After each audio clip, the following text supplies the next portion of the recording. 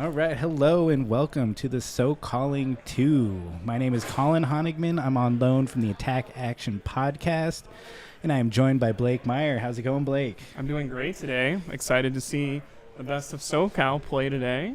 We got a bunch of people behind us, probably around 39, that's what we've heard. That's what I've heard as well. And we just one shy of 40. So if you're on your way, you go ahead and call Evan or Justin, people from Odyssey Games. That's where we're at today, upstairs. Real question on everyone's mind. Who's going to get that bye? Easy win. Oh, my gosh. Round one. It's half of what you want to see when you first get there, and then you don't get to really settle in until hour 2. But you know what? Only one person has to worry about it. So everybody else has to worry about rune chance. And crippling Starvo. crushes. Yeah, like all that good Crippling stuff. crush with Go Again. That's what everyone's worried about today. Yeah. Because it's not busted. It's just really good. Based on my walkthrough earlier, I think we have at least a couple skirmish winners. We got a couple pro quest winners. We got at least, I would say, 9 or 10 people going to New Jersey from our field. So this is probably not the last. Everybody can play test with somebody, but this will be the last tournament that they'll play in before New Jersey to kind of hone their decks, try something out for the last time, and really get some ideas of where they can move forward with their decks. Yeah, it's a really great opportunity for people to get those random matchups that you might not be prepared for and see what kind of spice people are bringing. I'm not sure if anyone's holding anything back today, but we'll see. I don't know. We did say no deck lists, so for everybody that's going to see the winner of this and be like, post the deck list, it's not going to be happening, but there will be this 10-hour video on YouTube that will exist where you can go back and frame by frame see as they pitch and play to get their deck list if you're that obsessed with it. We also have one person in the field will be playing Azalea. Yeah, I saw one Katsu as well, so it should be a good mix of things. In SoCal, I would say we got our predominant killers are going to be on the Rune Blades. Everyone enjoys playing aggressive in our area. There's like once you feel like, oh, Briar's dead because there's a nerf here, that's when they'll hit you for a 30 damage thing. That was in our Discord yesterday of how did somebody do 30 damage in one turn. Force of nature. Yeah. Totally. I think we also have a couple notable Guardian players. Yes. Craig, I was trying to think of a nickname for him, but I don't have one. So Craig Pollock is a well-known local player out of Hidden Fortress. Is very, very good player. I think he won Pro Quest. He has a couple top 8s at least. In Pro Quest, he made it on points, but he's like always second place. So he's trying to get over the hump. He's a Stone Cold killer where I'm expecting him to be in a top 4 match today. That's kind of what we're used to seeing him do all the time. Another thing about Craig is like he got 9th at Vegas, so I think he's got the pedigree of he can go to a 13-round tournament and put in the work. So that's somebody who I am expecting. If you're like, who's going to win today, I'm going to vote for Craig. All right, we call it right now. Craig on whichever Guardian he's playing. I don't know if he's playing Starvo. It is the Starvo. Is it Starvo? Yeah. Yeah, I think he plays an interesting deck, though. At least in the Pro Quest season, he was a little more control-y and had some really interesting matchups and plays, and especially, like, I think some tech that I thought was interesting that I cannot remember anymore, but I'm sure we'll see it on stream. I played into him round 3 as Rhinar at good old Hidden Fortress, feeling great, 2-0, and he played around 15 defense reactions, and that was it. That was it for me that day. Which that's another reason why we're commentating today. I don't know your personal reason, but it's not very fun playing Rhinar into this area. Even after bans, I've been a Rhinar player since September. Excited to make it work and never got a top 8 in my life, so I'm kind of on hiatus until we get some Icelander going. I just can't handle the pressure, so I'm here to have a good time and watch some really great players, hopefully, and some good matchups. We usually have a good mix. I believe we have forgotten to say that we are here at Odyssey Games in Pasadena, California. We should probably mention that they are hosting this very lovely local tournament, not sponsored by the gods of LSS, but, this is our second one. The first one was a really fun opportunity. That was back in November? The SoCalling was during the Nationals, so it was for everyone that didn't go to Nationals. That's right, Orlando. It was for them. We have the previous SoCalling 1 winner is Nick, and Nick, last name that I currently forgot, but he's on the Viserai, and he was on Viserai before it was cool. Way back when. I think he won as Viserai in November. He did.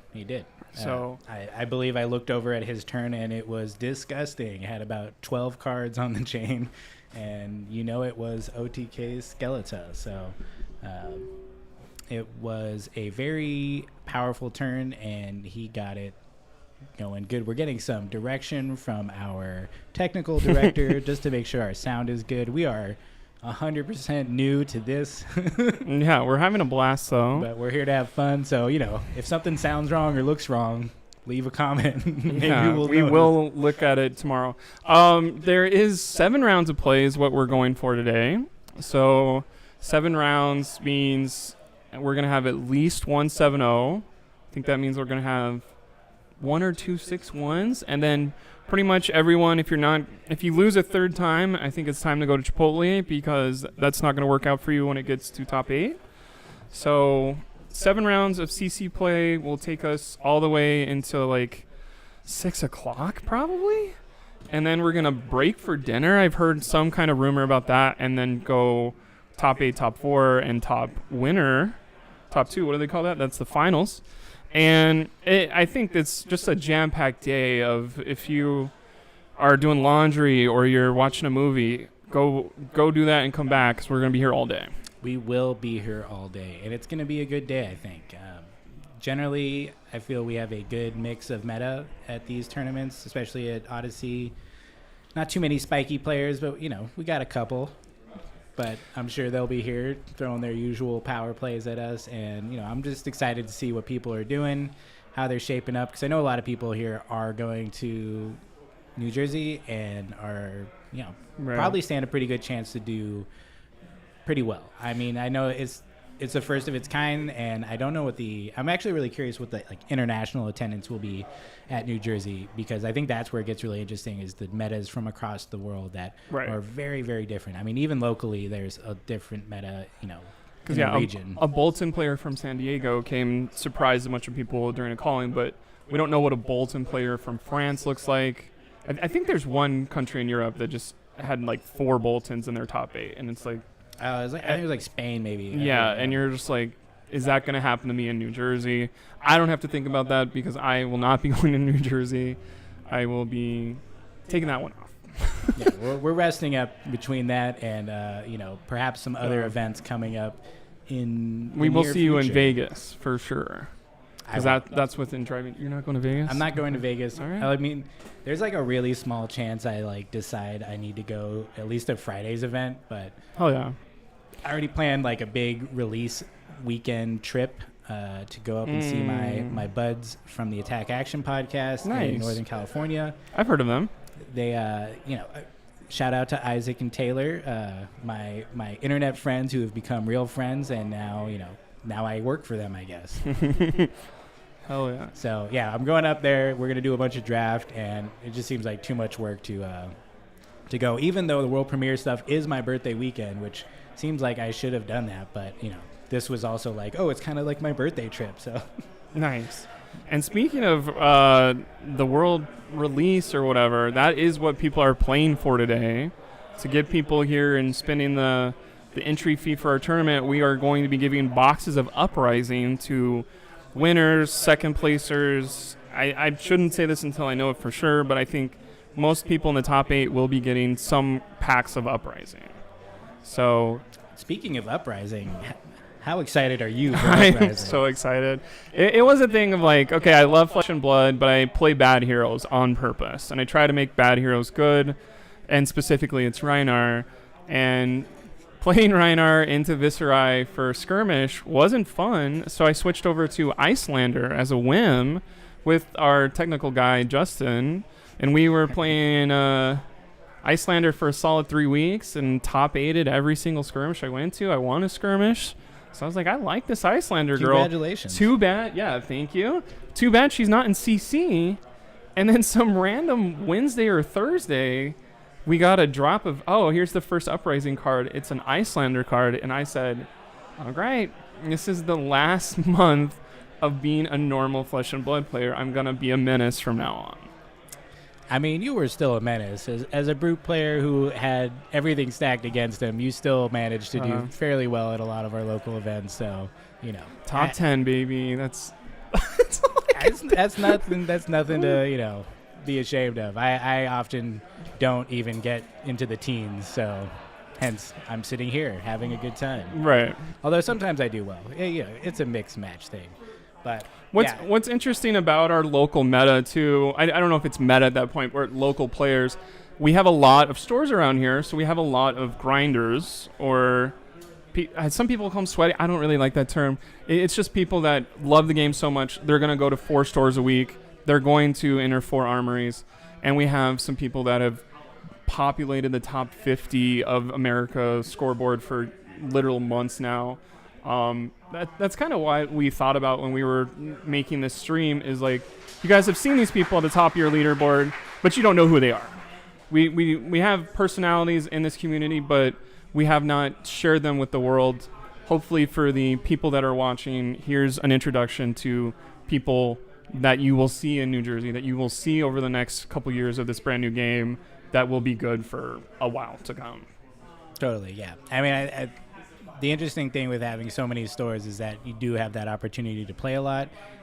It is, the XP stuff aside, it is a little weird just because it does reward people who actually just can play more than other people. But I think with the updated ELO rankings and ratings for different events is going to be more interesting and hopefully kind of curve that necessity for people to grind so much. But I think mostly people here, they do play a lot. It's because they love the game. Right.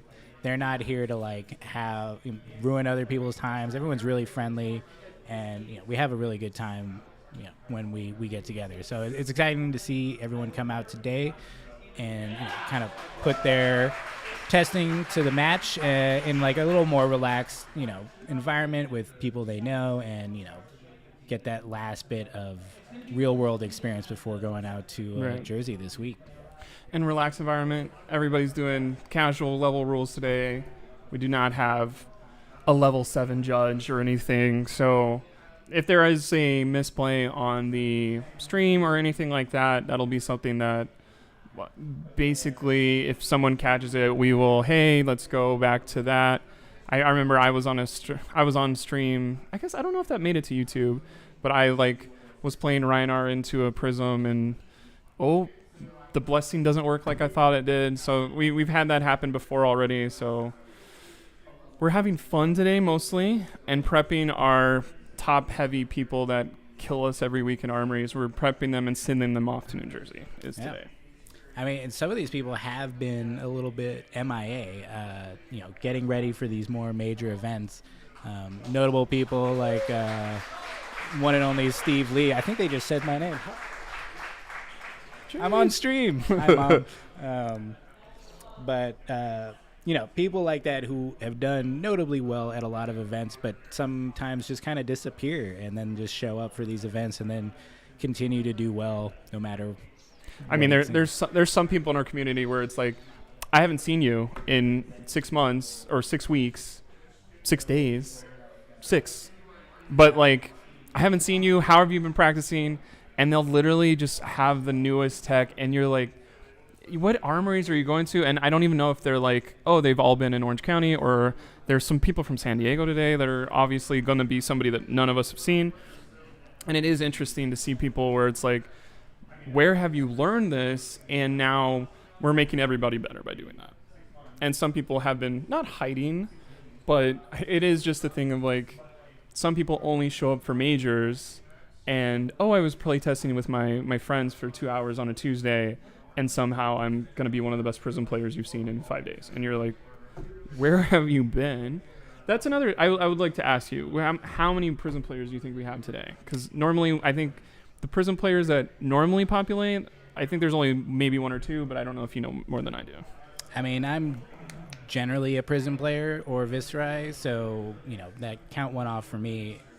But yeah, actually, I'm not quite sure. I feel like there's not going to be as many as you would think. I'm also not sure how many Starvos we're going to see. I think a lot of people are kind of anti meta in a way where they're not looking at the most like the obviously most powerful deck, but they're looking for like the deck that counters it really well and also presents a lot of hard questions and choices for other decks as well. Right. So, I'm gonna guess there's probably 4 or 5 Prism players, but I don't know. We'll see. We should have numbers up soon with all of our meta breakdown, at least, so that'll be interesting. And we're hoping to bring some good matchups on stream and not just the top table every time, which is probably going to be Starvo versus something else, which we've all seen. I mean, I'm curious to see how people are playing it now, especially, I think we'll hopefully get Craig on stream because I think for somebody at his level who's going to bring something a little different to the class, I'm excited to see that. And so we'll see how it plays out.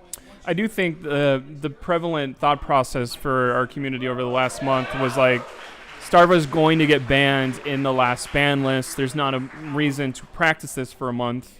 And then we know that didn't happen. He lost a point of blocking on Autumn's touch 9 times, and he lost Awakening. So I think people maybe weren't playtesting him this whole time, and we're probably going towards a meta where he wasn't going to be around, which only works until you get Okanolded the second time, and then you're like, everything I was practicing for a month is pointless because I thought this wasn't going to be happening to me.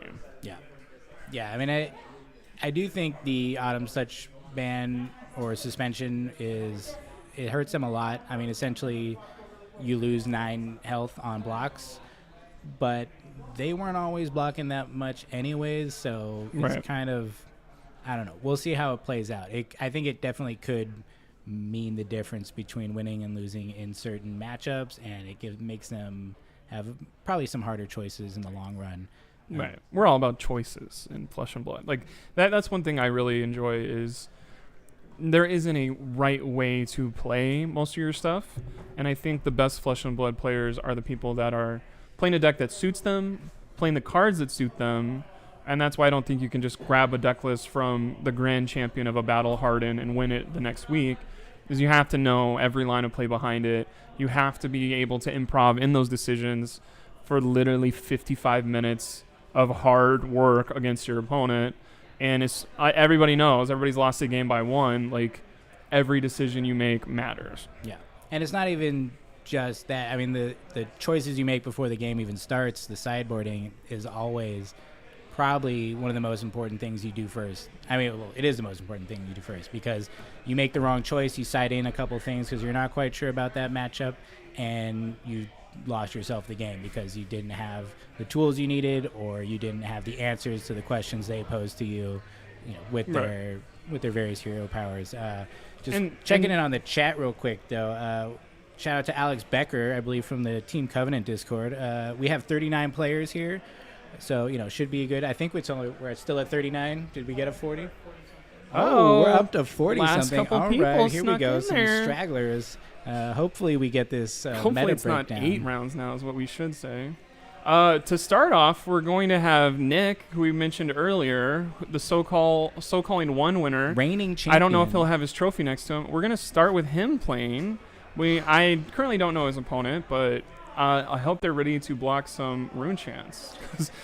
I wonder if we should implement kind of a belt system where, ooh, if you've won, you have the trophy, but then if you lose any match, you have to hand it over to whoever you lost it to. And it just goes to somebody who never shows up again, and you're like, okay, great. I'm keeping this. I have retired now, so One thing I'm excited to show everybody who's watching is we have a phenomenal setup about to be going on. We'll have cameras of our play area the whole time. We'll have both, what is it called? A video of both of our players. Face cams. Face cams. That anguished look of decision making. Right. Nicholas Snyder is his last name. Now that I can see that. It's interesting. Nick is somebody that I think always knows his game plan with Viserai. He is probably the first person in our community who showed people what an OTK Viserai could do back in October, November, way before everyone and their mom was doing it in, what was that? That was like January, February, getting ready for like ProQuest season, whatever that was everyone flocking to Runeblades. Because we had chains, we had a chain meta, we had everyone playing Briar, but then it was like 45% of our group was playing Rune Blades for that round of ProQuest. Well, with the cards that came out with Everfest, definitely Viscera got a big boost. I think Swarming Gloomveil is a huge part of that equation. It just, 0 with Go Again pretty much every time, and then the extra modes that are easily activated, can turn even not great turns into pretty good turns. You rattle bones, you get swarming out of your graveyard. Right. You've got 1 floating, you're attacking for 3 with Go Again and a rune chant, and then you're swinging Rosetta for 4. And on a bad, if you blocked up really well and then play that out, like, you're still making a hard choice for the player that you're playing against. And I think that's why it was so popular. But yeah, definitely Nick out here doing that, pretty much the same thing before Everfest. Probably just a little bit harder, if anything. But look at this. We got the Arknight Ascendancy mat. It's just a true Rune Blood all the way. Beast. And up against him is Feiyu. I've played against Feiyu in a couple ProQuests, and he was around for a skirmish too. Feiyu's a newer player, and last time we were playing a ProQuest here at Odyssey, did not have the Phantasmal Footsteps and still almost beat me as right arm, because he was just learning the game. And I'm very excited to see this matchup because Feiyu is very creative, and I think he was playing skirmish as dash boost, which that's always fun. And I think he's just a creative player that when you give him the options and opportunities that Prism's going to have, Feiyu's going to pay him off. Totally. I mean, Prism is a class that rewards creativity, I think. And if you can play your hand out in a way that makes it less obvious what's coming next, it really presents some difficult choices for your opponent. And I mean, personally, that's why I love the class. So I'm excited to see what he brings here. I mean, I'm not sure how you feel about this matchup. I mean, you don't play either of these classes. I will know some warriors, I'll know some wizards, and I'll know some brutes. But I've played against both of these people with these decks, and it's just a thing when you're a brute, when you're playing Rhinar and a Prism is giving you absolute hell, you're just like, you must be doing even more of this to other people. So I don't know how many Phantasms we have over in Nick's side of things to get 6 attacks to get rid of those.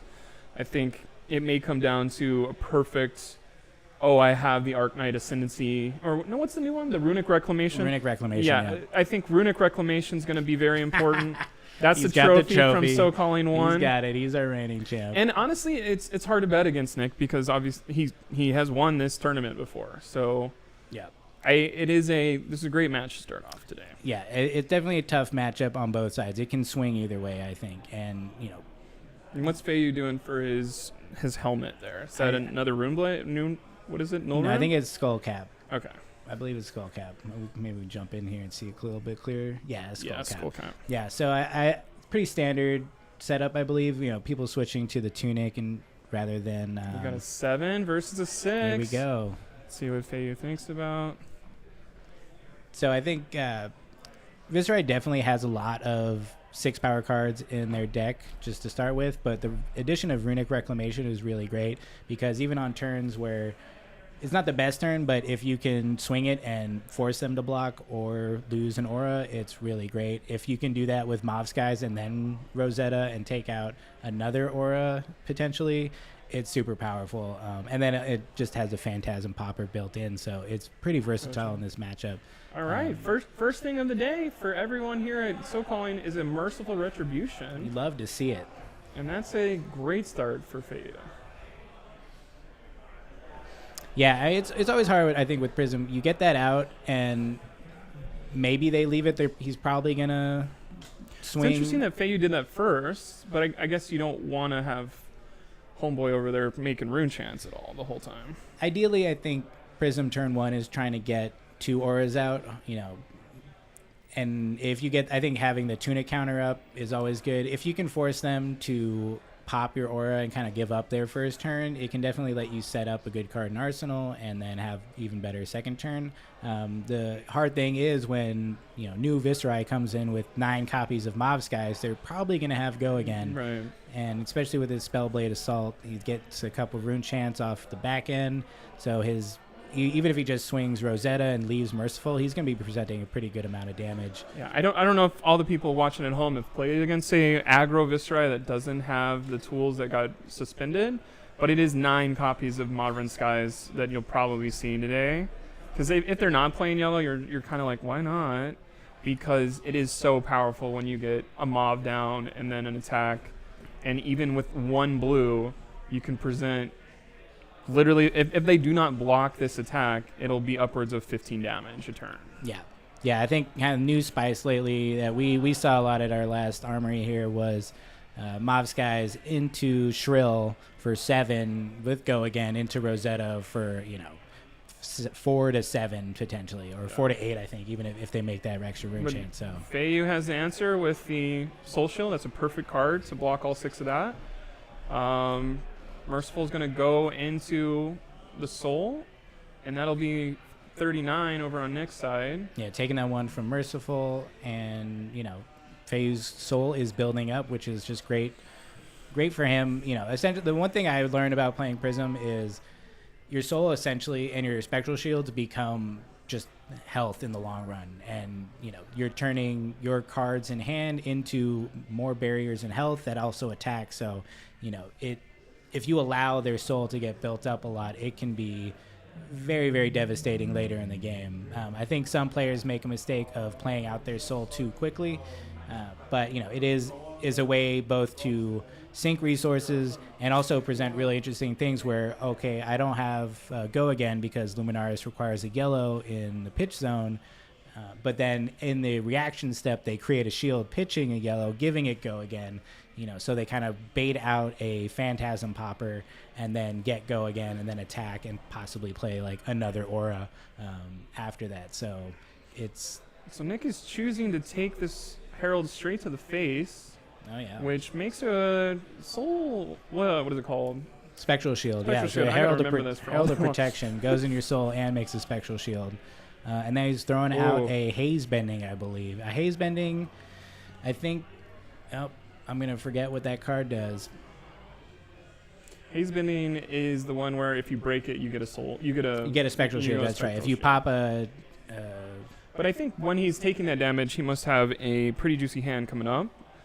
And Feiyu said, thank you for taking that damage. I'm going to go ahead and make you hit this big boy instead. Very nice. Which, how do you get around this with your Rune Blade stuff?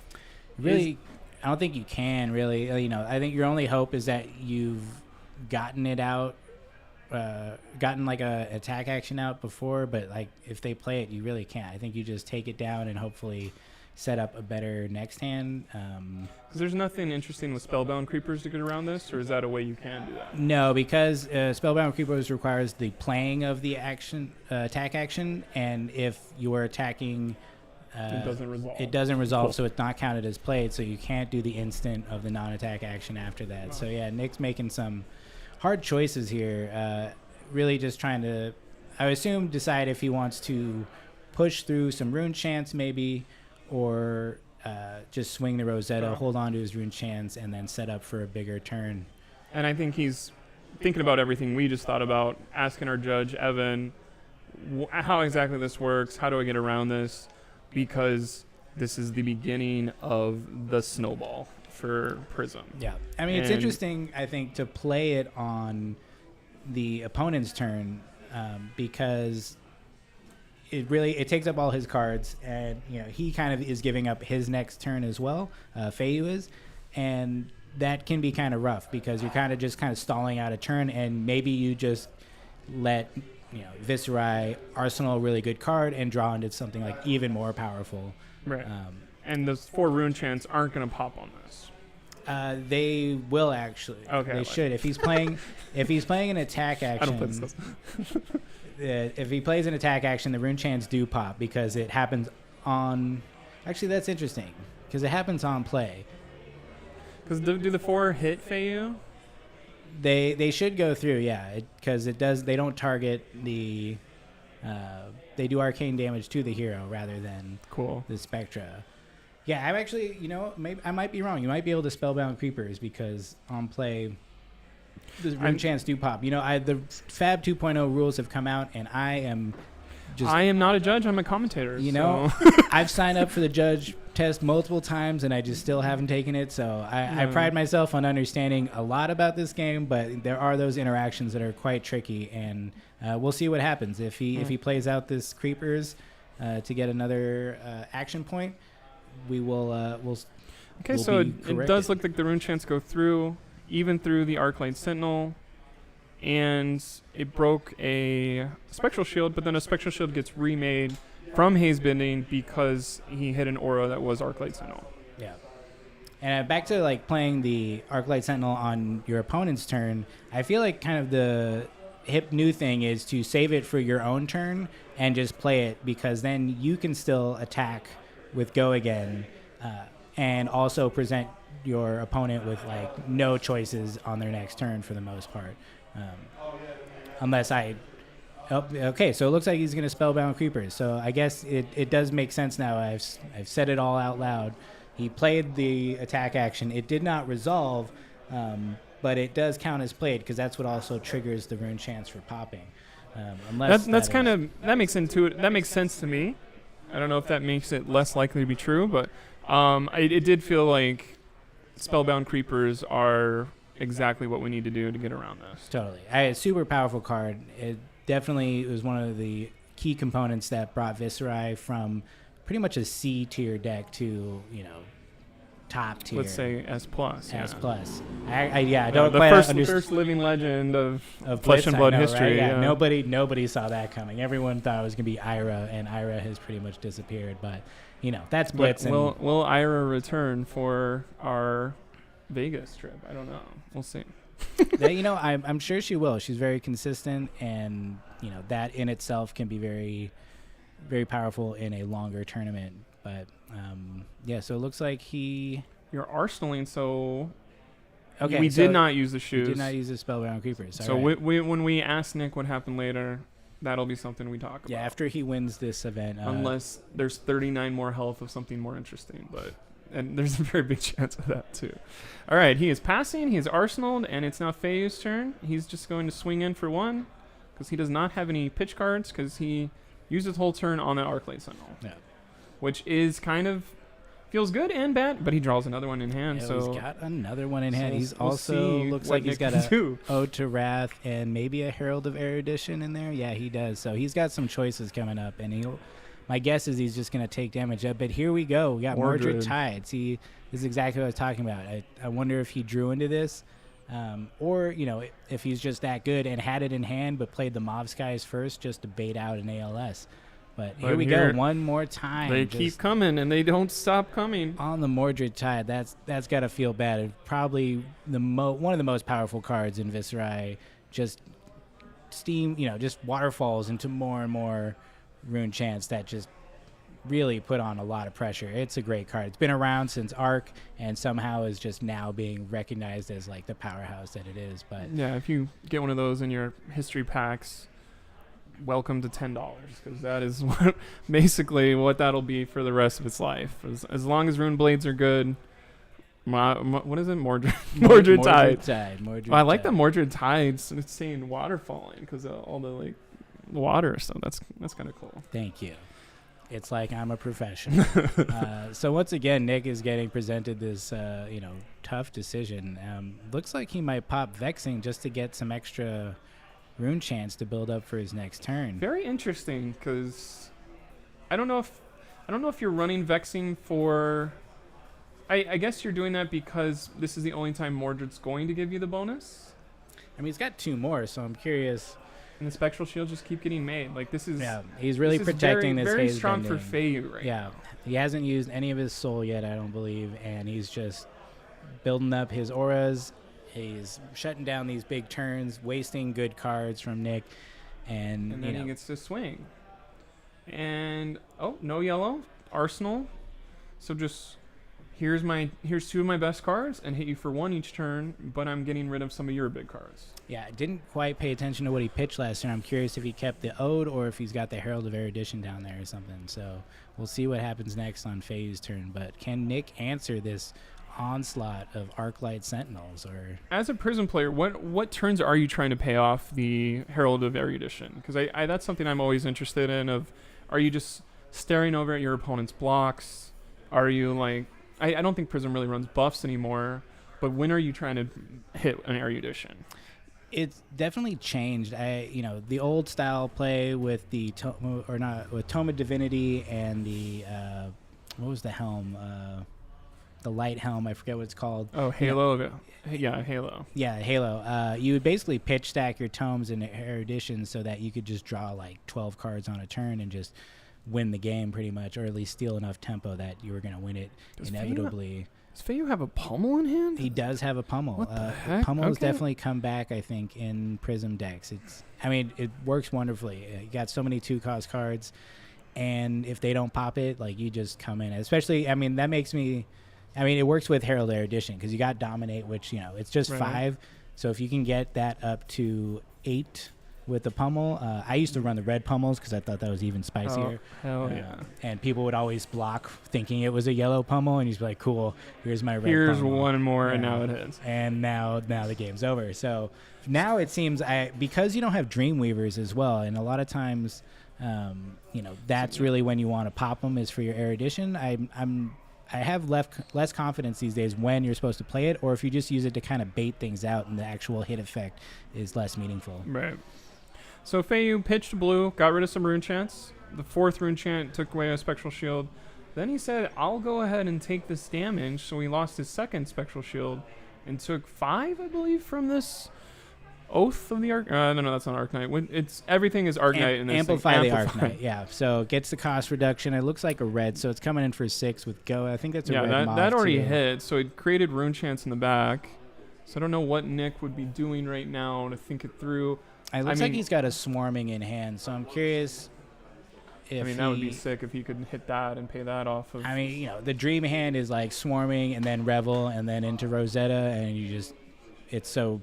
Which he does have the cards in hand to have that maybe be a possibility. Yeah, and he's got the Ether Ironweave, which is really great way to get those extra resources to do... Here comes Swarming, so that's 4 physical, 4 Rune Chants, create some Rune Chants in the back. I believe all modes active, so if it hits, he cannot block arcane damage because he made 3 off of the Mob Skies. So this is a great turn for him. Yeah, 4 and 4 is just sucks. I would just guess you take the arcane and try to block. He's got his Skullcap is not online yet, so that does make it a little harder, and he does have a Soul Shield in hand, so. I'm curious if he... Rune Chants and physical are hitting. All right, he's taking the whole thing. So then we're coming in. If he's got a Revel here... He has a Soul Shield, which I'm surprised that he didn't Soul Shield that thing earlier. But Soul Shield to Amplify would have been pretty clutch, I think. Erudition's in the arsenal then. He must be saving resources to pummel that Erudition. And, without Grasp, you really don't have... much of the way, and if he drops below him on life, here we go. Time to high roll. Oh my god, my favorite card. Top 2 cards, if it's a action and a non-attack action, he's going to do a bunch of damage. And it's 2 attacks. Yeah. They go right back on top. Right back. Try again next time. But now he knows I got a Swarming coming up, so that's fun. Swarming and a Spellblade Strike, so he's got the one floating, so he can swing Rosetta and still present an annoying amount of damage, but. I think, Feiyu might have just taken this damage to turn off Nick's Skullcap so that when he Eruditions, unless he has a popping, Phantasm Popper in hand, he's going to pummel that, draw 2 cards and just go to town. So Feiyu's like, show me that one more time. I got to remember. Yeah. Both of those are go-agains. Spellblade Strike is not a go again. I thought that was the... It makes 1 Rune Chant. Yeah. Okay. Rune Flash is a go again. So Spellblade Strike costs 1, does 4, makes a Rune Chant. So it's a nice builder. It's not, the best card, but if you've got a Mob Skies, you'll use it at the end of your turn to get a Rune Chant for later. Exactly. Oh, here we go with another Amplify. All right. Discount of 2. So it's coming again for 6 and 2 Arcane. So just a lot of damage presented this turn. Imagine if he hit that tome. Whew. That would have been even tastier. I mean, as soon as you hit a tome and you hit a revel or something, there goes half your life bar in 15 seconds. The other day I was playing Viserai, and I was able to Crown of Dichotomy and then spell creepers out the Tome of Arknight after putting a Revel and Swarming on top of my deck, draw both of them, and then swing Rosetta. It was just disgusting turn. I still lost that match against Oldhim, but I did swing the tide pretty well, and I was like really happy with myself, which, that's why we play, is to have fun and feel cool. And if you don't get to do that, then there's something wrong with the meta, or your heroes just sucks and you should stop playing. Gonna show it immediately. Here we go. We knew Erudition. He said, did he draw 6 This is why power? I took 15 damage last turn. Is because I have this one card. Do not have a 6, please, God. Yeah, well, I mean, odds are pretty good. Nick played 2 Amplifies. I believe they were both red, so, that's 2 of probably the 6. What other? Yeah, I think there's usually only about 6 poppers in a Viserai deck. You have the Amplifies and you have the Runic Reclamation. I might be missing another one, but you don't have a ton, so this could be really difficult. And I think just the fact that he's thinking about this means Let's see what Feiyu's looking like. Feiyu's calm. Staring him down. He took that damage, and he knew what he had. And let's see if Nick can do anything about this. I don't think he can. It's got Dominate, though. I don't think he knows that it's got Dominate, right? Oh, wait. He put those are equipment pieces. He put equipment down, as yeah. As soon as I look the other way. So he blocked 5 with his creepers, and now he's getting the pummel. So that's a hit. Yep, that's hitting. That's he's going gonna into Soul. And he's gonna draw 2 cards. Does he have any cards in hand? No, he pitched the last one. So, best case scenario, I think he draws a yellow and a blue aura, and he can make a shield, swing twice, and then got a Herald, so that'll be at least some damage. He got War Tune Herald, so he's gonna play the aura just to, keep his opponent guessing, which is a great move. And then is he gonna play out the other aura? It looks like a Passing Mirage, I believe. I think I would play the aura. It just forces your opponent to make the choice of, allowing the buildup of auras that it can just totally overwhelm you. And I think since he's got the yellows in pitch, he can still make a Spectral Shield, attack for 1, and then play the aura, which... Curious what he's gonna do. Okay, it looks like he's pitching the Passing Mirage, which I think is the one that removes Phantasm, making a Spectral Shield. He's gonna attack for 1, and then here he goes, and another Herald. Yeah, so this looks like a blue one, so I think this will be for 5. Yep, going for max damage, and he knows he doesn't have the popper, so is he gonna take the damage? And yep, he's taking the damage. I think he's got a Swarming and maybe a Sonata in hand. All right, we're back to playing Blitz right now. Life totals. It's real interesting.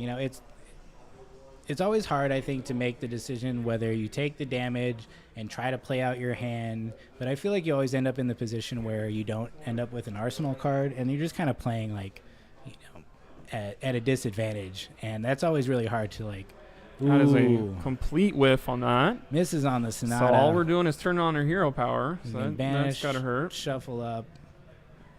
And, honestly, I see that happen so many times. It's rough. People always complain about Sonata, but even with Skeletor, I would reveal 8 or 9 cards and hit maybe 1 or none and just be like, great, well, I'm going to lose now because I gave up everything to do this. Right. All right. By the way, we have a breakdown on our meta because I know everybody's probably like, how many Prisms and Runeblades are there?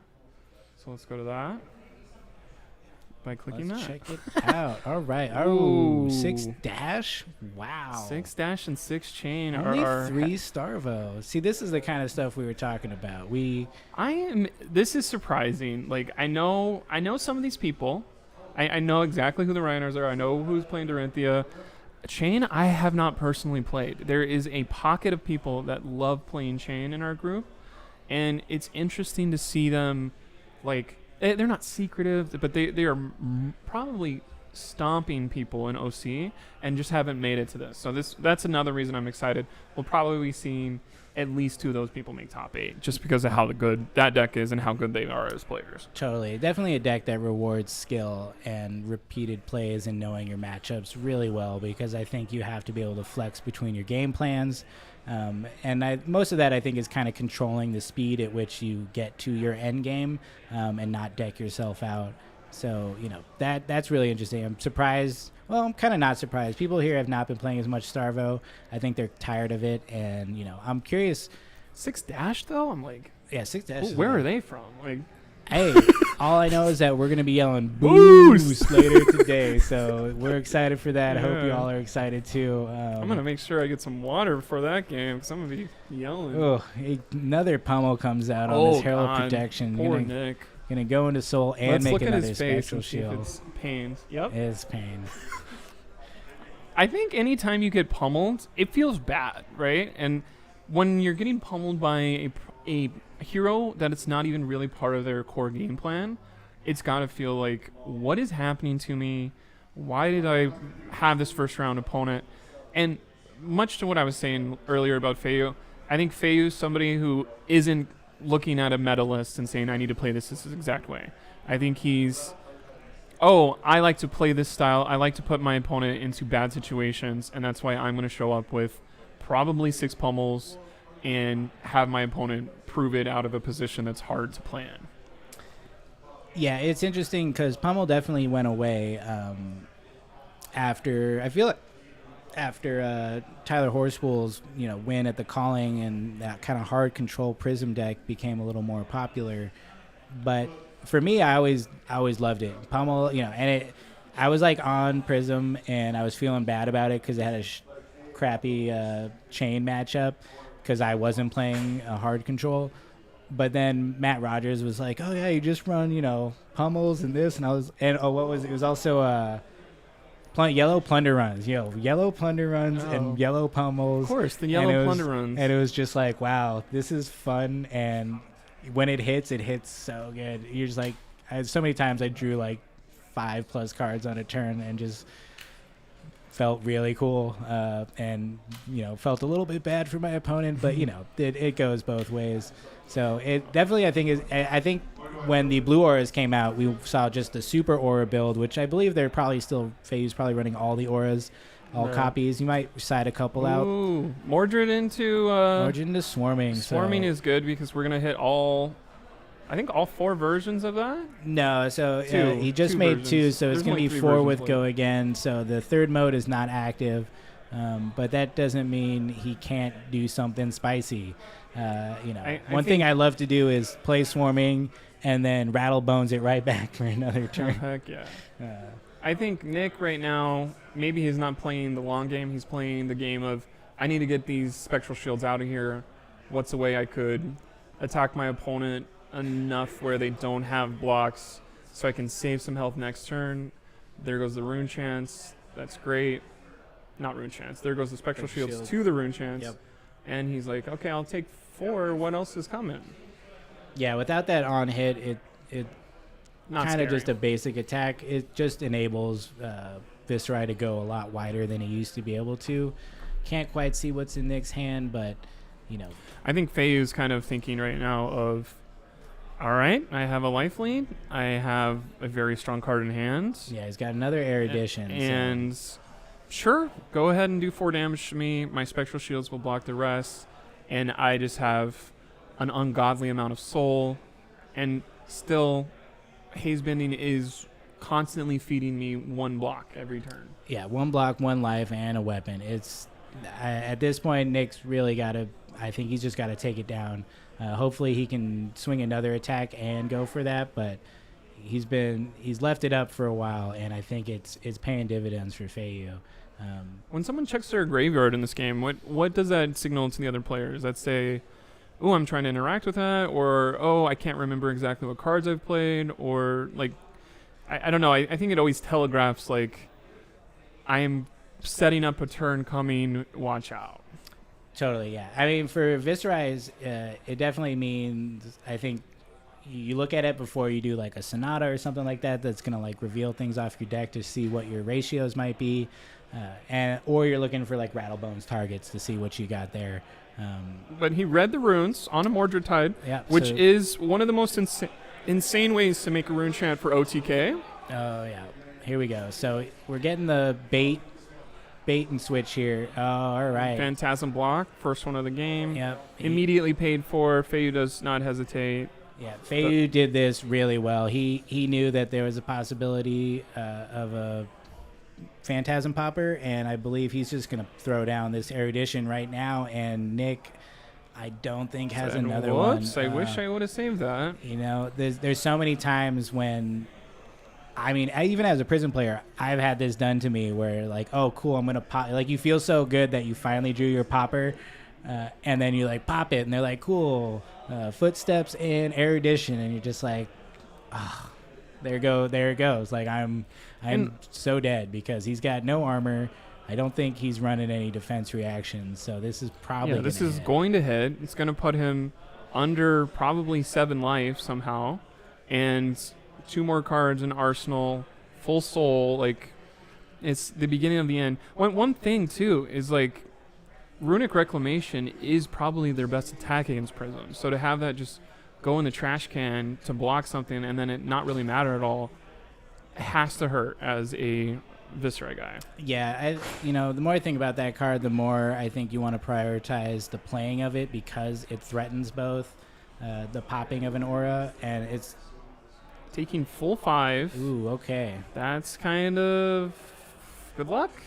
If he draws like a Celestial Cataclysm, this is like, oh, okay, so we got a Shimmers and Silver and I believe an Ode to Wrath, so probably... Ode to Wrath he can't pay for, so I think we'll see the Shimmers be slammed down unless there's something in Arsenal that we don't know about, which is probably the play. Banish from Soul. Give me another Spectral. Yep. Probably attack with Go again. And I would assume put that Shimmers of... Oh, no, he just did that. So I'm curious what he's going to do after this. I don't know what he has in Arsenal, but if he can play it out, if it's like a War Tune or something, that would be devastating, I think. After all the damage Nick has taken this turn. I think he's trying to hold on to his cards as much as he can to set up for some kind of tempo swing. But right. I think without Runic Reclamation and... I think this game was close, too, until you just can't get hit by Erudition, and then you can't get hit by Erudition a second time. Yeah, I think you got to run... Oh, he's Miraging. Yeah, great. So Miraging Metamorph says, block 7 damage... Or pop it die. and take another, put another Haze Bending Haze Bending on the field. I don't think I've ever seen anybody pop this card. It is. As a Brood player, this is what I hate about my matchup with Prism now is like, anytime a Miraging Metamorph comes down, you literally say the words, "I will take 7 in the face. Thank you for everything you're doing. I hope you don't have any better cards." And Nick's just not in a place where he can do that right now. He wants to get that. Those are all 3 cards. Like, I don't know how he's going to attack next turn, and that's kind of the downside of playing Viscera when you get to the end of your life bar, is you only have 2 blocks from all your non-attack actions. Yeah, I think the question of running Vexing Quillhand over Grasp of the Arcanite. I feel like you got to go down to 2 so you can swing back though, because 8 Rune Chants and 2 physical from a Rosetta is at least something your opponent has to block. Yeah. Totally. But not technically. I mean, he could take the 10 and be real happy about it. Really, he's just going to present more and more harder choices. And but then you lose by 6 instead of 16. You get some like, oh, I was so close, instead of what's maybe going to happen with an Ode to Wrath that comes down and make every shield hit for 2. I guess he has an Arsenal card. I don't know what you could play from there for 0. If it's just a Swarming for 4. Or Swarming for 3 with 8 Rune Chants. Maybe that solves his problem. That's why he blocked that way. No, or pass and draw 4, yeah. Yeah. Real tough spot.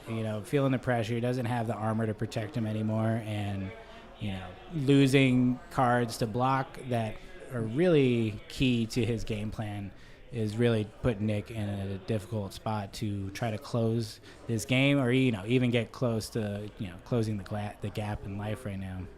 Feiyu, does he have blood in the water? There's at least one herald in there that I can see. That's a war tune. He's got a war tune. I think there's a blue aura, and we know he's got the Ode to Wrath in Arsenal, so, Anytime damage hits, we can just flash in Ode to Wrath, make it hit another one. Yeah. Anytime one of those spectral shields are hitting, it's a must block at this point. Like, this is kind of the whole Kodachi lock on steroids that Prism has. Totally, yeah. It's real difficult, and he's left this haze bending out here, which has just kept providing him more and more the spectral shields. I mean, maybe only three or four, but still, that's 3 or 4 life that has also done damage back. Right.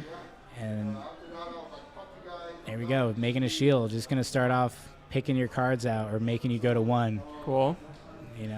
Block this one.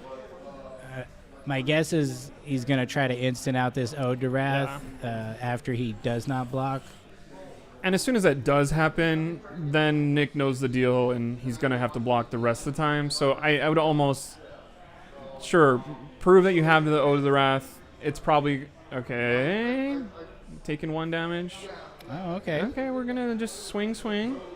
Interesting. Maybe he wants to do it for the win, yeah. That's always more fun. It's more fun. I think it's more devastating. Yeah, I think poor Nick. Everyone's favorite thing about what is he checking for? Everything's favorite thing about Flesh and Blood for me is presenting damage that don't worry about it. You can't block it anyway. You're toast. Which is what Ode to Wrath would be if the last swing gets bumped up to 2 after he's already committed a no block. Yeah. I mean, Feiyu's played this really, really well. I think he's baited out some blocks. He's kept pressure on, and took a bit. He never even took a big hit on his life at all either. Like, pretty much just maintained that pressure and life lead this whole game. I think definitely clutch ALS draws very early on that just really hampered Nick from putting on that fast pressure that I think Viserai does really well. But yeah, it made it really tough, and I don't think he was able to really pivot to a different game plan. He's not trying to pummel. You can't pummel. What is going on? Feiyu's like, I'm trying to make stuff up. This is kind of sick. That would be dope. We told you Feiyu's creative. He's that was interesting. He's making up new rules as we go. Yeah, said, definitely. Maybe this isn't an attack action that costs 2 or more. Sorry. Or a hammer. Or a hammer. Or a club.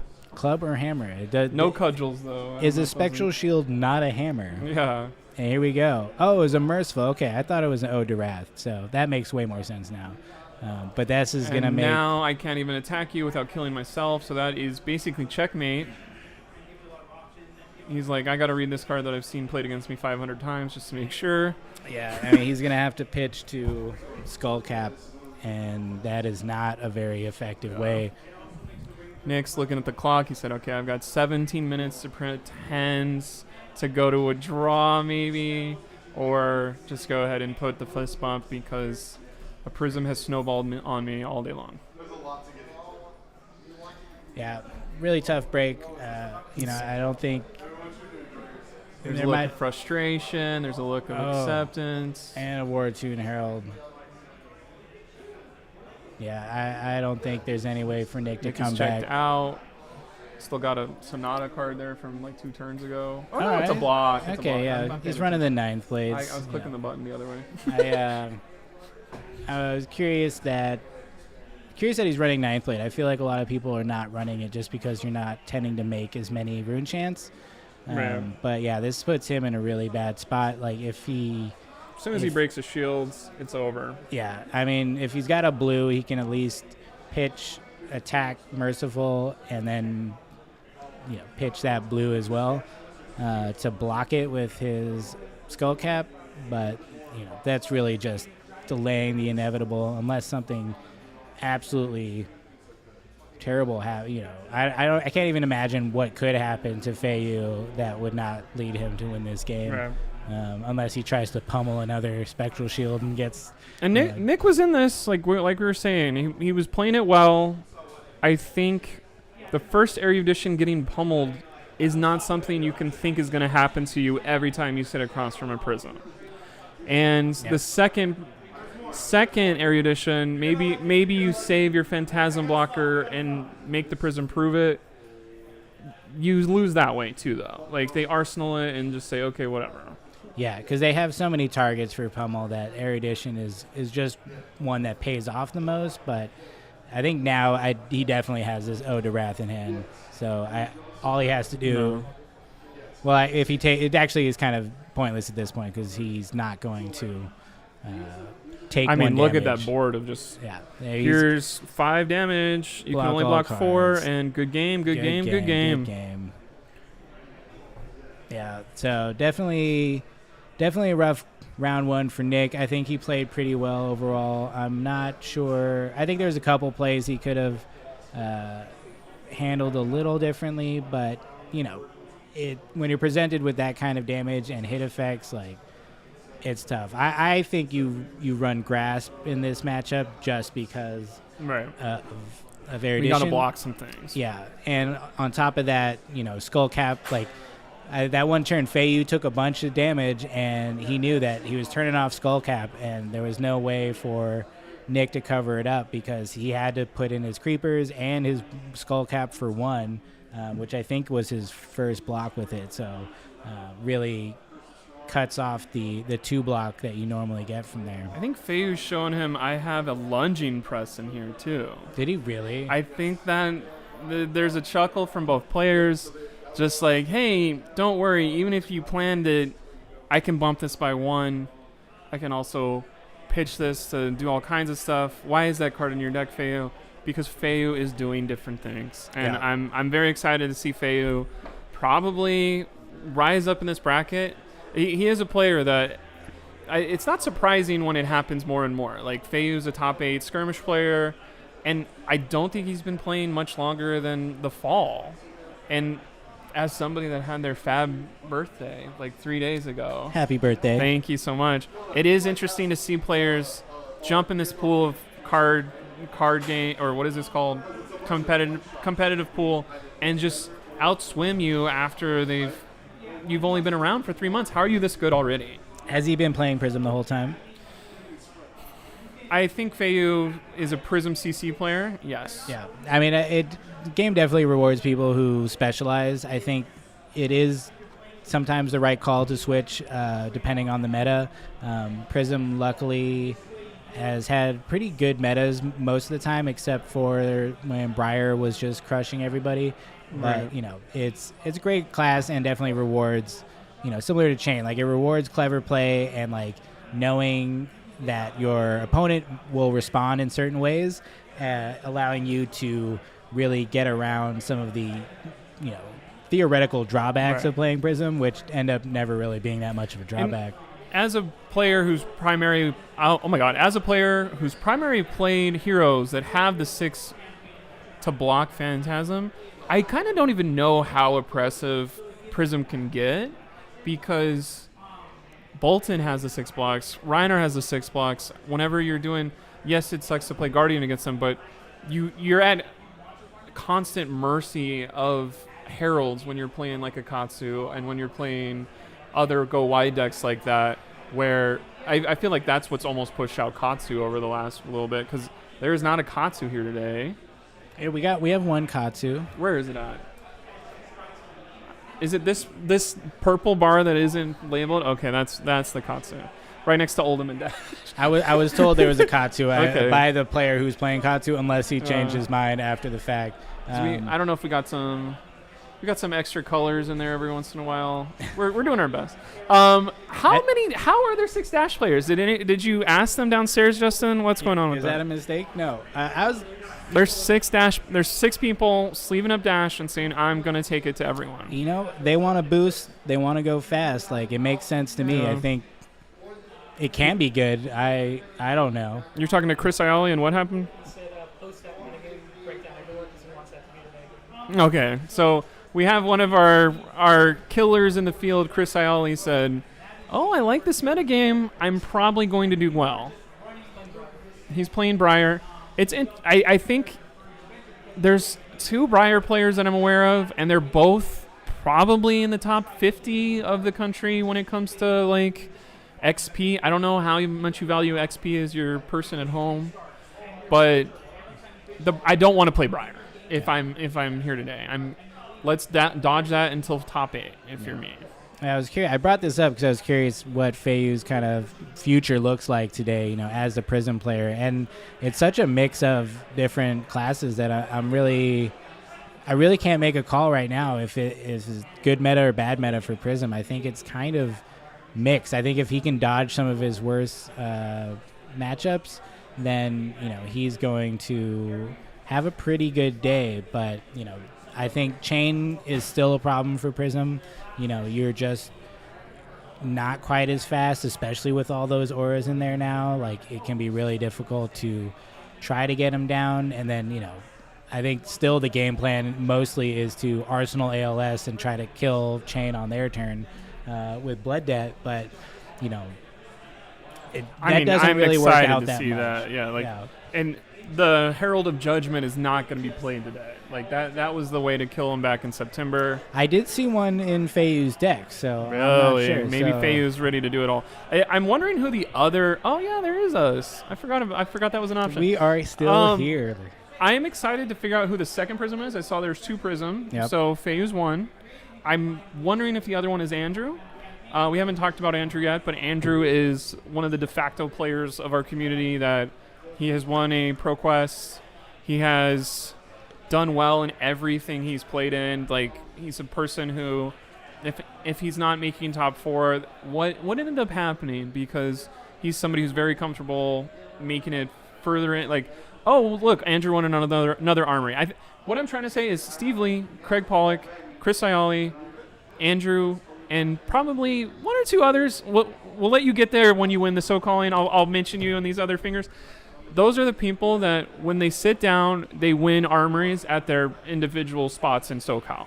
So I think that's what I'm excited about today is hopefully those people don't drown in pools because there was a bad matchup or something, and we'll see some high-level play when it comes to round 6, round 7, when it is 2 of them are 5-0 and Steve Lee's going against Craig. Like, those are matches that we've all talked about for the last 4 months of Chain versus Bravo back in the day, of Craig figured it out of how to use Heart of Find All to block 4 damage, even though it doesn't feel like Heart of Find All blocks. Like, oh, it blocks Rune Chance and you gain a health, and now you just all those stories that are like that. I think that's something I'm very interesting to show the community watching today.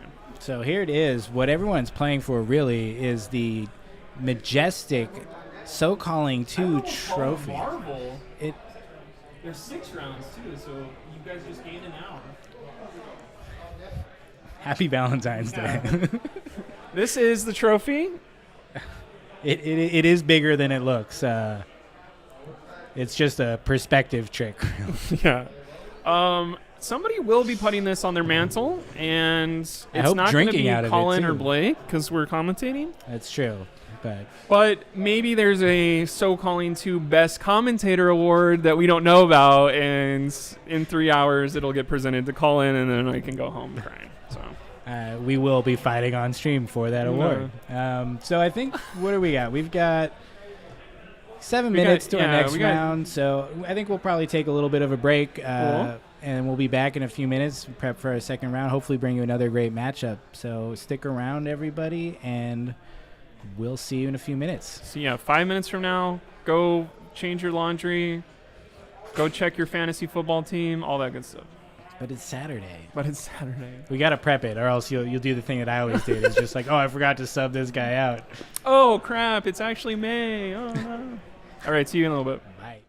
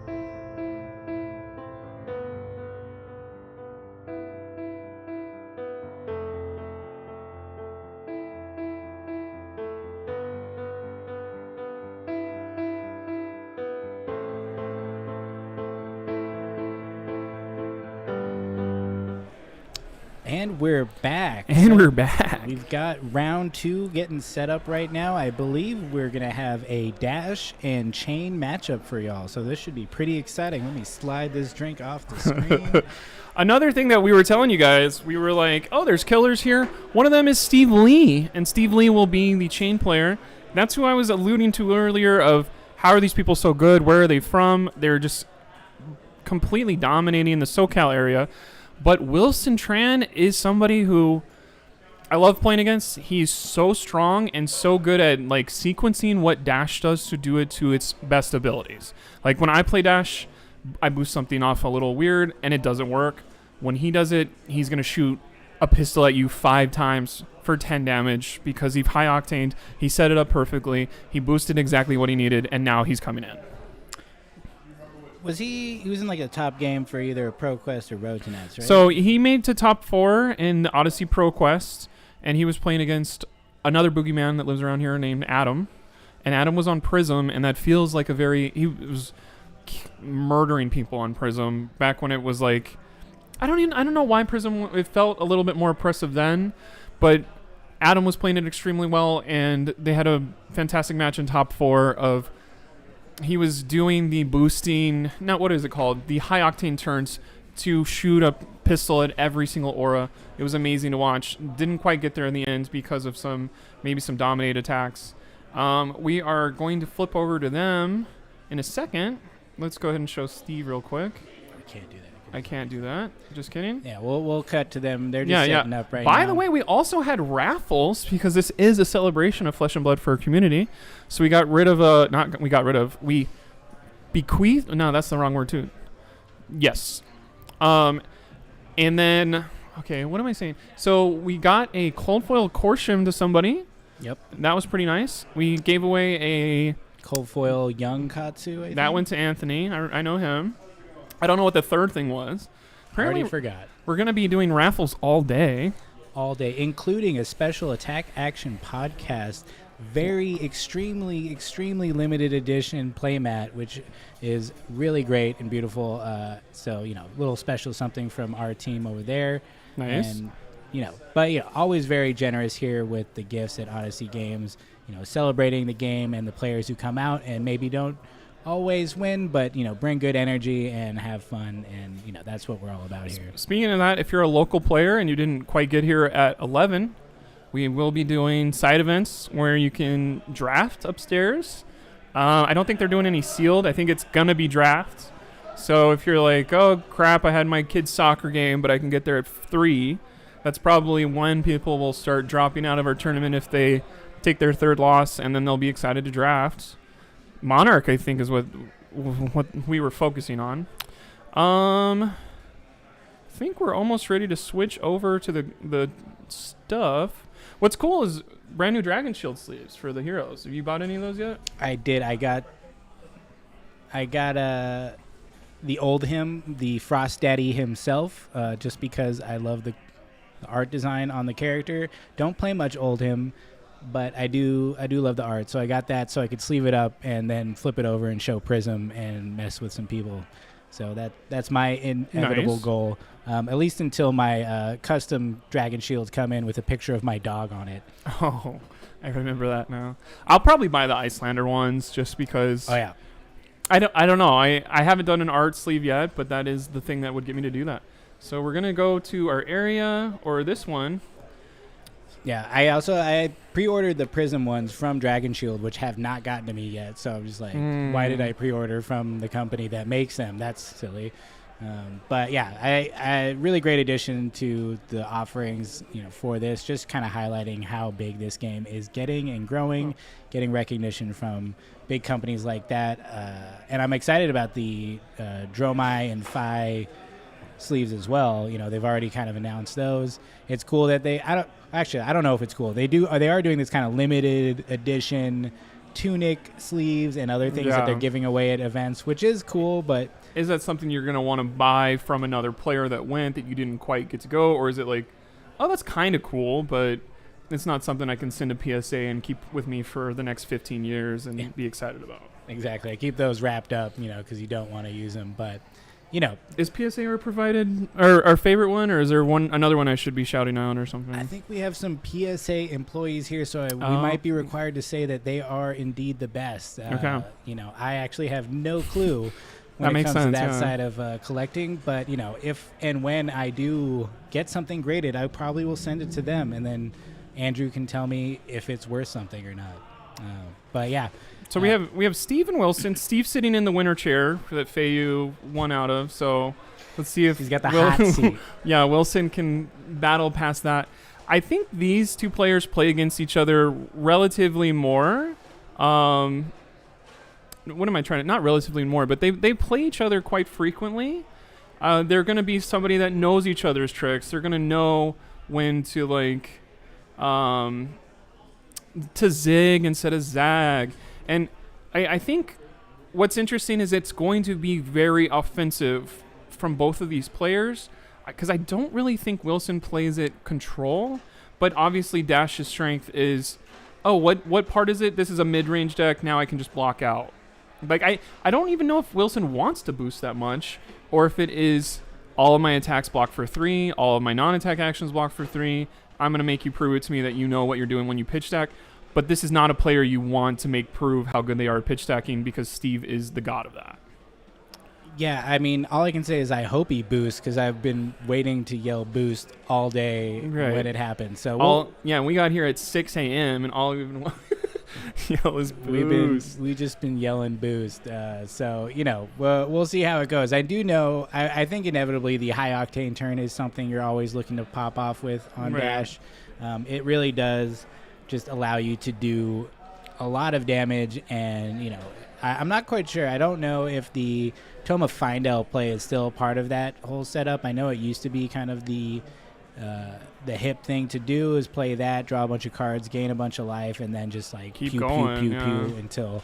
But then you boost and you hit the tome, and then you're like, oh, that was the dumbest idea I've ever had in my life. Yep. And then do you crack the boots? I mean, some people are real aggressive with that, and they just keep going for it. So we'll see. I don't know what Dash's kind of long-term plan against Chain is, but I think it's definitely a tricky matchup. Have you played Chain in the last couple months? Because back in my thought process, it was you got to be aggressive the first 3 turns. Do as much damage as you can to the Chain player to put a clock on them right away. They're not going to be blocking. Maybe they block in the first 3 turns.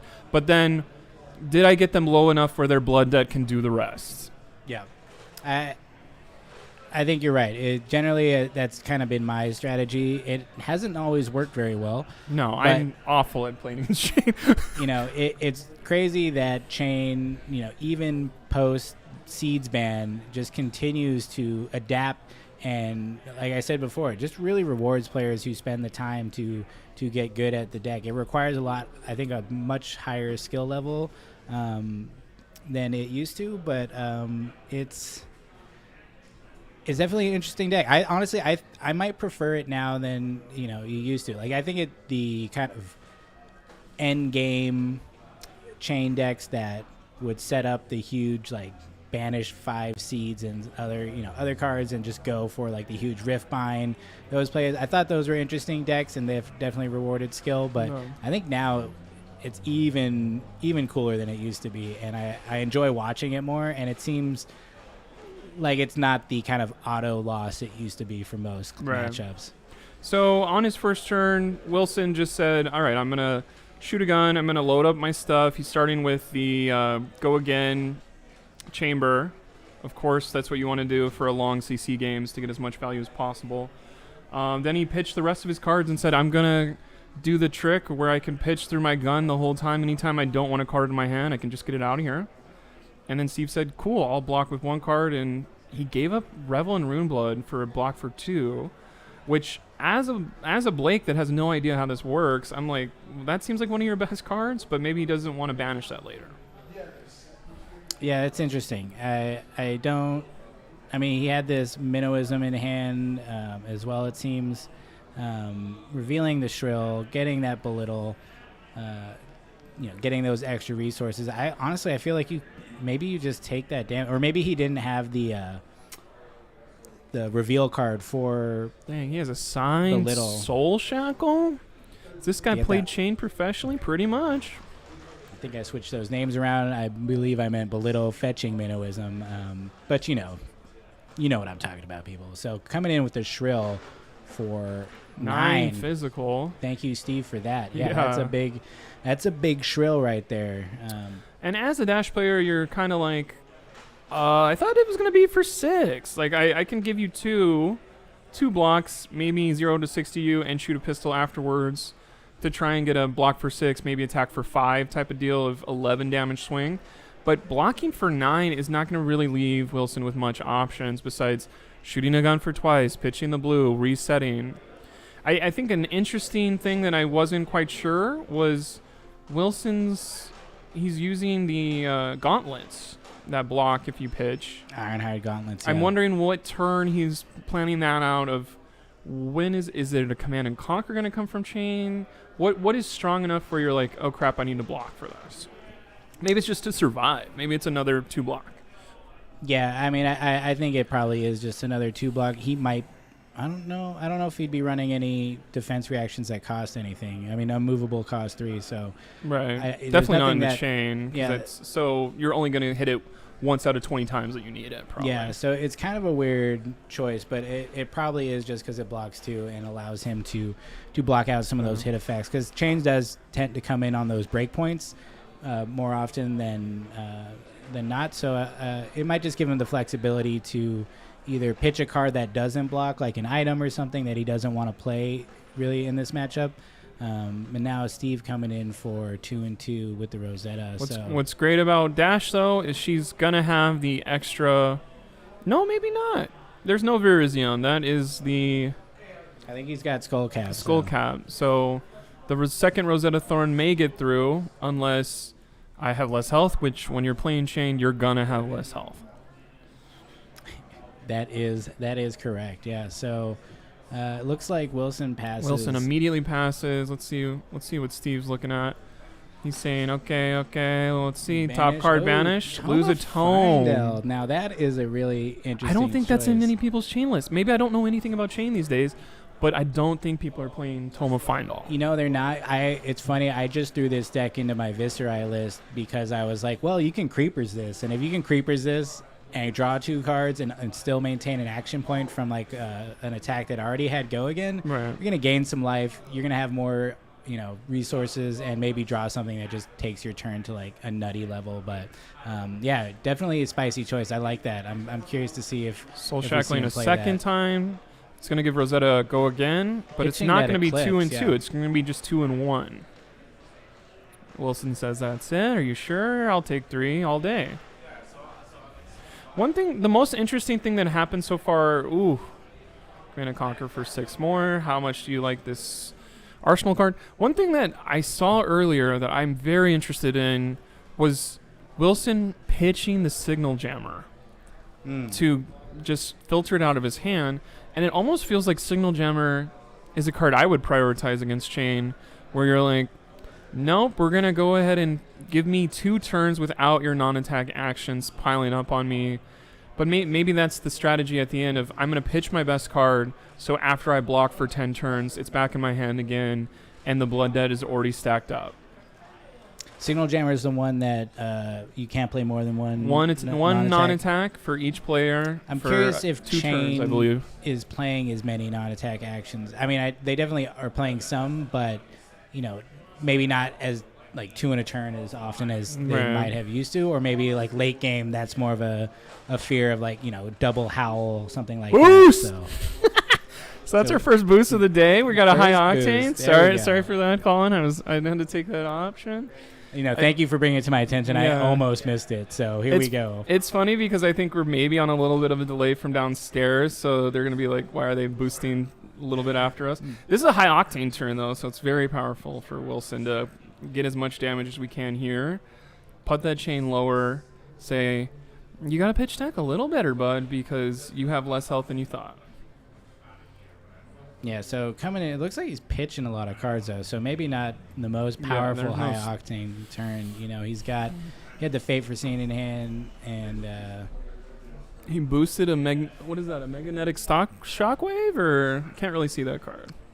Looks kind of like it, yeah, a little cut off, but it definitely hit. He said, not the take most the gun, impressive fine. turn, but he did, chipped away some life. I think, that's the best you can really hope for. Top 2 cards, hit. Bounding Demigon and the Ritual. I haven't seen that card in a hot minute. which... I keep forgetting the name of that card. Unhallowed Rites, is that Oh, on? yeah. That's why I went Ritual on it. Unhallowed Rites is going to do damage based on, I think... How many stuff was banished? It's an interesting... No. Unhallowed Rites is the one that lets you put a non-attack action on the bottom of your deck. Okay. If you've played a card from Banish, or it always does that.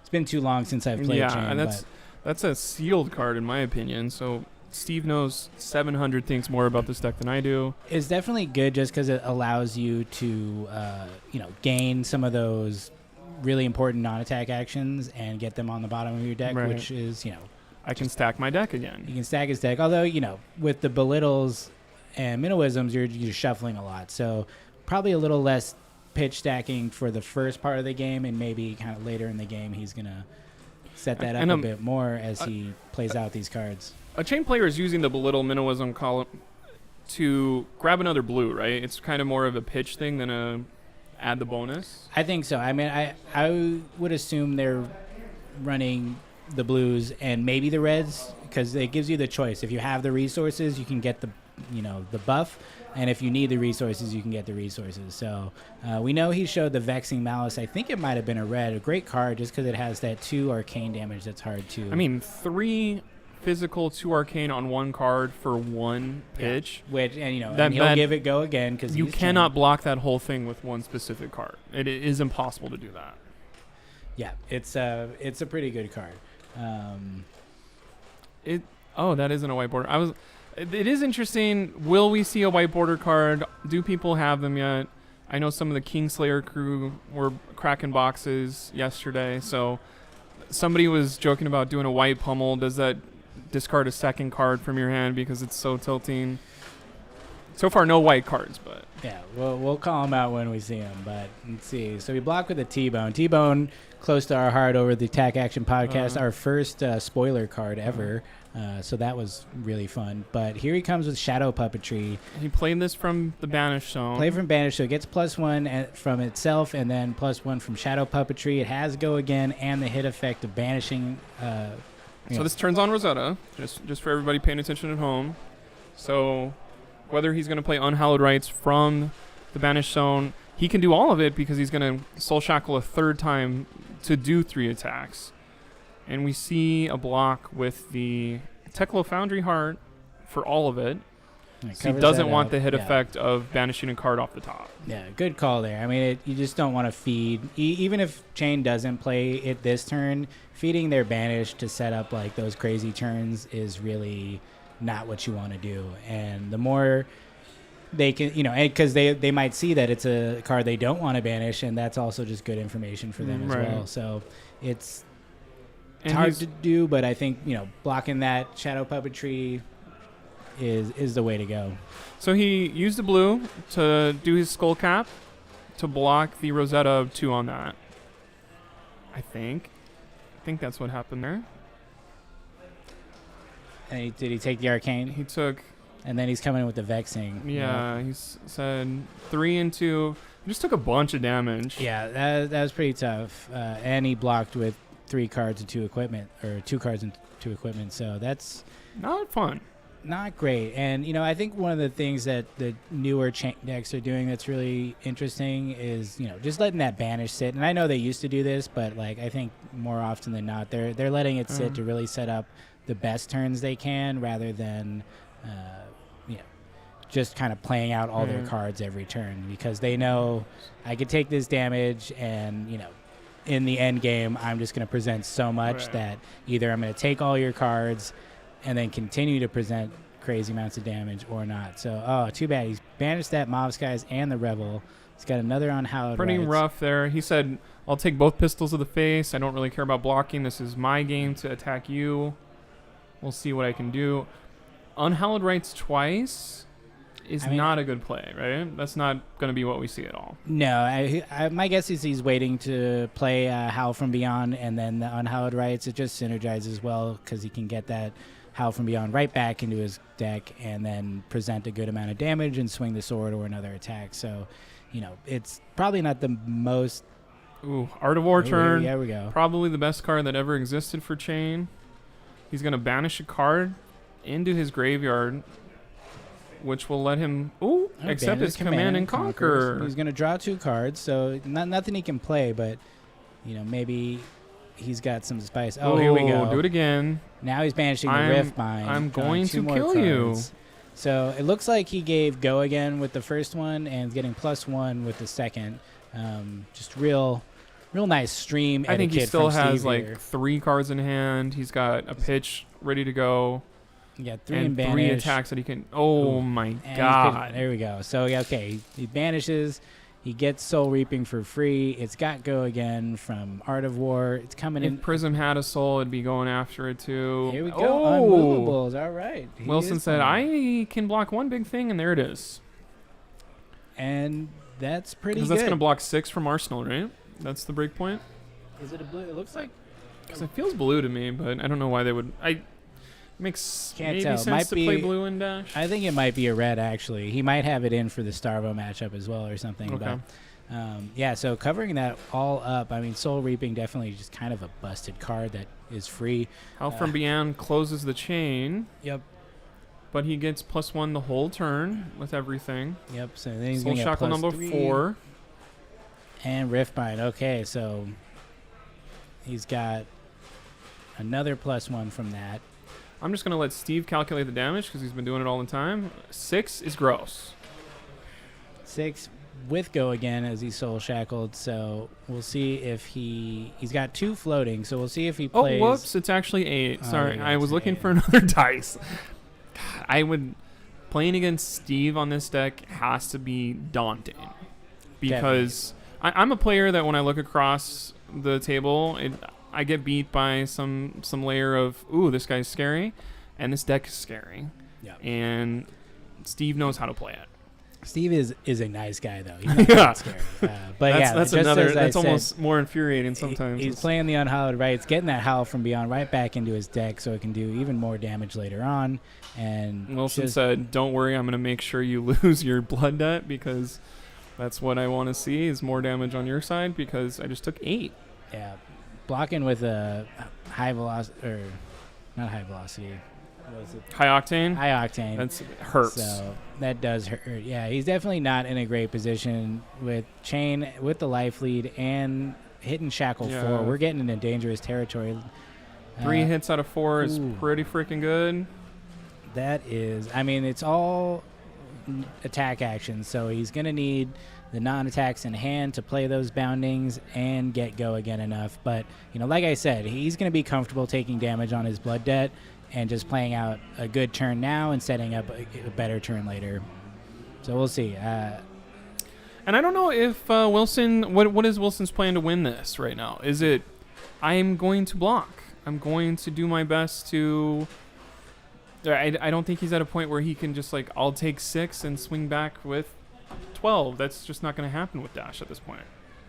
Yeah, definitely he's running out of options, I think. I think unless he has a way of really disrupting Steve, I don't see what he can do. Even if he just boosts his face off, which we haven't seen him do much of that, it's not as much damage as Chain can do, and he's got that life lead, and he's probably still got Husk. I can't see it, but I'm just going to assume that's Husk. So, he's really at 31 life at this point, which is just insane. Soul Shackle 5, Eclipse to pitch, constant threat of summoning a demon bigger than Dash, probably. Very scary. So, yeah, I mean, I don't know what Wilson's gonna do. And let's block 3 of 4 there. I don't think there's any on-hit effects that happen. There's no. No, Chain doesn't have much. Yeah, but now he's got the CNC. So I think Wilson has to be what could possibly be in his arsenal. I think you just block this 6 damage and be we know Command and Conquer doesn't have go again. So 3 blood debt takes him to 22. 22 to 16 is a little more manageable. Mm-hmm. That's kind of a whiff for Steve. There's no Chain pummel list yet, even though I tried to make that work in Blitz for a good 13 seconds once. You always got to try to put pummel in. It's just that good of a card. You're it's like when I try to put it in Ira and run Pursuit of Knowledge and pummel Pursuit of Knowledge. Didn't work, Surging but Strike for 9. Sounded great. Sounded great. So, yeah, we're getting the double block. Here's my zipper hits. Thanks for playing. And then go down to 22. Yeah, Steve will take his 3 blood debt and still just be sitting high. But I think what looks like, oh, that's a whiff, Blake. He's losing. Not really. I think Steve is setting up a bigger turn later. Much like you said earlier, Colin, of like these chain players are choosing to stack their blood debt because who really cares? They only need 2 turns at the end of the game of Shackle 6, Shackle 7. Here's my 5 cards I can do besides the 4 that I drew. He's just taking pistol shots. Who cares? I'm going to kill you in the next 2 turns. Yeah, I mean, coming up on Shackle 5 is really where you're staring it down. Unless he completely whiffs. And even if he does completely whiff, it's not even that bad for him. He's got a full hand. He's got 3 in Banish. Steve has done the math. Okay, right, invert Existence. Is that his only hit? Oh, another Ghostly. Banishes Shadow and the Vexing and the Mobskies. He's banished all these Mobskies so far. That's pretty bad luck. But invert will obviously work on Dash. She's got a Spark of Genius or High Octane in the graveyard. There's plenty of attacks in there. So that's 2 arcane damage that can go through. On their turn as well. Right. Like that's always always a thought of anytime my opponent doesn't have a card in hand, I can probably use this quote-unquote spell to do 2 damage to my opponent, and they'll be caught with their pants down. And one of my favorite arts in the whole entire game, I think, Inverted Zixus is just a cool card. And my favorite is in the Chain Mirror when they use it to banish their cards, either in response to or I guess in Viscerai they do it in response to Rattlebones. So they just banish all their targets out and then just fizzles. And then in the Chain Mirror, they just do it on their turn, so they take more blood debt than they can and survive with. And it's pretty brutal. I think there's some really cool plays with that card. I remember sitting across in Vegas at the first calling against somebody who was so salty that somebody got the last 2 points of damage against him in a Chain Mirror off of the Invert Existence. And then they proceeded to beat me by 30 when I was playing Rhinar, and it was not sorry for them ever again. It's like, thank you. Shout outs to that guy from Florida.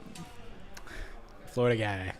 So, yeah, Steve just kind of figuring out what he's going to do here. I'm sure he's got lots of choices. Okay, we got the Captain's Call. +2 to my next attack. I'm sure he's going with Go again, though. Or Go again because he turned it sideways and there's no dice on it. Is that a thing? I didn't know that was a thing. It's a thing for Steve. It's a every time he's thing that I enjoy, and thank you. I usually Steve. Turn it sideways to block, so makes sense. But yeah, Bounty Demigod came in for 4, blocked by 3, so it took 1 damage. Soul Shackle number. Did he already do 6? No, he just did. He just banished 5. Okay. So we're on Soul Shackle 6. Oh, he's pitching. Haven't Shadow Ursared yet. Shadow Ursared is literally the battery card for Chain. In my opinion, obviously my opinion probably doesn't matter when it comes to Chain players, but it's a card that you can play from hand, banish it. You can play it from banish on, you can play it from hand. It says you can banish another card to give this go again. Yeah. It's just a free 2 damage or a pitch anytime you get it. All right, so he shackled his Ghostly Visit. Then, in response, he's played Creepers, played Mobskies. Now, I believe he has 2 action points. Playing the Unhallowed Rites to get another non-attack action card, I believe with Blood Debt from his which would be the Howl. Graveyard. Yeah, I'm not sure. Did he grab something? I don't know if he did. I don't think he did. He might have actually whiffed. I don't know if he has another Blood Debt non-attack action in his deck. No matter, he's still presenting a lot of problems here with this and 2 remaining action points. 2 cards in Banish that he can play, although I'm sure the Invert is going to hang there for a bit and either go for a kill shot or disruption on their turn. But, yeah, he's got a card in hand and Arsenal, so still a lot more to do on this turn, but Wilson's got to figure out how he's going to handle this. And Wilson gets to do something. I'm going to pitch a blue. What am I doing? I'm using this he's using the Ironhide. There you go. So he's blocking 4. Because I believe Spark of Genius blocks for 2, or does it block for 3? That would make sense of what he's doing here. Or maybe he's blocking it because I don't want you to get more Marvin Sky Rune Chance, so it's actually like I am blocking a little more. because it stops the magic damage. Yeah. Or so- arcane, as we say it, in the Flesh and Blood. Still taking damage, though. Just gave you 3 cards from hand. I gave you a piece of equipment. I'm still taking 4. Yeah. Well, he's out of cards, so that's kind of why I was curious about this Ironhide. It's only really good if you're already pitching for something on their turn, because otherwise, I mean, I guess when you have a card that doesn't And he's block, going to which I invert guess existence, too. Signal, is that a Signal Jammer? Signal Jammer doesn't block, so that actually does make more sense now. So he... Oh, not invert. That was just bounding. I think he did invert. invert. He He was like, I'm going to man. banish your stuff. Jeez. Only one of the 2 damage got through, so I don't know. Maybe he blocked Arcane. He blocked had it. one Yeah, floating. he has the boots still that block Arcane. So And now it's, hey, I drew my 4 cards. Now you get to draw 4 plus 6, and you have and an I have to arsenal. block them all. So Howl only a from couple Beyond. hits. Another unhallowed, Howl from Beyond, and a bounding. So just recycling these cards, and Howl from Beyond just going to keep coming back. It's interesting with like the deck shuffling that happens a lot, that you kind of just keep seeing those cards faster than you might. You Right. always run the risk of clumping up at the bottom and never seeing them again. But We're not crowning of seeds, but we are. Oh, I've seen him pitch Eclipse at least twice already. And like normally in a game, you would your one copy of a card. You see it at the beginning and you see it at the very end, not in between. Yeah. And obviously people know what shuffling does, but it is an interesting thing of when I'm trying to get cards off the top. Could you explain shuffling Yeah, to me? what happens when you shuffle is you randomize every card in your deck, and it could mess up your quote-unquote pitch stack. But Steve does not need to pitch stack. He is Right. just drawing the heat, and he's presenting this damage. And I hate to harp on this, but I don't want to play against this deck. I don't know how good you feel about your CC deck. If I want to take down this tournament, I want to go to New Jersey. I want to be a pro. I want that 20-something, is it $10,000, $20,000 coming up? I don't want to sit across from Steve Lee playing Chain. Yeah. That would literally set my mental psyche back by 2 months of he's on a different level. He's playing a deck that can outgrind no matter what you're doing, because I have access to 10 cards anytime. Sure, go ahead and hit me for 5. Sure, go and hit me for 15. I'm going to go ahead and hit you with 4 separate attacks. All of them are coming in for 3 to 5 damage. And then Rosetta Thorn ain't going to be banned anytime soon. Here's another 5 at the end. And he still has his Husk. And it looks like he's got a all grass the that he hasn't equipment, blocked with at all. Yeah, he's set up really well here. I think the main thing with the Chain matchup is that you either need to be able to turtle up so hard that their damage is wasted, and if they don't kind of pivot to building up the turns that can do so much damage that you can't block them out anymore, the only other option is to out aggro them. And unless you can do that in the first 5 turns, like, your options aren't great. And there's some decks that kind of do both. Like, you try to get them down so that you can turtle up at the end, and hopefully they die to blood debt. But is there a deck that exists that I just haven't paid any attention to that is the natural enemy of Chain? I mean, I think Starvo is probably a hard matchup. Just with the Oakenolds and the Spinal Crushes, Right. with Go Again, and Dominate. Like, You those, can say, I'll take 12, but now you're going to discard half your hand. yeah. That Or makes just a little lose your whole yeah. turn. So I think that's definitely a hard matchup for them. I'm not quite sure what the other matchups are. I'm sure the Chain Mirror is actually pretty hard. It might be a high rolly situation, but I do believe there's probably very nuanced choices that go into that make one player kind of take it over the top. But because the only way Steve loses this, he's going to be banishing 7 cards. How many cards are left in his deck? Doesn't look like not less than Doesn't 7. look like 30 in there, but there's 4 for his next turn. Here comes 1, 2, 3, 4, 5, 6, 7. Yeah, he's still got I think 2 more turns left. He's Before. counting them out for us if we were paying attention. That's 10. I think that's 14 or 15 cards left. Yeah. So he'll be able to Soul Shackle 8 and draw 4 cards, and then see whatever. Ooh, big whiff though. Maybe that's exactly what Wilson needed, or maybe. Nope, that's what I was planning. I was doing this the whole time. I know he's shuffled, so I don't think it's a pitch deck situation. No, definitely not. I think, that's just how it goes. But, he's got 4 cards in hand in Arsenal and then 2 cards in his Banish Zone. All he needs is ways to give those go again, which sometimes you lose those, and that's kind of the other side of Chain. If you don't have enough go again besides your built-in, go again from his ability, you can't play all the cards in your hand. But I don't know. I feel like he probably has a Mob Skies. Let's see. Let's check in on him. He might be thinking real hard about this, but So no, not quite. Let me think about it. yeah. Oh, should I do 15 damage or just 12? Maybe I should split up my 18 damage, 6 and 12, or 9 and 9. What is the best thing to do? Wants to go for that real flourish for the win on stream here, and it's an art of Yeah, War. that'll work. So Let's banish a card. What is it going to be? 2 floating. He's like, I like the white dice for damage only, please. Give me that blue one for pitch. Yeah, one. He's bounding another bounty Demagon. Okay, drawing 2. Maybe he's digging for that go again. But I guess he would have given it go again if he had needed it. But Wilson's only at 7. He doesn't have to present much damage. Steve's checking the graveyard. He's like, I've got all these cards memorized. There's copy 2 of that. There's copy 1 of that. So I have this one left. Yeah. I mean, Steve's got the mind for this deck. Like, he really is on top of it and knows what's in his deck after he's analyzed his banished and graveyard, and that just kind of sets him apart in this community. Honestly, 3 Arts of War coming down. How do you stop that? You need Art of War to hit a Soul Shackle banish of, okay, thank God, I don't have to worry about +1 damage to all his attacks. I don't have to worry about him getting card advantage. Somehow we still have that card in there. Let's go get another Minnowism. And that's why he checked the discard pile, the banish zone. He's like, I've got a 3rd one, right? So now I'm hitting you.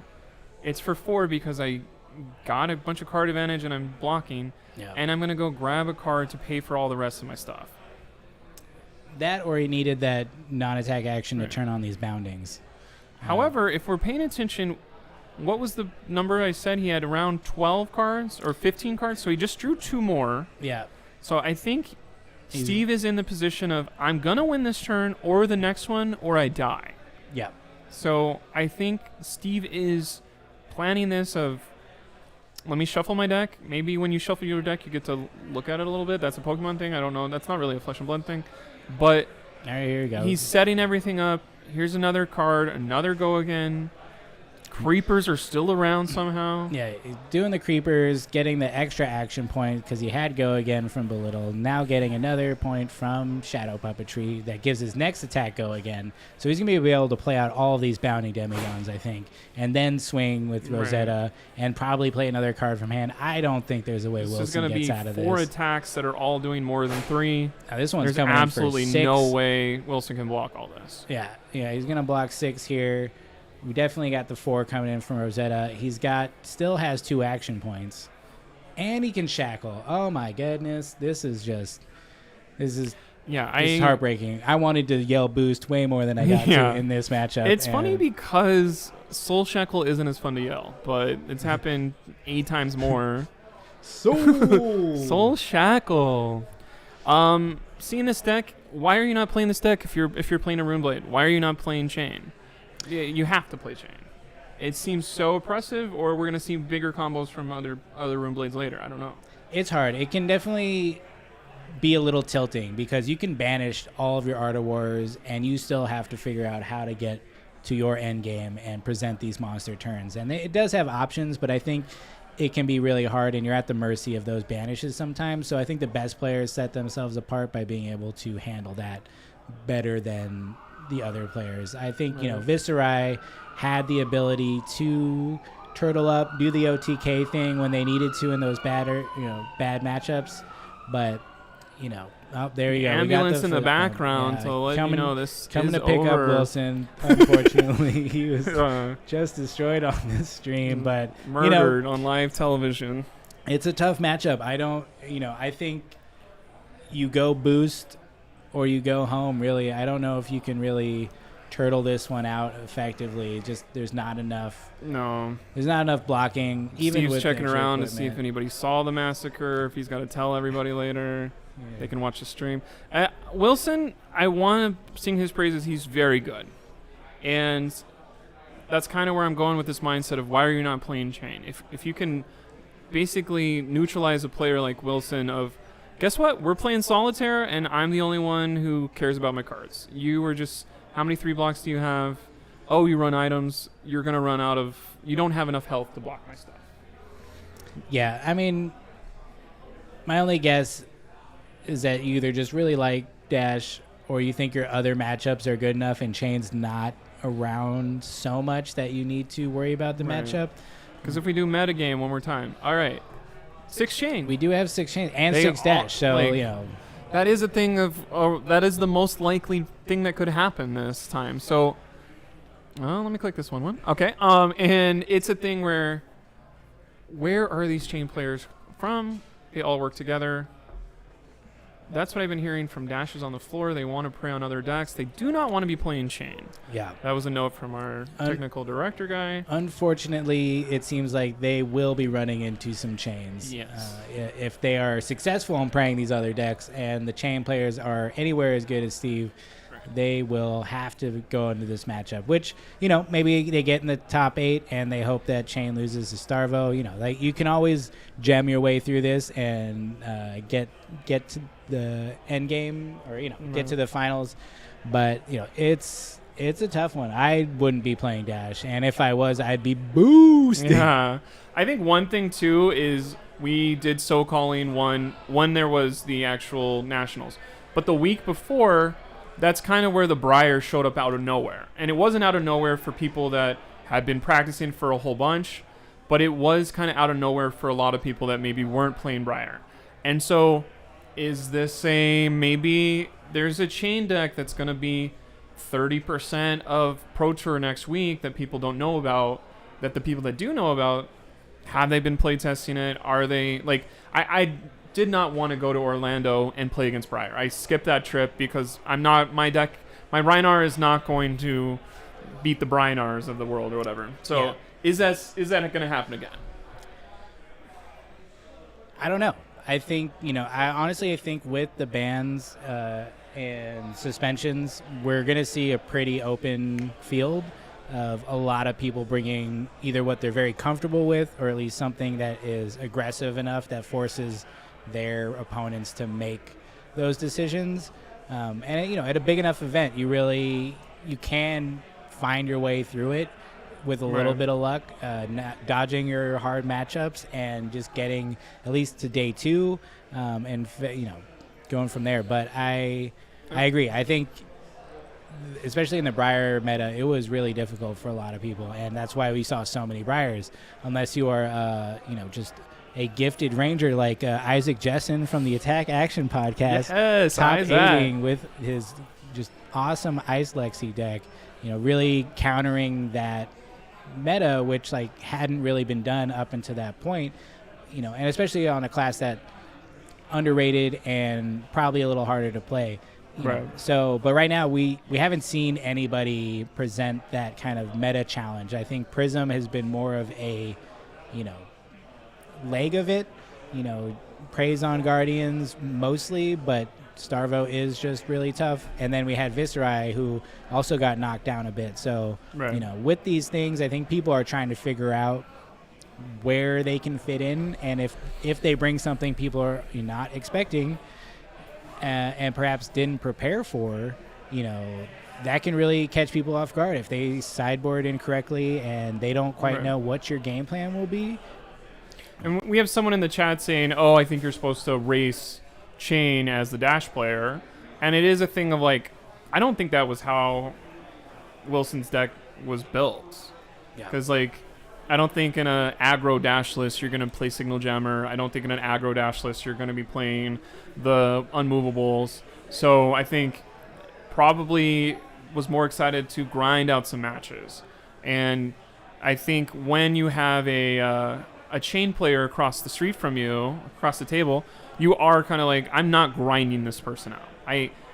We have a 4-card hand every turn, and the honest matchups that you have of my 4 cards versus your 4 cards, you are more allowed to go to those defensive strategies and say, oh, I'm going to pitch a blue and here's an unmovable, and now I'm a little bit ahead in card advantage.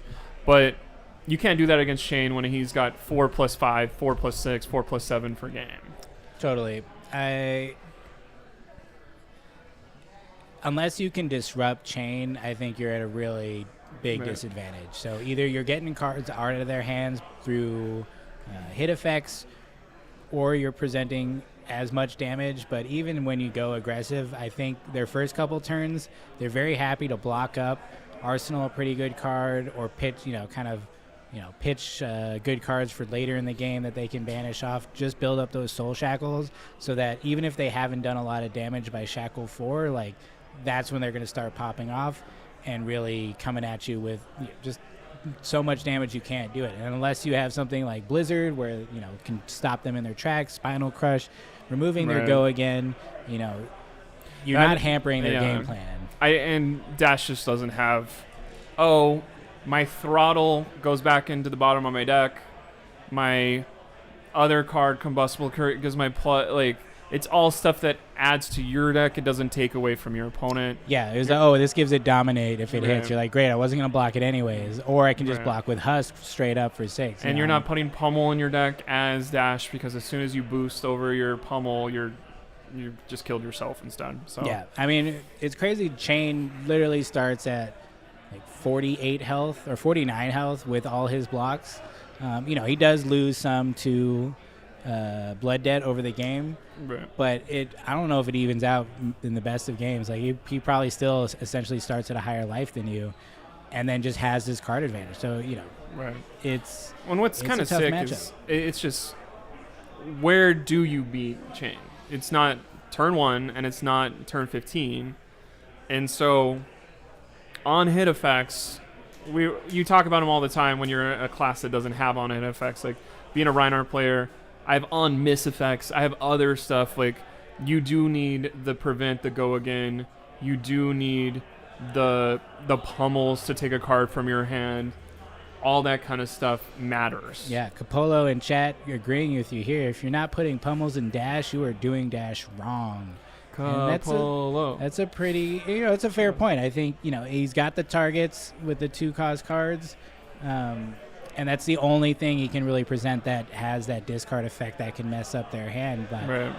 But then, cool, I'm only going to attack you 3 times instead of 4. And now I'm, like, Steve had 15 health, I think left. Like, he's fine. So. Yeah, he didn't even hit. I mean, I don't even think he blocked with Husk, which is criminal. Like, so it just threatened the block the whole time. Yeah, he didn't have to block because Wilson just kept blocking up.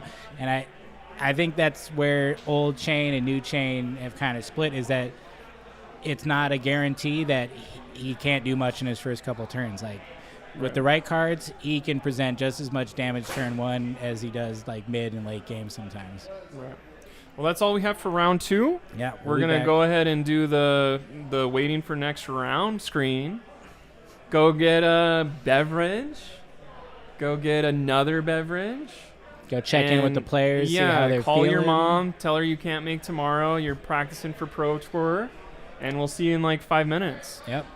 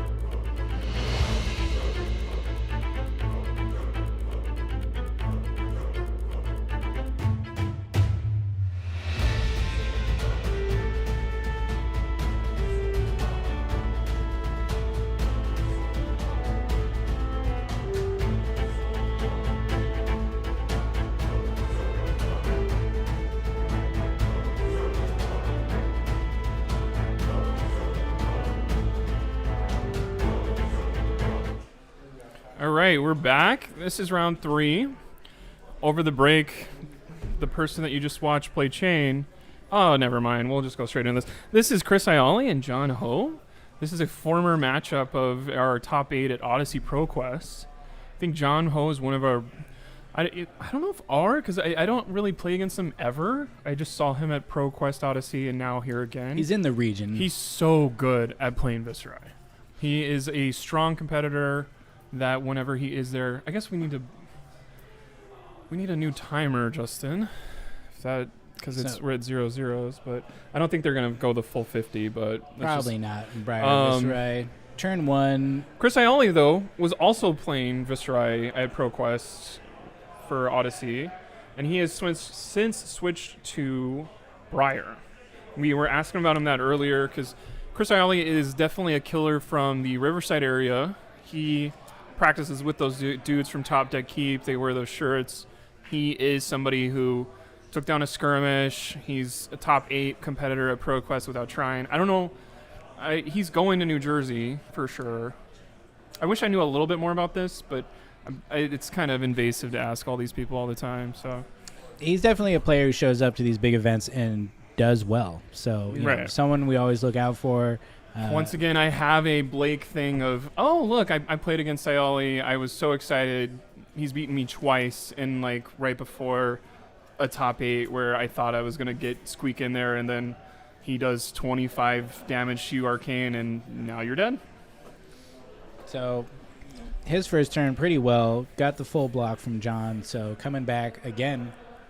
Another E-Strike, foil E-Strike, and it seems like this is going to be a pretty aggressive matchup. I don't know what John Ho's plan is into Briar, but you know, I think the question is, can he present enough damage to really race him there? I mean, it seems like he was comfortable blocking, but this turn he's just taking all the damage. Ooh, soaking it up. Here we go. This is going to be a 8 to 10 minute game. It's going to be great. I think when you see that from John Ho, you are not happy because this is about to be, here's a Mauve, here's a Shrill. Oh, here we go. That's going to come in. 7 and 2 with Go again, making a probably. You're going to have to block all this, or there's going to be more in the back. 2 Rune Chance. I think that's a yellow Mauve Skies. So honestly, I think we should do a little bit loose commentary on it because this game is going to literally be 15 seconds long. Yeah, so right now we got about 10 players, 2-0. Josh Myers, Anthony Pham, Steve Lee, John Ho, Craig Pollock,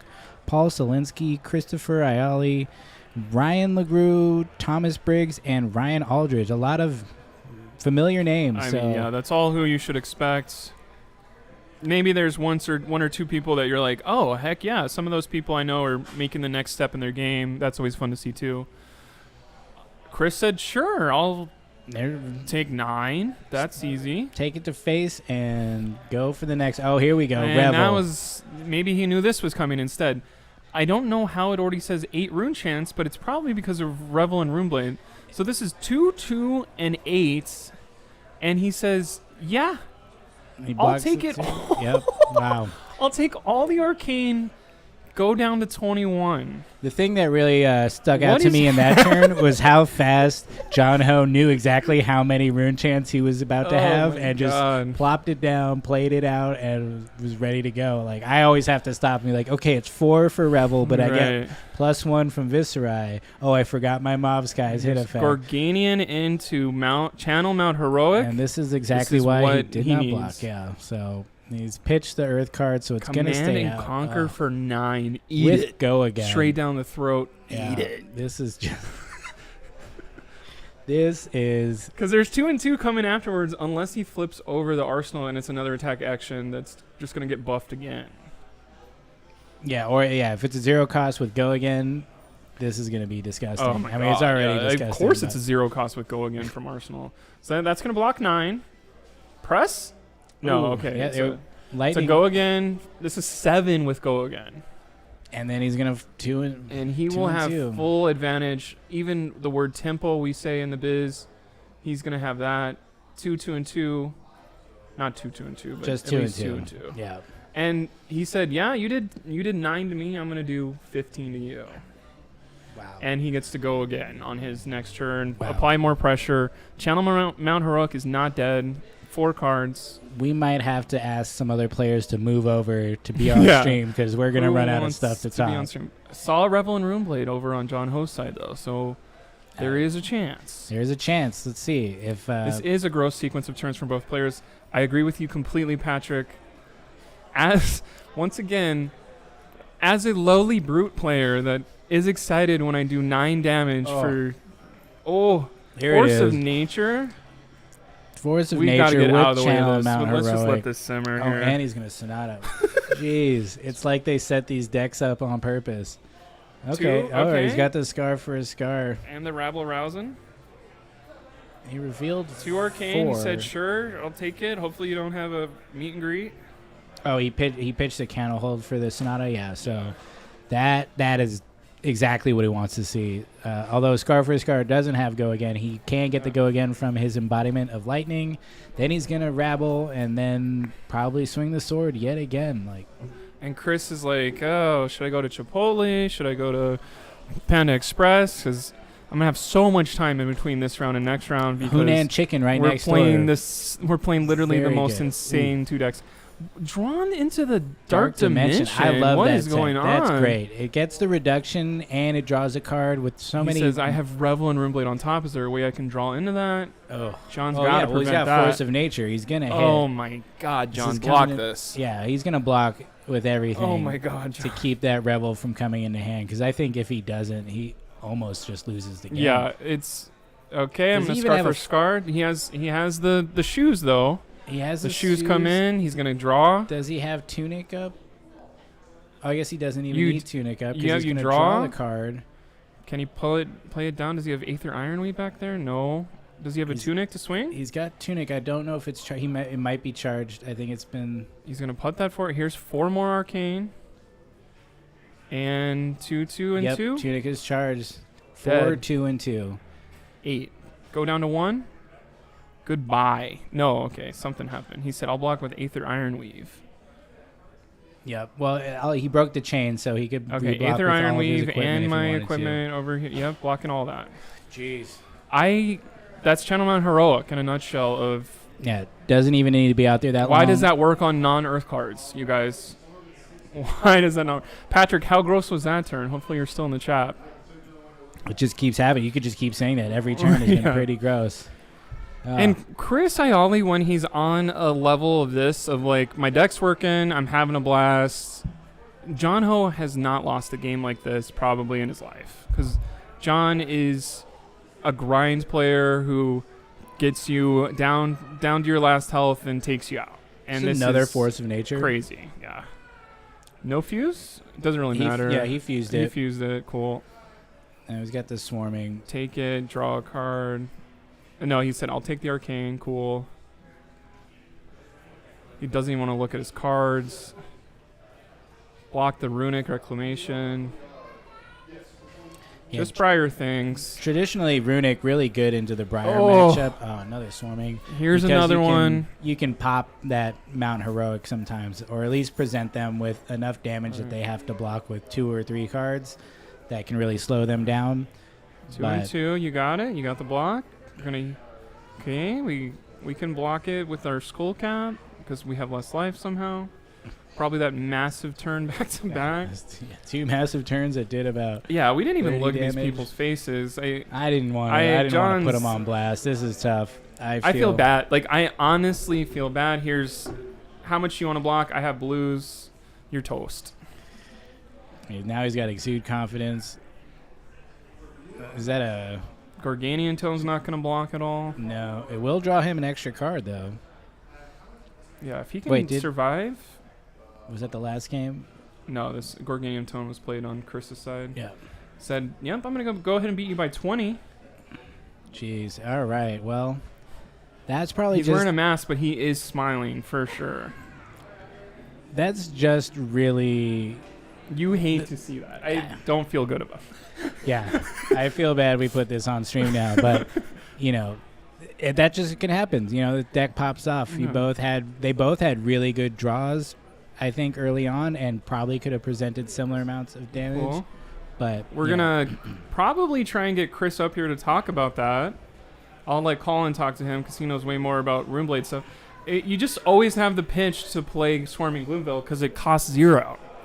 You always have the pitch and the thought process to Revel in Runeblade. Revel in Runeblade we saw from both sides. Like, it's kind of crazy that this was a blowout when John Ho's turn was insane. Either one of those turns would go in the Hall of Fame best turns of my life, and here you still lose by 21. Let's see if Chris Ayala accepts our invitation to come up just to says, no, I will not. I don't want to tell anybody about this deck. I want to win all of my games in New Jersey in 15 seconds and go get Gob the Ghoul. I don't know. Gabagool. Yeah, whatever it is. It's Capricola, if you didn't know. Yeah. That is obviously going to be the quickest match you'll see on stream all night. That is 7 minutes, I think. Yeah. I haven't finished a game of CC in 7 minutes in my entire life. I honestly pride myself as being a faster player. Something I would tell people when they're across from me of somebody in Vegas. I'm talking the mess right now. Somebody in Vegas sat down next to me during the Sunday qualifier thing where it was Monarch, and they were like, just so you know, draws are bad for both of us, so I would like you to play fast. And I was like, sounds like you're planning on winning, bud. Yeah, joke's on you. Draws are better than a loss. So maybe you just didn't understand tiebreakers, but... And they sat down with their skirmish playmat, the tunic wine, and were trying to be intimidation, and I was like, nah. All right, I think we're getting... Okay, I'm going to jump out of here. We'll be right back. We're going to be 5 seconds away.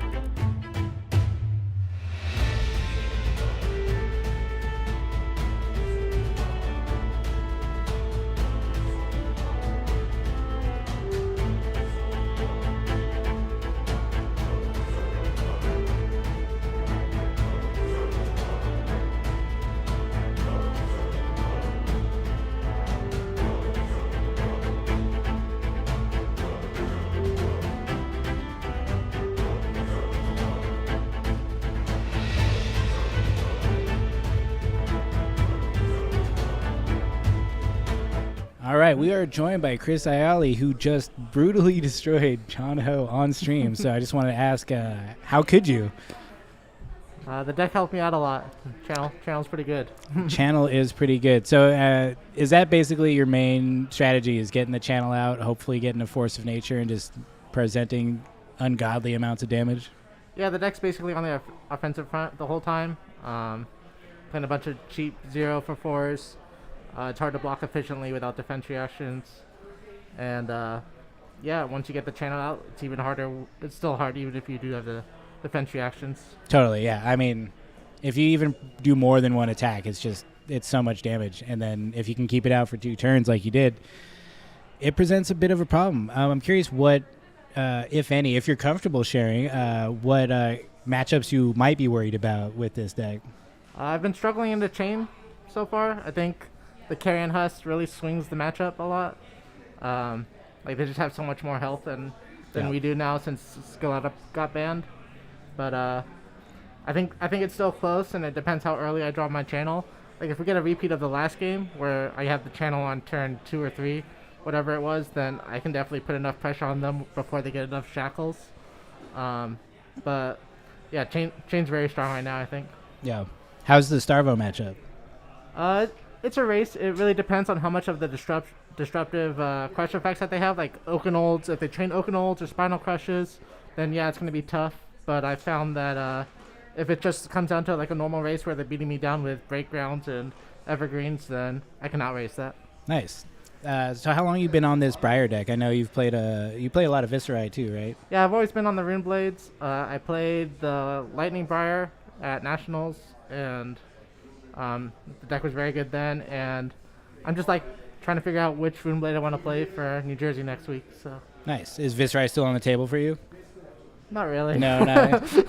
Have you played him at all post Skeleton Man? Or? I've only tried him for a couple of games, and I think the offensive game plan is good and it's strong, but it's just not quite at the level of Chain and Channel Mount Heroic turns. Totally. I mean, you had the 9 mouths guys, and it's just, you have way more 2 blocks than you already did, which was a lot.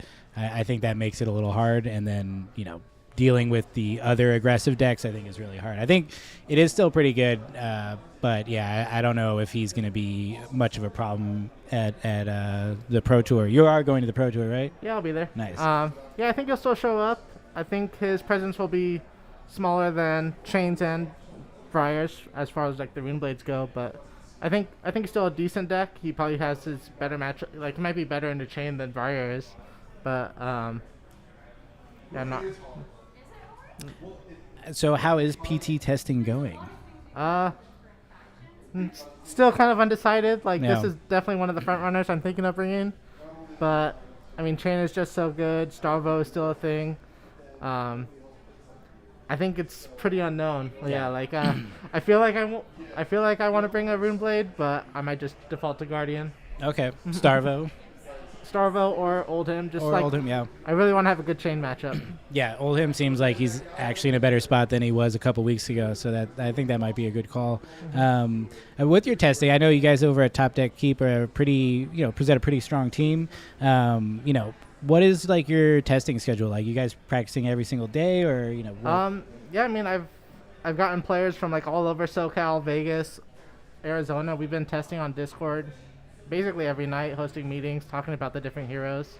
And I think they've got a pretty good Chain deck down there that they're playing right now. Okay. And we've also got like a group of players on the Guardian decks. But yeah, I'm excited. They've been putting a lot of hard work in over the last couple weeks, and we got one more week left. Totally, yeah. I mean, yeah, this is a great opportunity too, just to get some weird matchups against some, maybe unknown factors, and just see how everything plays out. So yeah, like Dash. I was not expecting 6 Dash. Right? Yeah, exactly. we were definitely, there's more Dash than there are Starvo, which I kind of I think highlights the fact that people are tired of Starvo. But, yeah, true. That's neither here nor there. Well, awesome, man. Well, thanks for coming and chatting with us, and I hope you have a great rest of the day, and good thanks. luck in the Pro Tour. Appreciate it. Thank you, Cool. guys. Thanks.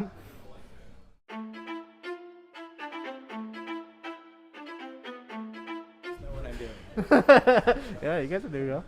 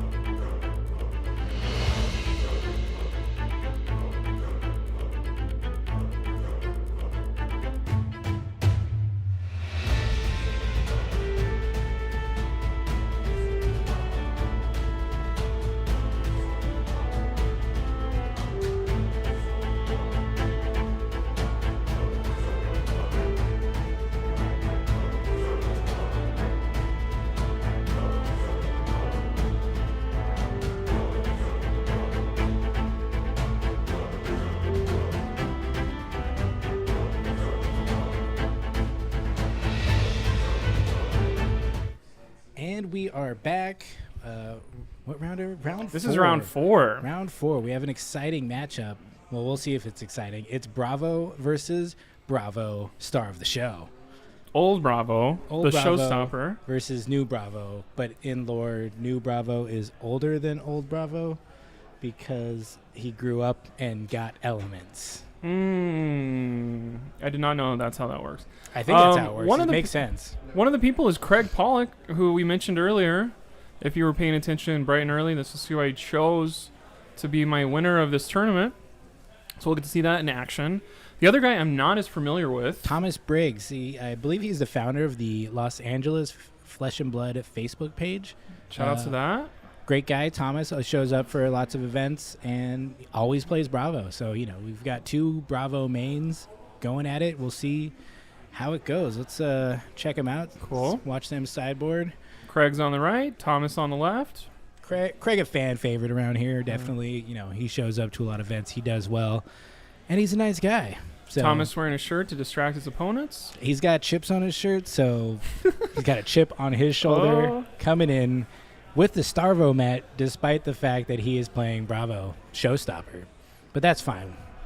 So you do what makes you feel good. What's interesting here is Craig's going to have the ability to flip over 3 cards from his hand at any time and just outvalue the opponent. Thomas needs to have enough pitch to use Bravo's hero power to give a dominate. So it's going to be a thing of what happens first. Does Thomas get 3 blues and a very powerful attack in his hand? Or does Craig get the perfect mix of cards with an attack in his hand? And the attack can be part of the mix over on Craig's side. Shout out to Marcus Brown with this hot topic comment. That man's shirt has all 3 elements ready to fuse a crippling crush. Yes. That is correct. He is going for the dazzle and confuse strategy where he presents so much color that Craig doesn't know how to block anymore. Which, we'll see if that works out for him. Curious. Okay, we've got standard. Let's cut into the game mats. Looks like standard Bravo setup here. I was wondering if he was going to bring the sledge, but no, we've got all the normal Bravo accoutrement. And then on the other side, we've got Is that Tectonic or is that the new one from Everfest?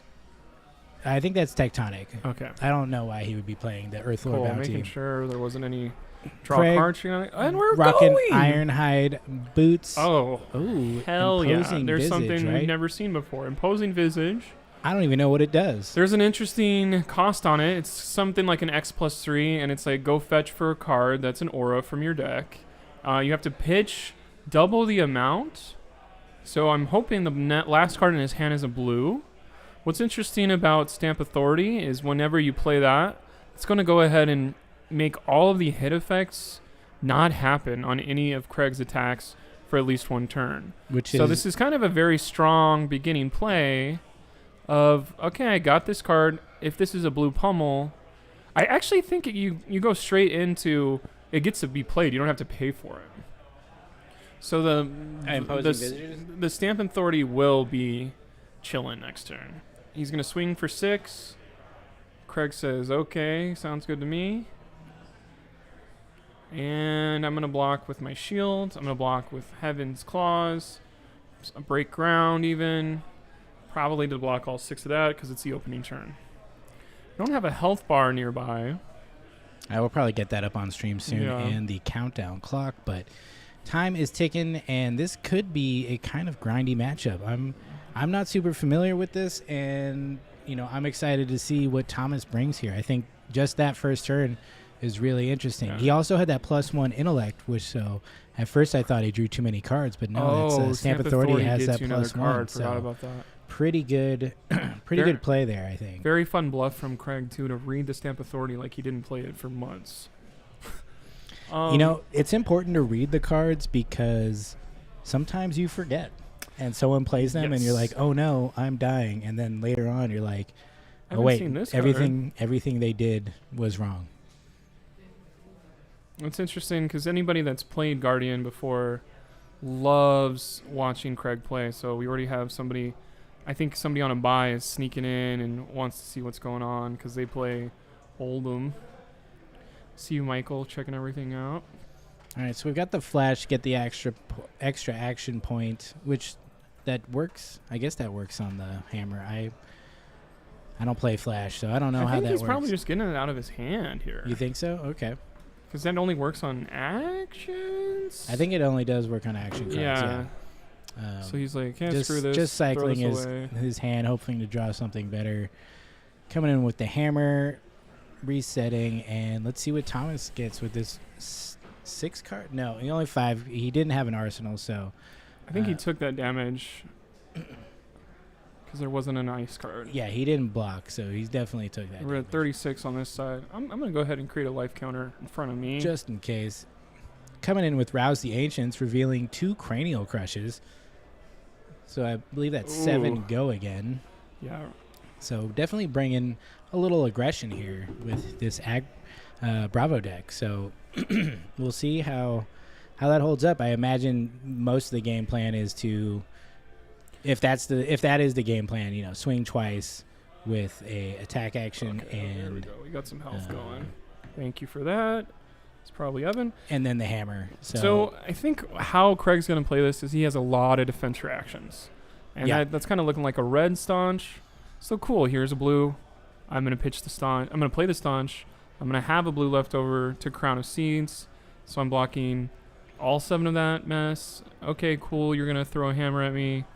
And hammers are going to be something that Craig probably looks to be like, sure, vanilla damage doesn't really do anything to me. I can swing back with a 7+4 to mess with you. Yeah, I'd assume he is blocking, going to pitch a card to swing his hammer and then set up a better 4-card or 5-card turn after that. Craig playing in the long game here for sure. One of the best plays that Craig has available to him too is every 3 turns, his Tunic will be at 3, and then he can just Crown of Seeds the Arsenal card away for basically free from the Tunic and have 5 cards to either aggro into somebody or get the perfect block they need to fix what damage is coming from Bravo. Yep. Pitching that Evergreen, the new edition, replacing Autumn's Touch probably, since that card was recently suspended. Mage Master Boots and Classic. Here we go. Yeah, there's a Bravo play. Going to draw 2 cards. He's going to gain 4 life. Resetting his health back to full. Like nothing happened at all. Trying to see. He definitely drew a pummel. Can't quite see the rest of his hand, but that's a classic play. If you're going to play classic Bravo, you might as well keep it to the hits. Andrew peeking in over the shoulder here, checking out this game because it should be interesting, if not kind of slow. Is that a Crush of the Week? I feel like that's a Crush of the Week. Which I haven't seen be played in a while. That's Chokeslam. Oh, it's Chokeslam. Okay. So we got a Bravo activation. So the next thing we'll have Dominate. So Craig over here is going to need to have a very large defense reaction to block everything. Or you don't have to let more than... You can take 3 and not have the Spinal Crush affect you. Yeah, so he's pitching for Crown. He's Crown and shield. Easy play of block 2 from everything my opponent's doing. Basically turn in a red into a blue. All that kind of stuff. Curious if he's going to throw another card in here to full block, or at least get around the Crush. I think he'd have to... That blocks 5. He's still going to take 4, right? Spinal Crush is for 9? Spinal Crush is for 9. So he's going to take 4. Because he's getting dominated, so there isn't going to be another card from hand. That's correct. That's how that works, mechanically speaking. And Channel Lake Frigid isn't a huge loss in this matchup, I don't think. Yeah. Because Bravo's not going to be attacking more than once per turn. Totally. Like maybe it messes up his math. He's got the resources, generally speaking, so it's probably not your primary. So there's an Icy Hammer. This will, if it hits, make everything on Bravo's side cost 1 more for the first action. So I believe if we check out what Craig is pitching, last turn he pitched Evergreen. He crowned, so we don't sure it's there, but he's pitching Ice Card now. So you got to suspect he's setting up for late game Starvo shenanigans where he can just pop off every turn and just kind of wait out this front half of the game. Swing the hammer, get some cards out of hand maybe, and, just hold on and block efficiently. And it's interesting because, I think Thomas, when he wants to try some new Bravo tech into somebody, You don't want to see Craig, because Craig is the person who's going to know every breakpoint, know every attack, know everything that could come from the Bravo side. So it'll be interesting to see if Thomas can surprise Craig. Yeah, hit coming in, so we got the Frostbite. Shouldn't matter too much, I don't think, for It's going to use Bravo. Tectonic Plating. Red, red, blue means Anothos is going to be for 6 because there's a Spinal Crush and a Choke Slam in there. And 6 for a hammer seems great.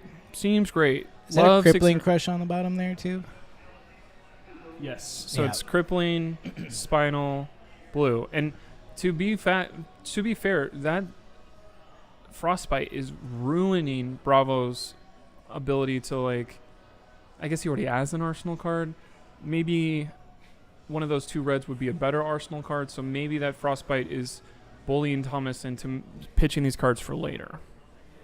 Because it's interesting that he wouldn't block. I guess he didn't need to block more recently. It looks like those 3 red cards, right? Yeah, those were red, red, blue.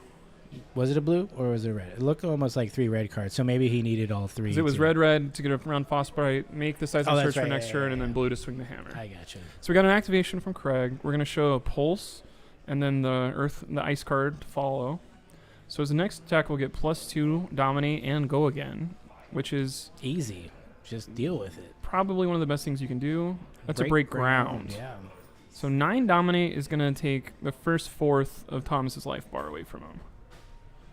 Unless the card underneath is an unmovable or a staunch response, which is kind of the thought process of what Bravo would want to do against the star of the show. Also, I think one thing about being a Flesh and Blood player, when you realize it, is we're not going to be seeing very many blocks from equipment on Thomas' side until there's a Spinal Crush, until there's an Oaken Olds.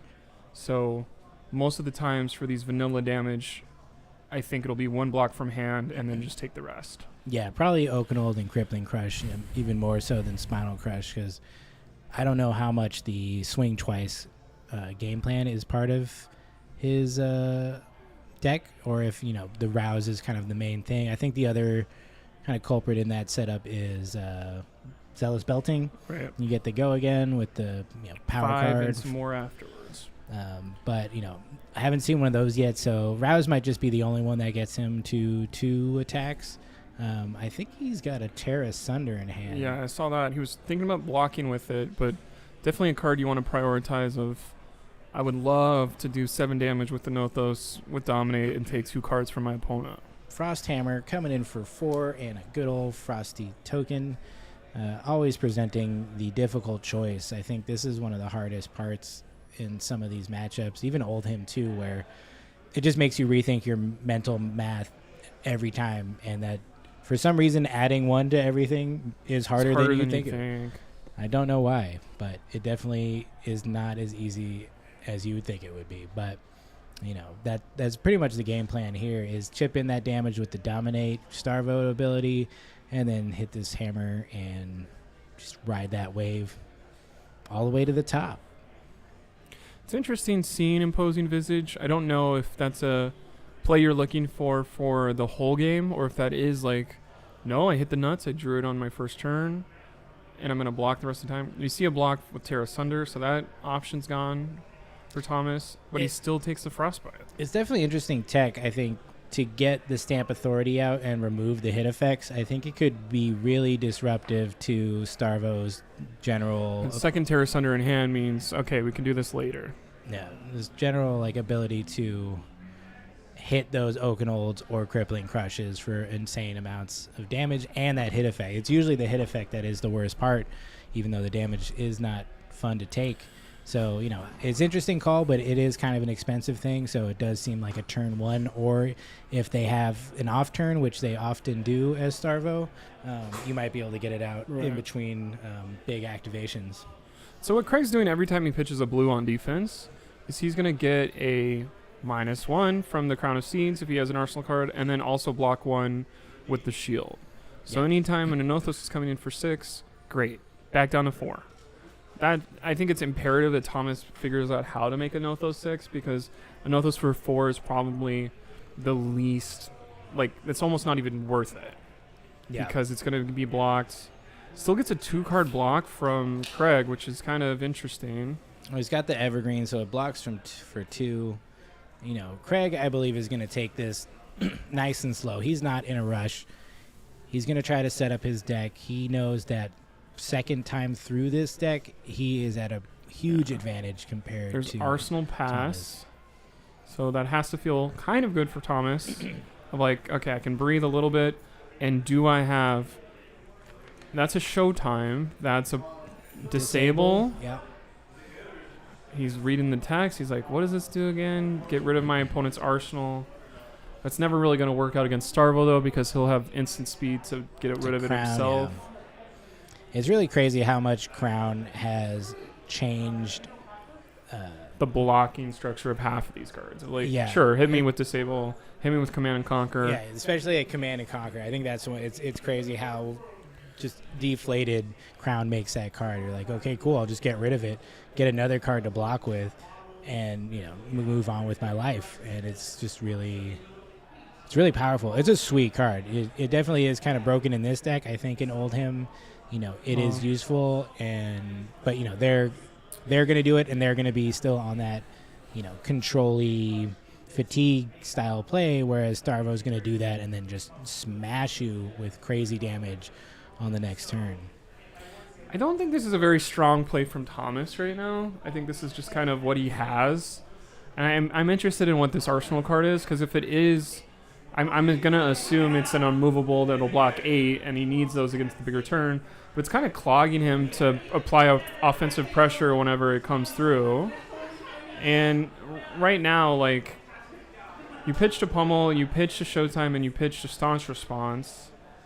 Like, you have to be doing more than 7 damage against somebody that can just get rid of the first 2. Like, there it is. I'm going to take the first 2 health and just take 5. That's sure. Yeah. And I think there'll be a big swing back here. Yeah, he's got all his cards. He pitched 1, but he drew another card. Because he crowned, right? Yeah, he crowned. Yeah, he's going to activate Starvo. I don't know. This matchup is kind of wild. I would assume Starvo is favored just because he has that ability to... I mean, more people would be playing Showstopper. Yeah.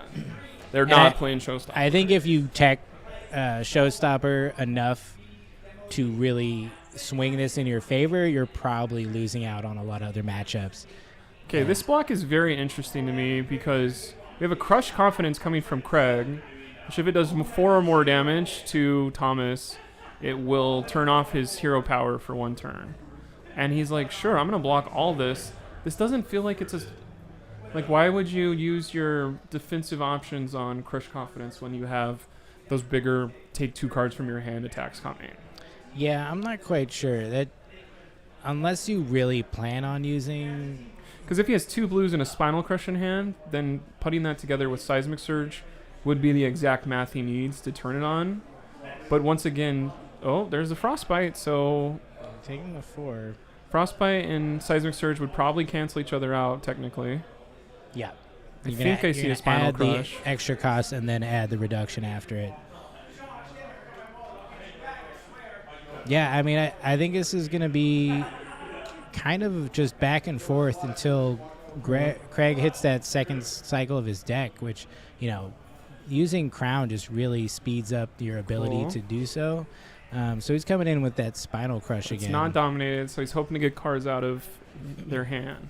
Which again, I'm curious why he blocked the Crush Confidence when he could have prevented the... Right. I guess in the end, it doesn't really matter. He had enough resources either way. But he's like, sure, I don't want any of that Spinal Crush. Probably going to swing a hammer at you and just reset. Yeah. Easy peasy. He's pitching, he's pitching his ice card, and he's cycling his deck. And at some point, Thomas has presented a lot of his good attacks right now, and we got to wonder what he's going to have left in his deck right now. Oh, okay, he's got a pretty good hand. I don't know if he can afford it. He's got a Pulverize, Crippling Crush, a Pummel, and I think a Rouse the Ancient. So he definitely can't afford this hand. So I'd assume turn on a raw Crippling Crush, but that's never been a strong play. Crippling Crush costs what? 7. 7. So blue, red gets there, but Normally you want to match a Crippling Crush with a Pummel, or, I mean, even Crippling Crush with a Hero Power isn't fantastic. When I think Craig is running defensive options. We haven't seen any of his defensive options. I mean, he's got Staunch. We definitely saw his Staunch, and, he's not afraid to block. But, yeah, I think he's got 3 reds and a blue. I don't think he can afford any of it, so I'm curious if he just blocks this full out, maybe swings a Nothos for a,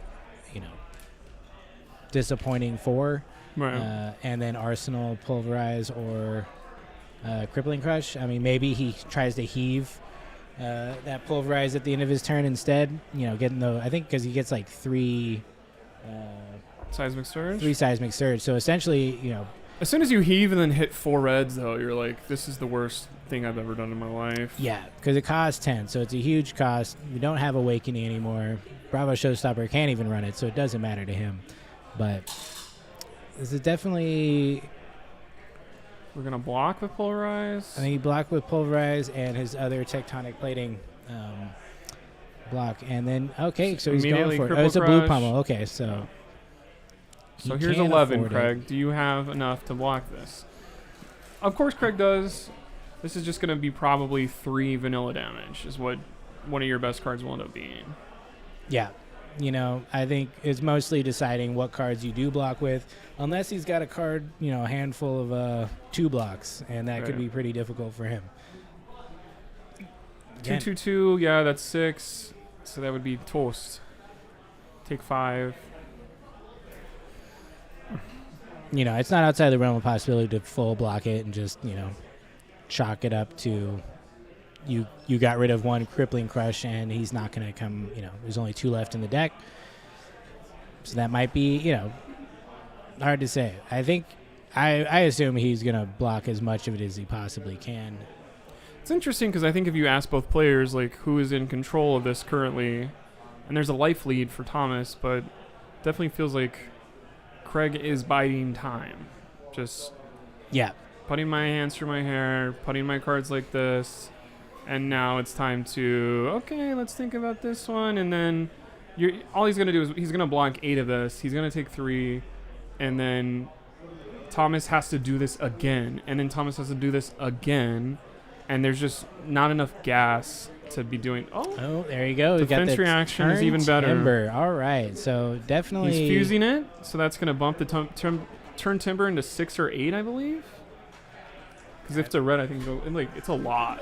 Yeah, definitely interesting tech. I think not a lot of Starvos are running these elemental defense reactions. So he's taking 1 there, blocking out almost entirely, keeping a couple cards. Still going to be able to swing his hammer, keeping up like annoying amounts of pressure. If he's got an ice card, it's just hard. Even as much as you attack the Starvo with, like, they still are able to come back and present you with the question of, do you have enough resources to take this damage and pay the extra cost from the Frostbite? And that just gets harder and harder every time they do it. It's very interesting right now. This is a turn where I would just take this hammer. Like, okay, you blocked 3. You still have the Frostbite coming. Like, you can pitch more cards and dominate one of these attacks, though, if you're not... Well, it's like he's listening. He's dominating, coming in with the Crush Confidence. Now, this is actually really good. Is that a blue or a red? I think it's a red. Because if he's running red, then I'm way more interested in that of, like, what's going to be doing 8? I think 8, I don't have that card memorized from forever ago. Yeah, definitely relevant hit effect against Starvo, turning off his whole ability, which, again, might not always be the most important thing to Craig. I think we've seen him just block things out, present extra, some damage and annoying hit effect coming back, cycling his deck, setting it up so that when he comes back around, like, I can almost guarantee he's just gonna hit Starvo like every turn in a row and probably take in damage. about 5 turns. I do think a path for Thomas to win this game is to I'm dominating, and like 3, 4, 3 damage every turn will accumulate to be what he needs but then there is the one power turn he's going to need of a pummel or of a crippling crush where Craig has a pulse in his hand or something to that effect. But I think Craig knows that too, of how can I pitch my stuff. Craig has multiple options to pitch for Crown. He has multiple options where he's not going to let him fall himself into that hole. Yeah, I think he's going to space those out. And as far as we've seen, I think we've only seen one pulse so far, and that was several turns ago. So I don't think he's going to find himself where he can't block efficiently. I think, oh, here we go. Turn Another timber. turn timber fuse. Take that. Love that card from you. It's going to do absolutely nothing to me. And I'll swing back a hammer at you. Take probably 1 damage and 1 card from your hand. Yeah. Turn timber, great. I haven't played Starvo enough to realize what that does for you. And now he's pitching, here's an Earth and here's an Ice. Yeah, Earthlord Surge and Channel Lake Frigid, again, just setting up his deck. He's pitching inefficiently just to make sure those cards are next to each other. And he's going to hit I'm excited to see the second cycle. I really miss the Pitch game of stacking, Flesh yeah. and Blood where you pitch stack and you get to your second cycle and you're just like, I've got it. I've set this up. That was the most fun thing about me playing Prism in Las Vegas. Setting up those Tomes of Divinities, setting up the Herald of Eruditions, drawing so many cards, and just watching the Bravo players feel bad. Frostbite comes in too. And then, okay, that's fine. I'm going to use my chess piece for 2 this time. You took 1 on that? You blocked with 1 card? Yeah. Yeah, the show turn, yeah. Pitching the Stamp Authority, so, It's interesting because he's always using Tectonic Plating. So he's always giving himself that option of next time if I draw a card that's a 4 cost attack, a 7 cost attack, it's easier for me to take some more damage and or pay just, it off. nullifying the Frostbite, by allowing him, essentially not having to pay that extra cost. The surging, Seismic Surge takes care of that. Craig takes about -2 seconds to crown go and to crown play shield. Yeah.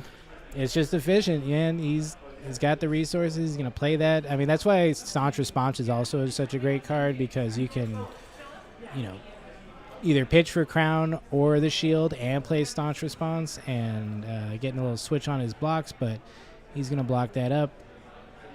If he just pitched an Earth card, then that's going to be a threesome later for the hero power. Yeah, I'm really curious to see when that starts happening. I don't remember enough of his pitch to remember that, but there's no ice here. This is just a vanilla 4. There you go, pitching Oakenold and a lightning card. So we know he's definitely pitched ice and earth. That's the one of, okay, cool. I can literally block out for the rest of my game. And then he's going to come in for 1 every turn and then kill you with that at the end of the game. Totally. He knows he's got that set up. I mean, we'll see if we even get that far. We are getting, to the halfway point. About 20 minutes left in the round, so I don't think we'll go to time, but, it's going to be a long matchup. I think, both these players probably have long games all day long. I don't think there's any form of this deck where Craig isn't pretty defensive, but I haven't seen how he sided into more. Well, I guess if it was an There's aggressive a pummel. build, there we go. All right. So now, hero power is not going to work unless a Staunch Response. He says, "Thank you for playing." There's no mind games in that. It's more of, I know what you're doing, and I'm blocking you now. Yeah, I mean, it's really interesting. I feel like the better, longer-term play might be pitching those crush confidences and hoping you get back to them later game because, it's obvious by now that Craig is not trying to hit Starvo every turn up front. That's not how Craig's deck works. Craig is going to block efficiently and draw them late and put you in a position where you don't have the health to just take any damage. And he's going to either take all your cards. Well, he's not going to take all your cards.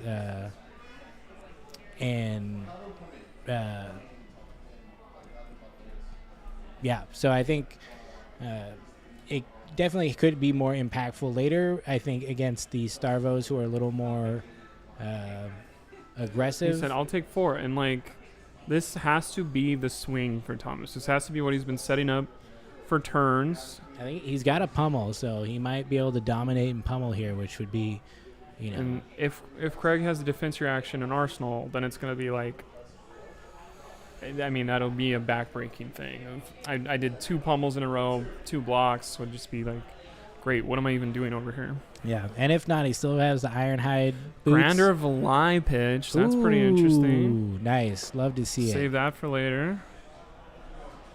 Going to use it on Tectonic, so it goes from 1 to 2 Very because nice. of Grander's effects. That's some spice right there. Those will pop next turn.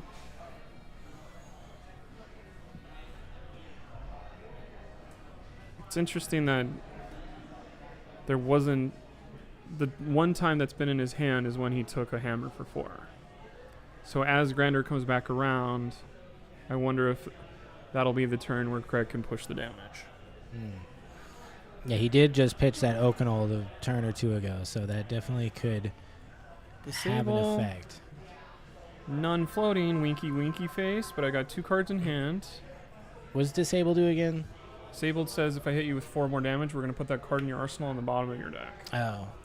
Which Craig said, I'll do that for you now. Really interesting. I wonder what he didn't do Macho Grande. Or Macho Grande costs what, 6? 7. 7? Yeah, okay. That's probably why he didn't do it. But I mean, he couldn't do it and do the pump. Well, actually, no. He has Macho Grande is a blue. The Grandeur of Valor or Valahai is blue. I think he's got a Showtime in hand. So he definitely could have presented that with kind of obvious call with 2 floating that the pummel's coming, but it would be dominated. So I'm curious why he didn't just go for that. He's got the built-in thing. He would have at least gotten 1 seismic surge from the Grandeur, but Here's my classic 2 block. maybe he's saving that, Nachos Belgrande for later in the game to hopefully close it out. I I don't that. know if there's much later in the game. I think we've got around 5 turns left of this game because somebody's about to start hitting some dominated attacks that are going to be backbreaking. Yeah. I mean, it really depends. Yeah, if he can hit the dominate, then it's going to go fast. Otherwise, they can both kind of, Craig started touching his shoes. I'm like, who cares about this disable at this point? Like, you're not gonna block enough where you block a potential pummel. Yeah. I mean, he might be just thinking about his next turn and being able to, or just maintain like enough life that there is that turns where he's gonna have to take some damage, because even though Bravo Showstopper is not doing the craziest amount of damage, he can still come in for a lot. And if you don't have the health to really just absorb it and pivot and do your show stop or star the show thing, it can be hard. You got to leave yourself that. I'm not breathing sure what room. happened. Did he take the damage on that? I think he did. I don't think he updated. Yeah, here we go. We're updating life. Boom, Yeah. boom, boom, So he boom, took a bunch boom. of damage. My arsenal card's already gone, so I'm going to block 2 of that and take the rest. All right, we're pitching a blue. Oh, here we Oaken go. Old's Pulse. Do you got it? Is that a defense reaction in Arsenal? Curious if he's going to arsenal this pulse or keep it in hand and try to, continuously fuse with it now that we're hitting this kind of critical life point where he doesn't have that much breathing room. Fortunately for Thomas, it's not Starvoed, so it is Just 9. it's just 9. Just 9 dominate and 2 random cards? 2 random cards. 2 random cards. Only has to have 1 point of damage hit. So Yeah, just a straight hit. this is effect, where no we'll crush. see some blocking from equipment, which it's interesting because one of your 2 blocks was already used earlier. I do not know, Mega Monk. We'll see. It's interesting. I think we got a full use on the what is it called? The headpiece that everyone uses. Jeez. Skull cap? Skull cap. There we go. He doesn't have skull cap turned on, but he already used his 2 block from the chest piece, so there's only 1 left there. So at most he can block 5 from equipment. I think he used Tectonic twice already. Dang. He said, cool, here's a defense reaction from my hands. Oh, I think you just pulled into is that a staunch? Oh, but he's going to just take the damage. So I'll block 4. Interesting. You'll take 5. And here's the middle one. Keep that, put the other 2 underneath. And no cheating going on there. You're allowed to look at him, Shout-outs to that one, Colin. There you go. You can look at him. Decide your order. That's legal. Yeah, I'm real curious why he didn't just play the staunch right there. He drew it. It was still into the defense reaction step. You can't use 2 from your hand, though, during a dominate. Oh, that's right. It was from hand. It was from hand. That's easy. The rules are easy. This is why you read the cards so that you remember how the cards work. So this is a thing where, okay, Thomas has to swing back. And he's grabbing cards so it doesn't feel like there was a swing. It feels like he just drew up. He's probably got a red. It looks like, is it the staunch? Yeah, I think he's just going to pass. Yeah, I think this is a critical moment. If Craig can present Starvo, he's going to have a really good time. If not, break ground. That's not enough. He's gonna put a little pressure. He might have a pummel here. Does he have 2 cards? He has 2 cards. I don't know if he's running pummel though. I don't remember if he is, it's probably like 2. I don't think he's running 6. Yeah, definitely not that many. Yeah, that'll dilute your deck too much. It's like, I'm going to do this to you at the worst possible time. That's kind of the Craig special of pushing you into corner when you're like, oh, there's no way he has this. Turn timber. Oh, there's no way he has this again. Turn timber again. I don't know how many Starvos you've seen play turn timber, but I don't think it's all of them. All right, Thomas says, okay, this is go time. I've got 4 cards in my hands. I got 1 in arsenal. Now is where I'm going to hit you with my crippling crush, hopefully. Down to 6. I don't think he's got the crippling. Trent says he arsenaled the pummel, I think. So that would be interesting if that comes back around. Here's a blue. Here's a blue. Here's a crush confidence. He is really prioritizing that a lot. I don't know if that's scary for Craig. Yeah.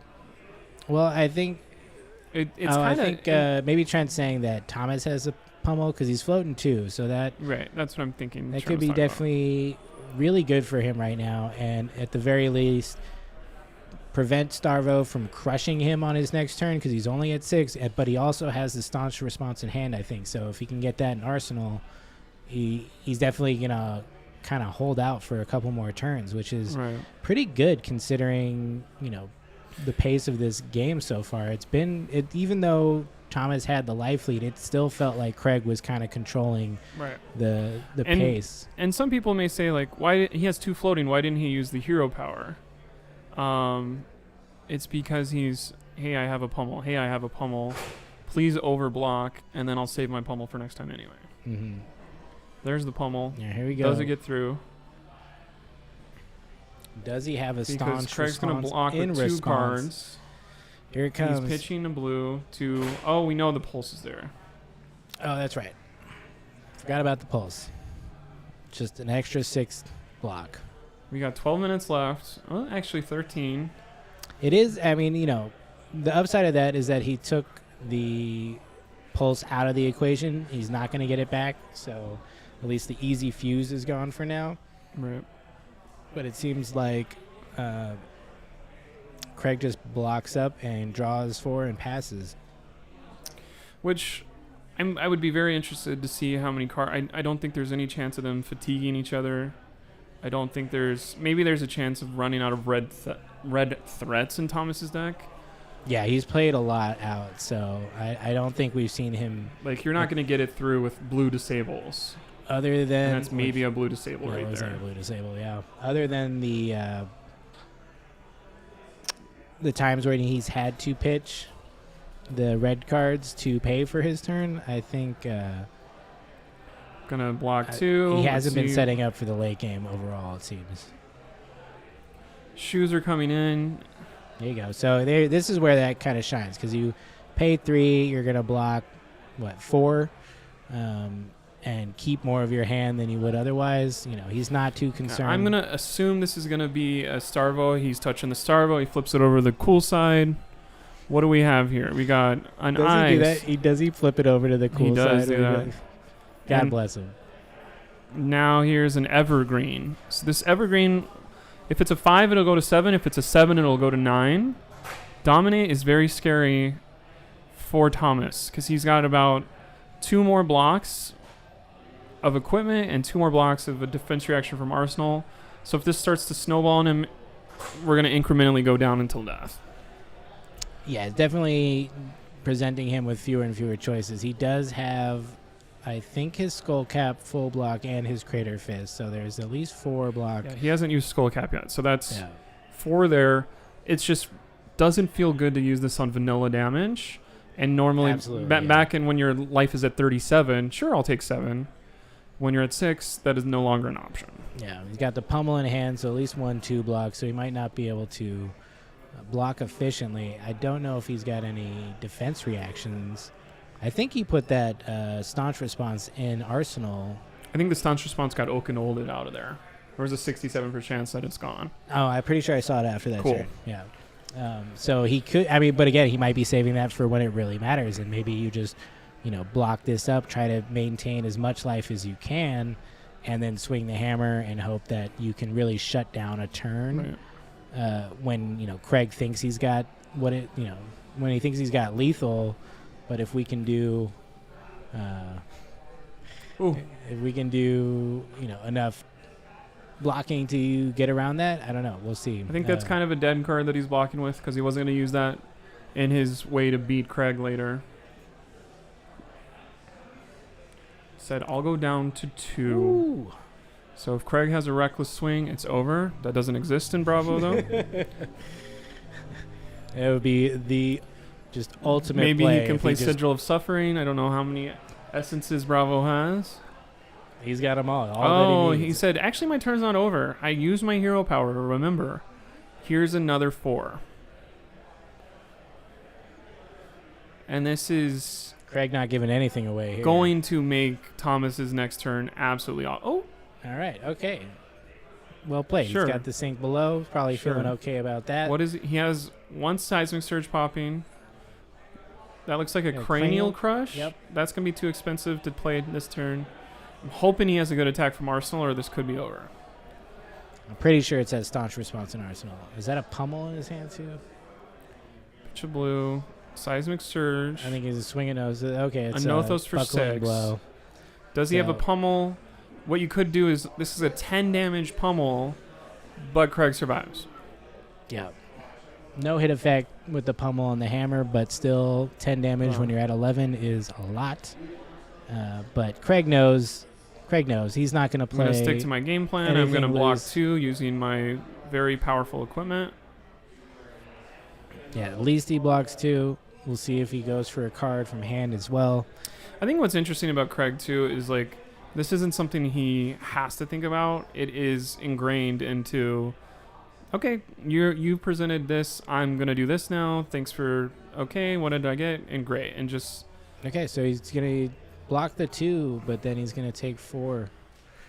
Going to 7. Still in a good lead here, but here we go. Starvo hero power. Now the thing has to be the staunch response. Yeah, definitely, and he's got all of his Break ground. equipment. This Again, is potentially 9, maybe at least 7. he's hoping to block, the horrible hit effects that are definitely coming because he's pitched all these powerful cards into his deck, but he just doesn't have the breathing room. I think he's going to have to staunch response or He's got a remembrance in hand. he's got a That remembrance. At least he sucks. can pay for something. He definitely can pay for staunch with that remembrance, but definitely not doing him any favors right Crater now. Fist and the Skull Cap can block a hammer, so maybe he's trying to do it without doing that.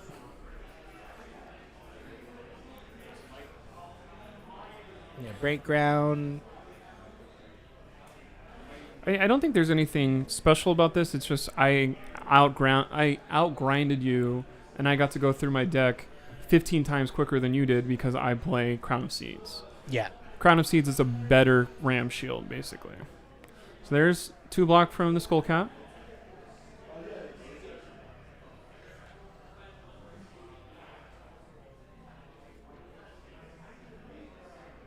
Got some kudos from the chat for Craig. I do think Craig is playing at a very high level. I'm excited to see what he does next week. Totally. Yeah, I think of the Starvo players, he presents a really interesting deck, and he plays it in just a very,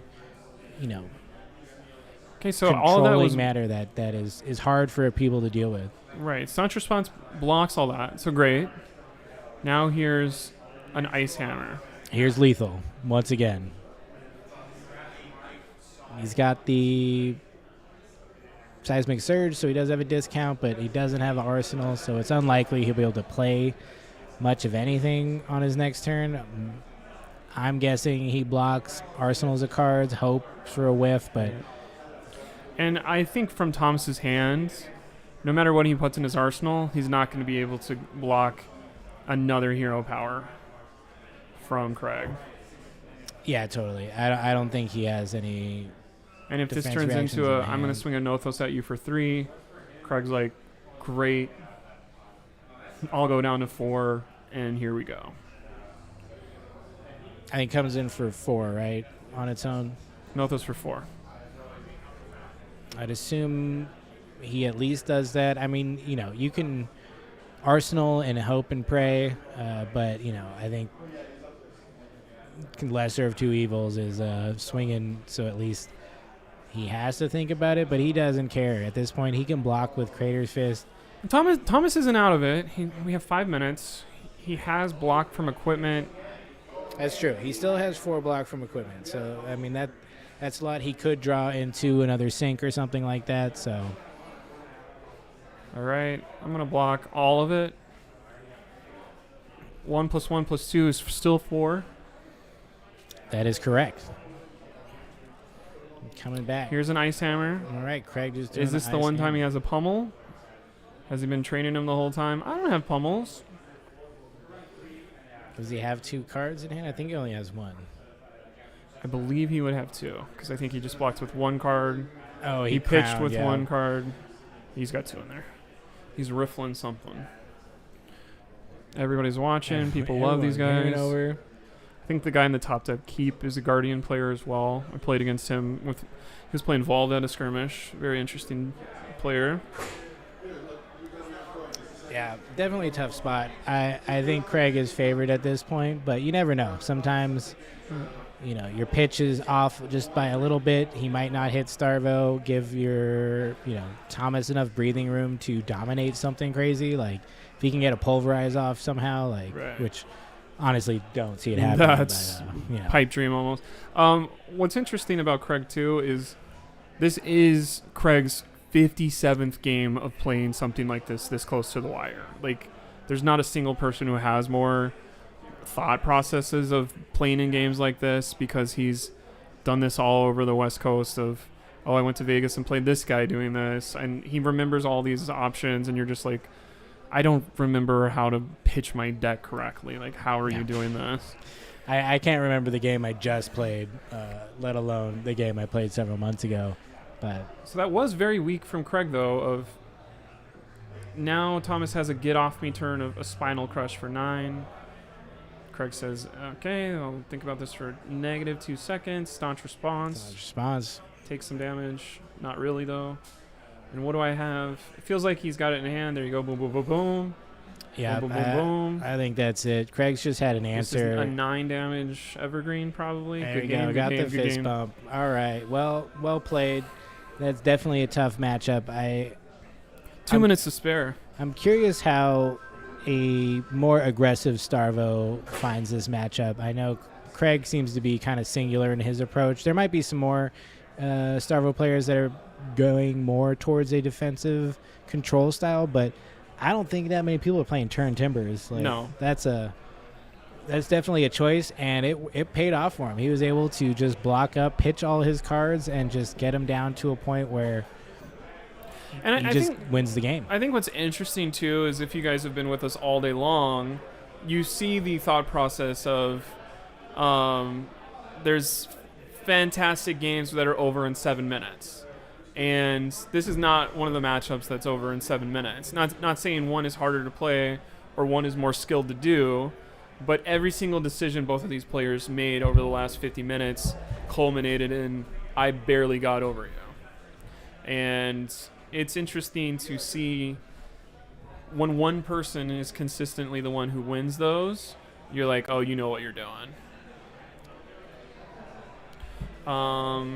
That's round 4.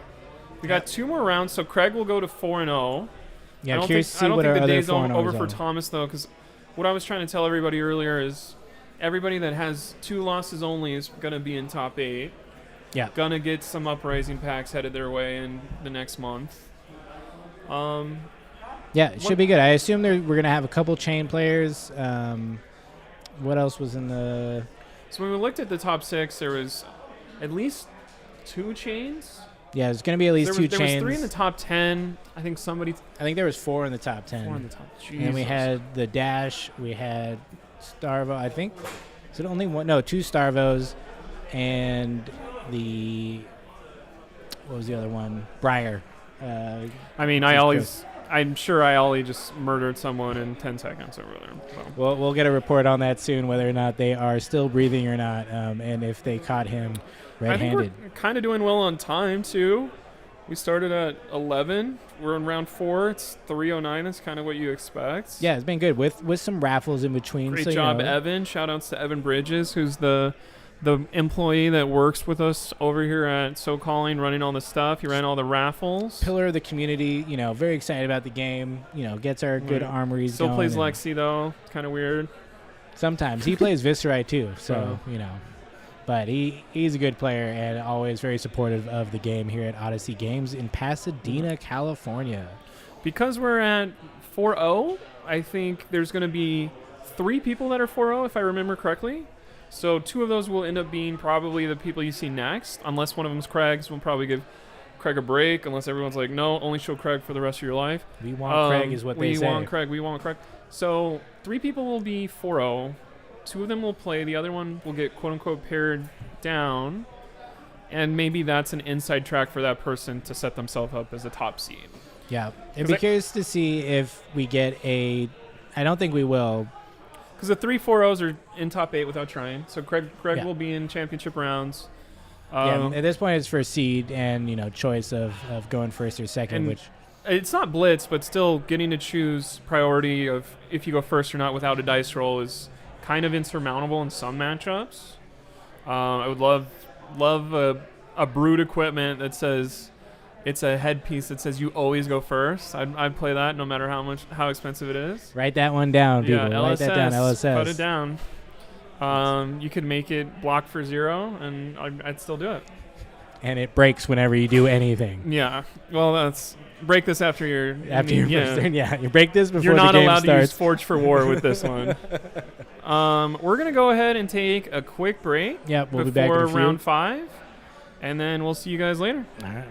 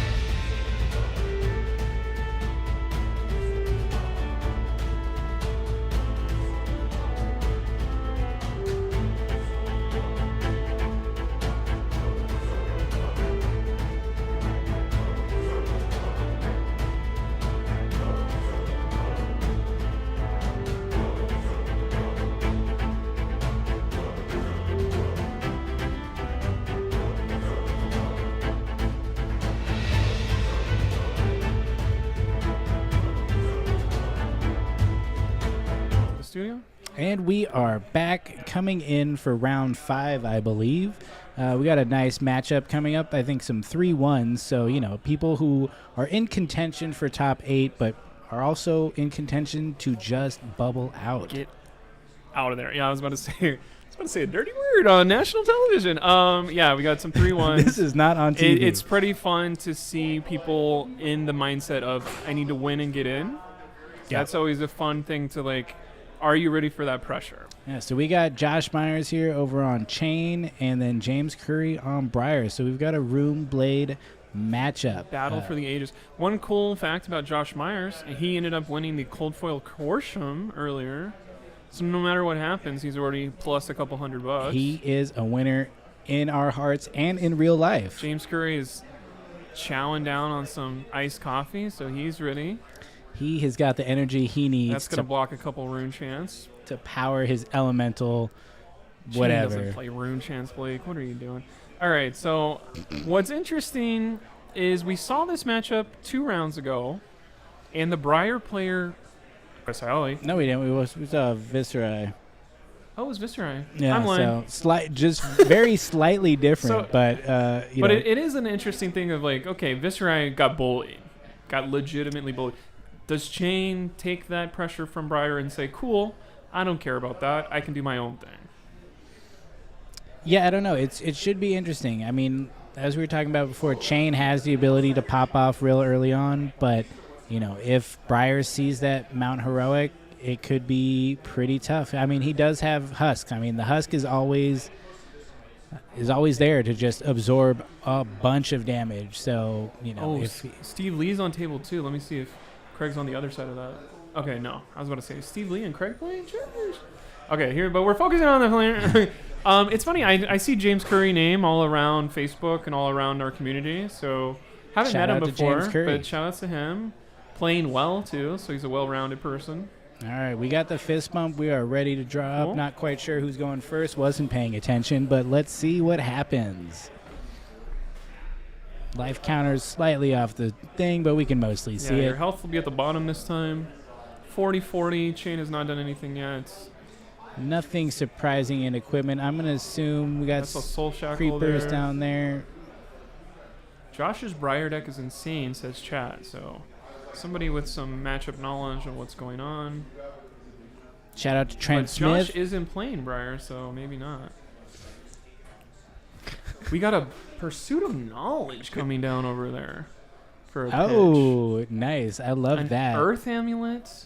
You hit that An off Earth of Floor a... Surge. I haven't seen a line like this in forever. This is great. I'm excited. We're just killing those cards so we have the lightning for next turn. And Earth says add a damage or add a block to something else. Is that for the entire turn? The Is amulet? it a mini Art of War, or is it just a one-time bump? It's We're a gonna great grab our question. phones and check. This is possibly the best Toa draft deck ever. I would love to see that, Hot takes especially from with our the tuning. technical director. This could possibly be the best. Okay, draft no deck ever surprise. played. We're gonna play the Belittle Minnowism combo immediately because all we do is draw that. Once again, that combo is not only strong to get more attacks, it's to get a pitch. It doesn't get any more attack. You're getting a pitch for Minnowism, or hey, I want to do a bunch of damage, force cards out of my hand, let's get the red one instead. Yeah, looks like you got the red there. Amulet of Earth does activate for the whole turn, so you destroy it. Attack action cards gain +1 power and +1 defense. You just got to fuse. You just have to fuse this turn. You have to Earth fuse this turn. So I think what James is probably setting up is, hey, here's an amulet. Don't worry about this. I'm going to use this on a Force of Nature turn to make everything buff and draw. And you're dead. It's over. Goodbye. I got to go back to that Pursuit of Knowledge tech, though. That is, I mean, that's a card I love and wish I could fit into any deck just because you get that +1 intellect hit effect. And if you pair it with Mount Heroic or any of these other plus If it's on your damage. first turn of Mount Heroic, then Yeah. you're going to draw more cards for your second turn of Mount Heroic. Imagine if you do that plus Force of Nature and then you're drawing cards and gaining intellect. You're just going to absolutely shame your opponent with your vast brain. Chain players are so nice, showing how much damage is happening for the commentators. What's interesting is Chris said that this kind of sucks for Briar sometimes because there's a Husk. And, all right, here comes your Mount Heroic thing. I'm going to Husk the first one, and then we'll see what happens. And, like, no matter what happens, I'm going to block 6. I think if everyone could run Husk, we would have longer games. It's interesting that it's only available to 2 characters, and one of them never plays. Okay, so there's damage being taken now. I'm going to take 9? Interesting. I think that's a very positive turn for Chain. Yeah, not bad at all. I would take a turn like that every time if I was... What is he? The Rune Blood? I feel like Chain has a different... I believe Chain is bound by Shadow. Yeah, he's bound by Shadow or something. I think Viscerai is the Rune Blood. Yeah. Or is he the Arc Knight? It's one of those. We're messing around with the we'll get that fixed for you people right away. We're very sorry. I do think James is like, sure, I'll take 9. I'm gonna do a bunch more. Don't really care. Oh, and he's just gonna take more, 2 and more 1 damage. Wow, what a turn for Chain. He didn't even do much, it seemed, other than because he still has the lightning token, so it's basically gonna give his next attack action go again, no matter what it is. Could be a command and conquer, could be a pulverize if he's playing something else. I feel like he must have Mount Heroic right now. I don't know why else you would take that amount of damage to hold on to all your cards. Maybe he just likes the cards. I mean, we do have some people. Oh, Force of Nature, just as good. Fuse it. The Weave Earth. Amulet is online if he would like to. I don't see why he wouldn't, just to try to guarantee this hits. But even with that, Chain can block this out so easily. I don't know. Like, he's got just so has much. To stop the first one, but it's like, do I want to husk turn 1 basically? Ravenous Rabble. Revealing the Heroic. Okay, so coming in for 4. Oopsie. Guess what's coming next turn? Thank you very much there, Josh. Looking out for us. Yep. So 5, if it hits, it's going to draw a card because its base power is greater. More than 4. Actually, Force of Nature. Actually, it's not, because isn't it 5 and it takes down from the base? Oh. So this wouldn't do it. That maybe playing an anti-synergy card with his deck. That is very interesting. So maybe he will have to instantly do the amulet after. I think that's kind of the thought process is like, okay, you're going to block 5. I'm going to instantly pop this amulet and make it 6. Totally. That pops on there, unfortunately for him. Can't do double go again, but... Here's a Grass. Here's a Ursa to block 5. Touches the amulet. Uses the amulet. Amulet's going to make it go to 6. I'll get to draw a card from Force of Nature. Everybody knows what it is because I showed it earlier, and it's the Mount Heroic. Got the Mount Heroic. Doesn't even have enough pitch to play it and pay it off. That would be pretty nuts. Just checking this. Yep, it's all turn long. Force of Nature number 2. Fusing that again. Again. He's still got that Weave Earth. So we're going to draw 2 cards for every single one. Wow. Yeah, this is... Next one is Mount Heroic. then Mount Heroic. And then... Scar for Scar, go again. If this hits, draw 2 cards. So it's going to be Base 8. 4 plus 1 is 5. Plus 1 from Amulet is 6. Plus 3 is 9. Ooh, so this is the husk turn of... Do you want none of this? You gotta husk this right now. He's got it as 8 on there. I believe he's at 9. Maybe they've forgotten the amulet. Unless, maybe amulet doesn't work on generics. Is it only Earth cards? Oh, that's a good Earth question. Attacks? I should have read the whole card. Let's bring it back. That would make sense. I think if you were Josh, you have attack to actions. Attack actions, so it should be 9. Should be 9, I believe, because. Coming in for They're 4. Figuring it there out. we go. He's got the Somebody's 9. got us in their earpiece. So coming in don't. for an easy 9, getting 9 go again. 2 cards, and there's a lot of hit effects on the stack, so it's hard to totally. This was a huge regurgitation of damage that will literally only do 1 damage to Chain, but it completely says. My opponent has a Blood Debt every turn, and that could stack later on in the game. Yeah, that's definitely a tough choice, but I don't think you can let Briar keep hitting you because it hits that point where if they keep drawing attack actions with Go Again, you just keep dying. Right. Mauvrin Skies, I can do bad all by myself again over here. Yeah, I mean, he's doing fine. He just blocked all that up. He's at 39 health. And he's just getting started as Chain, so... I do think if you're James, are you like, what just happened? Yeah, I presented so much of damage. I had the craziest turn, and somehow I did 1 damage.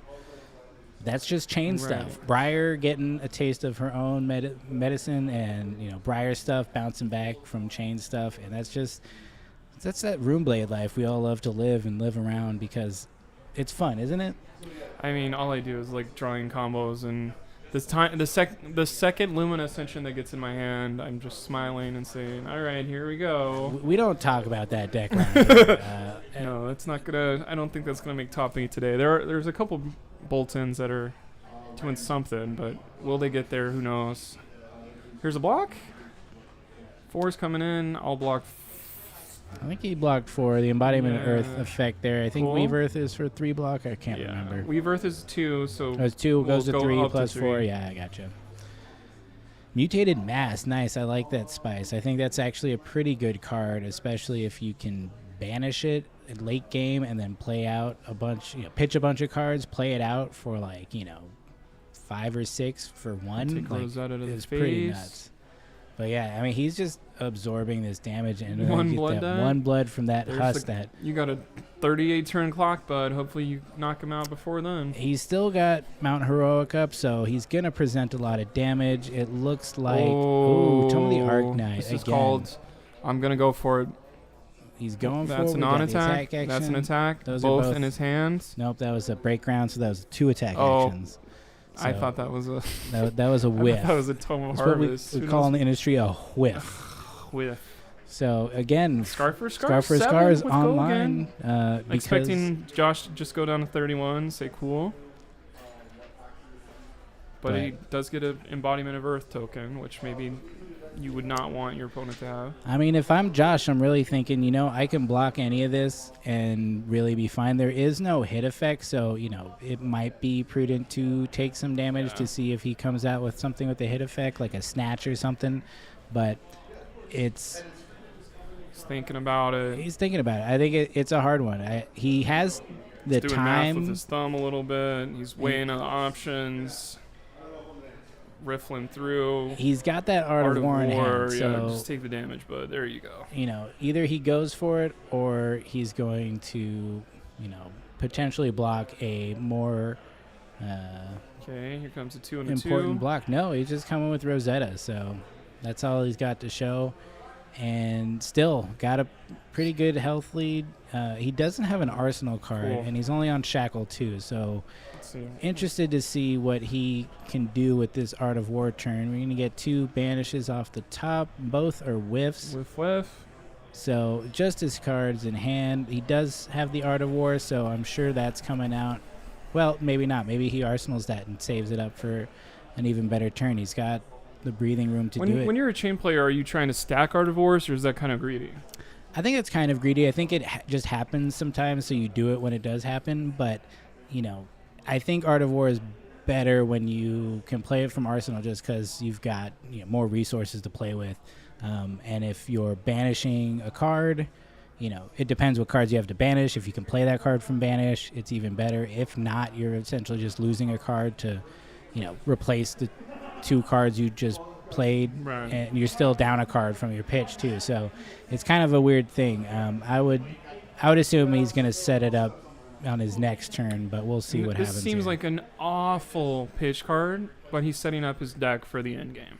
Yeah. He's saying, okay, Howl from Beyond will be a super strong card that I'll be able to grab from my banish zone. I'm going to pitch it now, take a little bit of a turn off. Here's just 2 and 1. Mm-hmm. Not great. James is probably like, okay, Yeah, he got a little bit of breathing room, but he's got to be concerned that Chain is holding on to something. and Josh isn't shackling, which is like a Interesting. what? Yeah. You're not going to deck yourself out that way, but I think that's almost you need to race this man before he gets Channel Mount Heroic 2, Channel Mount Heroic 3. Like he's down some Force of Natures, but Candlehold could be a thing of let me put these Force of Natures back on my deck, let me stack this, be ready to go, and now I'm gonna pay this off. True. Yeah. I'm curious if that shackle was a mistake or not. If he just missed it, because I feel like either way, you're wanting to get that, even if you're not going to use it. You're just saying no to my card advantage. So interesting. We're being shown our leaderboard today from our technical guy. Top 3 people are Craig Pollock, Steve Lee, and Christopher Ollie. Those are 3 people you've seen win on stream. 4-0. Those are 3 absolute murderers from our community. Yeah. And it's funny, you're watching 4th place And where's Tom? Where's James Curry? Is Down in 10th. okay. Yeah. So this is the fourth. This is the person who has the highest tiebreaker right now, playing Joshua. And it's interesting. I do think the 3 people that are undefeated right now, that's who we thought that was going to be. Yeah. 4 hours. They're not surprised there. And there's maybe a couple people from our community that you've heard about from other things that aren't here today that could be on that level too. But these are 3 people playing at the top of their games who are the best in SoCal. Absolutely. I think not super surprised there. Looks like Feiyu from earlier in today is at 3-1 as well, hoping to, Currently in top 8. Yeah, Anthony, the fan favorite, he's in top 8. Dennis is chilling in 3rd. He's got 3 wins, so maybe his tiebreaker's a little rough. Yeah, so, definitely people in the mix to make it into this top 8. I think, both these players are in contention. I think if James Curry is kind of lower on the leaderboard right now, this could be a critical game for him to win. Spring shot him up there. Whereas Josh, I think, might be able to lose and still come back. And today you just got to hope to be top 16. I don't think anybody's going to be like, oh, that was my goal. I think most of these people want top 8s, want those championship rounds of I don't know if we have any UFC fans in the chat, but most of the time you only play 3 rounds. You only box 3 rounds or whatever. And we're doing it for the trophy, really. I mean, it's a devastatingly beautiful trophy. So I don't know how people aren't more excited for it. In the meantime, it looks like we had kind of a Sonata play, and Exude Confidence was played with it. Nothing crazy. Here it is. Here's this magnificent trophy. Again, it is bigger in real life than it looks like on stream. It is a trick of perspective. We disrespect these room blades. But so just not much of an Exude or a Sonata turn from James, and it looks like Josh just took the damage, and he's got this Art of War, and we got to know. Oh it's yeah, coming. we knew about that. He's got a Mutated Mass in Banish. I don't know what the other card is, but he's gonna banish. He didn't shackle again. I think that's very curious. He didn't shackle last turn, but maybe Chain doesn't need as much as the Banish filled up. I mean, what's interesting is this man knows what he's doing. He's at the top tables. It doesn't make sense to me. I don't play this deck, so he's setting something up. It's easy to miss sometimes, especially if you're not going to be using the go again. But like I said, it may not be as required as it used to be to make sure you shackle every turn to get to that breaking point, because you don't actually need 6 cards in Banish to present a crazy amount of damage. You actually just need a couple and some good cards in hand. So if he's got the good cards like, Art of War and Shadow Puppetry, he's going to be able to come in here and definitely force James to make some difficult choices. He doesn't have much block left on his armor. We do have the hit effect from Shadow Puppetry, and I think it was a +1 from Art of War. +1 Art of War, +1 Shadow Puppetry turns the 4 damage Ghostly Visit to a 6. 6, yep. 2 no card hesitation block. In this block. Yep. I do think there's maybe a thought process for James of all right, I'm ready to block for the rest of the game. I don't know how well Briar blocks relative to most of the other heroes in our cast. It's not great if you're not making the embodiment of Earth tokens, right, which I don't know if Josh Meyer would be I am going to let a 3 damage attack in because I think say goodbye to Embodiment of Earth for the rest of the game. Mm-hmm. So shackling to swing Rosetta, and then coming in with the CNC just to add injury to Gotta check insult. what's under there, make sure, oh, yep, I still want that.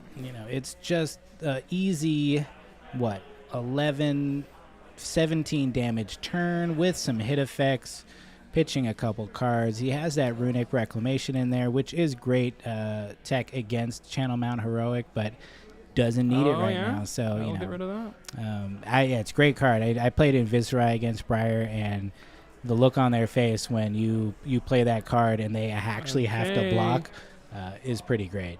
I don't like how much damage James just took. Does he like it? Was he's stone cold, so he's feeling okay about his card. He only has 2 cards in hand. He's got 2 cards. Yeah, I don't know what he can do. Hopefully set something up. Oh no, this one's gonna give me a different card. and turn on maybe half of my lightning ability. Not really. Yeah, I mean, Maybe he wants to turn on lightning to save it for a future turn. yeah, I'm not convinced about Gorganian Tome. I don't think it's that great. Best of times, it replaces itself. I mean, Viserai, I think it makes a little more sense because it immediately turns on his hero ability, but for everybody else... Put that into Valda for the rest of your life. There you go, yeah, Valda for life is how we say it around here. Honestly, bring Valda, adult hero. Let's do it. Let's mess with the Guardians and have them have to play that card one day. Take away a Starvo, add in a Bright Axe old lady. I don't know what James is thinking about. Maybe we should look in on that. He's thinking he doesn't have much choice, but... I think this is a commanding position for Josh. Oh, yeah, totally. Like, burgeoning, cool. I don't care. Like, what? Sure. Right, here's one block. Throw the next top 3 cards off my deck and see what I can do. Yeah, Josh not too concerned. He's like, cool. He's going to take the damage. Still have a life lead. He's got cards. Not that life leads matter much in Flesh and Blood until you're 0 and something else, but Artivore is an awful hit. Oh, that is a... It whiffs on the whole thing. That is exactly what Josh did not want to see. Yeah, so I think he still probably has a pretty good turn here. He's got Mutated Mass. I'm going to guess Mutated Mass. You wait as late as possible to set up the biggest possible turn. Right, because Mutated Mass can get up to 6. Yeah. You just have to have a 0, a 1, and a 2. Yep. Or and he's it's got red, blue, yellow, right? No, it's the cost. Cost? Okay. Oh, yeah, it's the cost. Yeah, I believe it's the cost of the card. It's interesting playing Flesh and Blood for a year, and you're at a tournament, and you're like, there's people playing cards that I haven't seen played against me. And you're like, where have these people been? With the addition of Runic Reclamation, you do have the 3 cost as well. So, there is a potential of getting it up to 8 if it comes from Arsenal. That would be interesting. But I think it's kind of the last thing you do in your turn every game.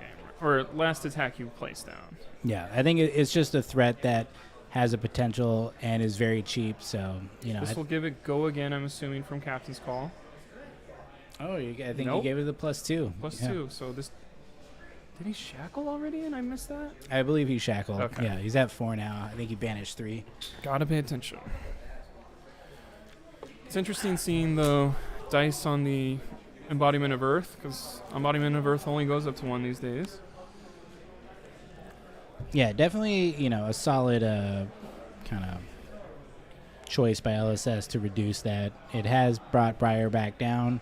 She's still a bit of a menace, but she's not running rampant like she used to be. I'm wondering if they're using the 2 on the rune chant to just signify the arcane that's coming in from Vexian Alice. So I don't think 2 rune chants were made. Which is an interesting way to do that. Yeah, possibly. Looking out for the stream, just making sure we know what's going on, but somehow also confusing us. We will have to send out a memo letting people know that if you give it go again, you put it sideways like Steve Lee, because that... Thank you, Steve. It was clear as day. He must be like a UX designer in real life or something. But yeah, so Vexing Malice it's a good card. It does that to arcane that you usually cannot block. I think one thing that you can look at a good Flesh and Blood card is 0 for 3 is not good enough. 0 for 4 is the new normal, but Vexing Malice is a 1 for 5. One for 3 normally. Oh, well. Yeah. The 2 arcane. 3 physical, 2 arcane. Yeah. So 1 for 5. Not only is it 1 for 5, there's not a single card in the game that can block all of it by itself. So true. As soon as you put down a red Vexing Malice, you are saying, you're going to use 2 cards, I'm going to use 1. I do this 3 times a game. I'm ahead by 3 cards. If you're a math guy like that, that's how you're going to... Ooh, I'm going to get ahead. Wow. Tunic destroyed for this. Taking the Tunic. And still took 6 damage there? Yeah. So now we're coming in for 4, presenting lethal. Just an easy lethal. I don't know if he has any cards left in hand. Oh, is that a pummel in his pitch zone? Excuse me, sir. Yeah, pummel chain. Wow.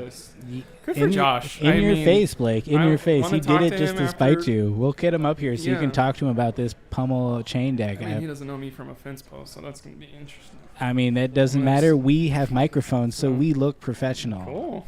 I'm curious if that's primarily for the Reek of Corruption and maybe even Runic Reclamation. That would be smart. Because those cards... That's so expensive. Yeah. 5 damage. Runic Reclamation 4 into 11. 5 for 11 is like juicy. He just pulled the Reek of Corruption, so I wonder if he's regretting grabbing that... pitching that pummel. Enlightened But Strike. classic E-Strike, probably coming in for 7 because he's got nothing left. Doesn't in a have any really, shoes. really poor position. I mean, But I guess now we are getting to the point where I cannot take 7 right now because when I go to 7 and go down to 2 and I have a blood debt that I can't get out of here with my Carrion Husk, this is going to matter. that's true. So maybe this is what James thought of all along of I'm going to just try to hit hard with this kind of stuff at the end and hope for the best when it comes to blood debt. Deciding whether or not he is blocking here with this card. Very theatrical, very cool. Josh has been on stream Josh before. is He knows how to helping us. communicate. Thank you, Josh. Yeah, so 7. The other choice, I think, is getting the card draw and hopefully arsenaling something good. But I think you're right. I think he's got to put the pressure because at this point, there is a limit on what Chain can take. Because he's carrying that blood debt. He got the thing he needed of an embodiment of Earth token. That's true, That is yeah. what's going to help him grind this out. How much are you coming in for? Okay, whiff. That's the end of his deck. No, it's not. Just kidding. Gotcha. He's got a whole lot of deck left. It's like, what? To be fair. It looked like it was coming from the pitch zone. I was like, oh my goodness. No. So, yeah, this game is actually pretty low on life considering how much of their decks are left. I did not think that Josh was going to go down below 10 at a certain point in this game. So James is better at this game than I am. He's definitely had some turns that were not stellar. You know, his Art of War turn wasn't insane, and I think he's had some really bad banishes the past couple turns, so he hasn't been able to fill up his banish zone with the kind of heat he needs to end this game. That's not to say he can't just from hand, but it definitely makes it harder. So what is the plan with this mutated mass? I haven't seen one of those. It's not gonna 2/2. It's not gonna be a 2 damage attack. Would he do it for a 4 damage to have a break point? I mean, 4 is pretty good because it's double the cards in your pitch zone with different costs. So all he needs is 2 cards.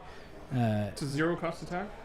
So it's a 1. 1. Okay. Yeah. So it's a 1 for 4. Isn't great, but doesn't hurt you for 1 every turn too. Yeah. But ideally you're getting it to 1 to 6. But I think that really requires you to be able to play more cards from banish. Soul Shackle 5 means next Rune Blade or Shadow attack. Shadow action gets go again. So, just in case you're wondering what Soul Shackle meant this whole last hour, I do like the mat choice. That's always fun to show up with your hero's class.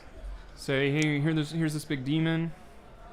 He's got Rune Chance and purple sleeves. I mean, he's feeling the theme, and we're appreciating the energy he's bringing here. So let's see what he's got here. Okay, we've got a Minnowism. It looks like a blue. Ooh. So he's going to pump up this Vexing Malice that we've been talking about for an hour and a half, make it even worse. I think it's 2 and 2 right now. Because that's a blue one, right? It looks like a blue. So it gets +1 from Minnowism. It's got go again from his Shackle. And once again, he's marking the 2 Arcane that are not Rune Chance, but just the Arcane from the Vexing Malice. I think he put the dice on the damage thing, too. He did, yeah. Interesting. He's got it on his defense, too. He must be doing this. He's showing you exactly what's left on those. That's really cool, Josh. The mind Although of this man. technically the Skullcap has 0 right now because he has greater health, but, that's fine. We'll let it slide. For about another 6 health, and then it'll be back to no sliding. I don't know what's going through James. Let's see the face cam. I think I'm one of those players that lets the dread show on my face. Oh yeah, you're an Anguish player, Yeah. as I would say it. But yeah, he's pitched here to block the Arcane He could fully. be picking paint out at Home Depot right now. There's just nothing, no negativity on his face at all. It's like whatever. That hurt a little bit. He had to get rid of most of his cards, so it looks like. But there goes 2 damage. Now we're tied. That is not what I expected. Skullcap is now turned off. Very importantly. But banish. All right. 3 out of 5 is perfect for him. 3 hits. Yeah, this is going to be a big turn, I think. Josh definitely has what he needs. He's going to have all of his cards in his hands. He's going to be able to pitch a bunch. I'm expecting Josh to close it out this turn or die immediately. Get that mutated mass out, hopefully. But yeah, I mean, with 4 damage and importantly, he's turned off the Skullcap, which if he can bait out these early blocks. I can't tell if he's excited or if he's like, gosh dang it, I missed the pitch by 1. This seems very animated. I don't know. I can't really read it. Andrew's looking on of this is exactly what I thought was going to happen. I'm a mastermind. I planned this all along. I planned this. I'm going to laugh a little bit. Ollie's eating a granola bar in the back, just murdering people. Dude, Ollie looks happy. I bet he's 5-0 right now. He's probably 5-0. Okay, so I think this is going to be a huge turn. I think Josh is just kind of figuring out what he needs to do. Skull form is the pitch? The order is going to be very important. So it looks like a red minnowism too. So I think this is +6 on his next attack. Probably will take 3 cards from James' hand to block. Yeah. And then if he can attack twice after, it's probably game. I think importantly, James needs to let some damage come through so that he can block the Rosetta. Otherwise, if he blocks up too much, Rosetta's going to get that 2 arcane in no matter what. Because he has what is he adding 0 to this? arcane Bounty barrier. Demigon's going to come from the banish zone, so it's going to get a +1. So 4 + 6. I think it's coming in for 10. This is disgusting. It's pretty disgusting. I mean, this is why you play Chain right here. He has a dice that says 10. Oh, he's got a D10. D10. No, he is prepared. He knows what he's doing here. Good thing it wasn't for 11 then. I started using a D20 for Rune Chants for Viserai, and that was fun. It felt good. Doing 6 math, base 6 math is not my favorite thing. So this is just going to be really tough. Does he have an Amulet of Earth in hand? If he does, he is. Yeah, Amulet of Earth works every single turn besides the last 3 turns. Besides the last 3 turns, yes. He could pitch it for Arcane, but I don't know if that's what's in hand, but I can't quite tell. I mean, he's definitely. Here's blocking 8. Wow, blocks 8 with 3 cards. It's interesting because if he blocks it all, yeah, he's like, oh, Soul Reaping. Yeah, oh god, over, Soul Reaping gives it go there again. Was the amulet. Wow. Good game. Good game. Yeah, well played by Josh there. I do think, based on everything I know, James did everything he could. Yeah. And yes, you have amulets. Maybe I don't know if he's running 60 cards and had to play amulets, or if he was looking, oh, I want amulets in my deck so I can do that Force of Nature turn and hope my opponent doesn't run Carrion Husk. But when you're against Chain, maybe you're like, I need to sideboard these amulets out of here because it's the best of times and worst of times when it comes to amulet. Totally, yeah.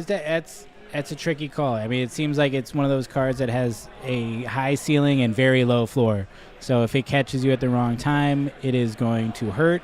And it definitely empowers some of those Force of Nature and Mount Heroic. I mean, probably more so the Force of Nature turns because it turns on.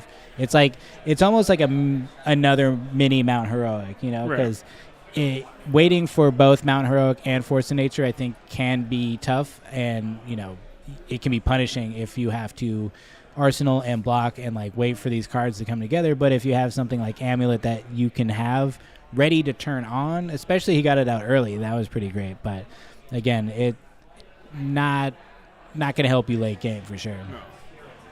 Didn't see a pummel. Did see a pummel. Didn't. But we saw a pummel pitched, and that's an interesting thing of what happens when you're super excited to get your your final shackles to do game, and then there's pummels in that. Like, that's when your greed is like, oh, this isn't as good as I thought it was. So very minuscule differences in that game makes James a winner there. So I'm curious if it might have been a blue pummel, so at the very least it can pitch well for him. And chain decks these days have so much more non-blood deck cards than they used to that it's not so much a problem if you whiff, those cards. I think it's you more. don't have to hit a blood deck card for every shackle to win.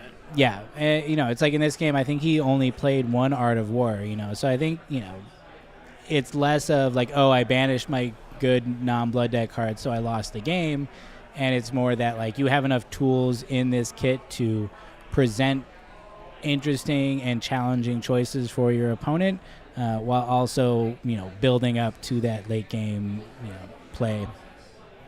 Well, that's round 5. Round 5. I'm sure we'll have an elimination thought process game for next round. I'm assuming based on what we've seen, Steve, Chris, they're both doing Rune Blades, so there'll be 2 Rune Blades in the top 8. Guardian with Craig will be there. We just saw another chain. He's punched his ticket to top 8 by doing that. So we'll see if Thomas. We're playing holds Guardian on. and Rune Blade. Everybody knew that. Yeah. Okay. All right, yeah. We'll have should an Josh interview up with here Josh in just a minute, so we'll take a little break, and then we'll be right back. Cool.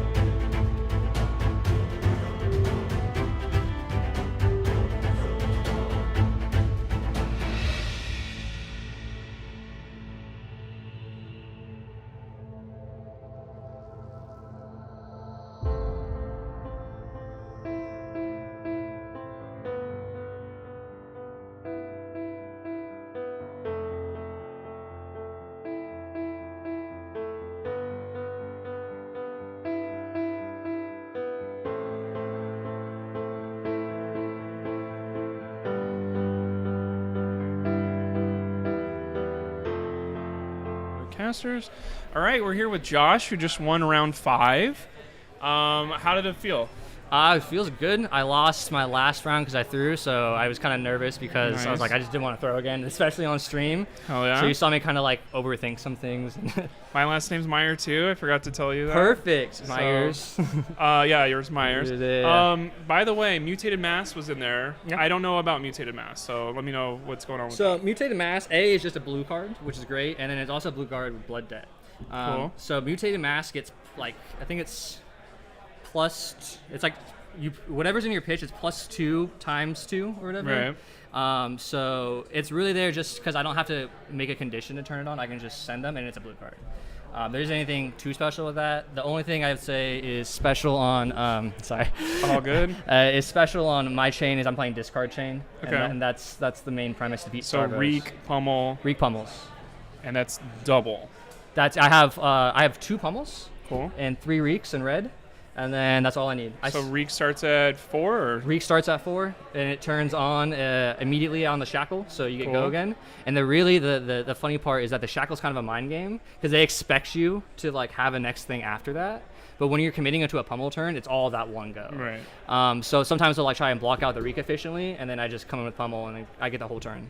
Nice. And I find Shane kind of likes that a little bit more because he wants to build up. So having some pummels to kind of like get them on the back foot or not have an efficient turn will help you really ramp into your shackles. Because we saw you not use Soul Shackle every turn.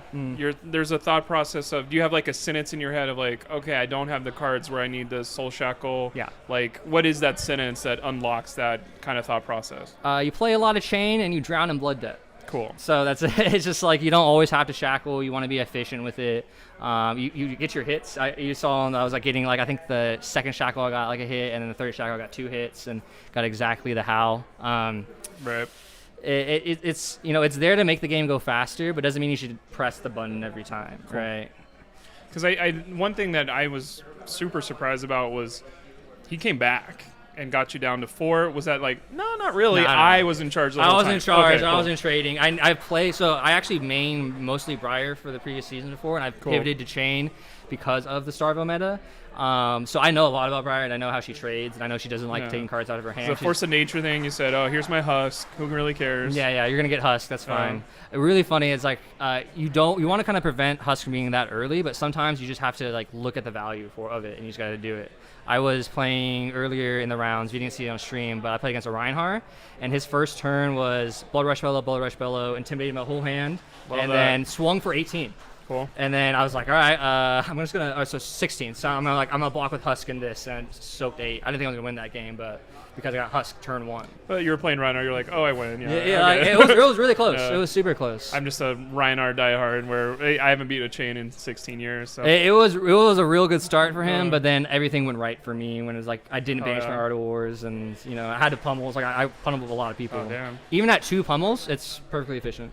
And one thing, you were number 4 going into this, so when you got top 8 locked in, Nice. Are you looking to? I don't know. How do you feel about the rest of the tournament? Like, it's mine. Let's do this. I mean, I'm here to practice. Like PQ is the real challenge for me, and I'm here because I like a wide bracket. I want to practice chain. There's a lot of good players here. I'm from San Diego, so I actually drove 2 hours up here this morning. Welcome. Yeah, thank you. Win the Porsche on that. Well, I won the Corsham and the raffle, yeah? the CF Corsham, which is great. Shout out to all the San Diego people supporting me on stream, and we have a real great scene down there, and we're always practicing, and we got 1 PQ this time around, so it's going to be great for that, and then the other 3 I'm going to come up here for them. But hopefully... When Icelander gets released, I'll start playing again, don't worry. I'll be down there. Like, oh man. I'm so excited to start messing with Runeblade. Yeah, I'm excited, but not excited because as a Runeblade main, like I know Icelander's going to slow the meta down like a good amount, or even just the ice cards with Oldhim. Oldhim's super undervalued right now, in my opinion.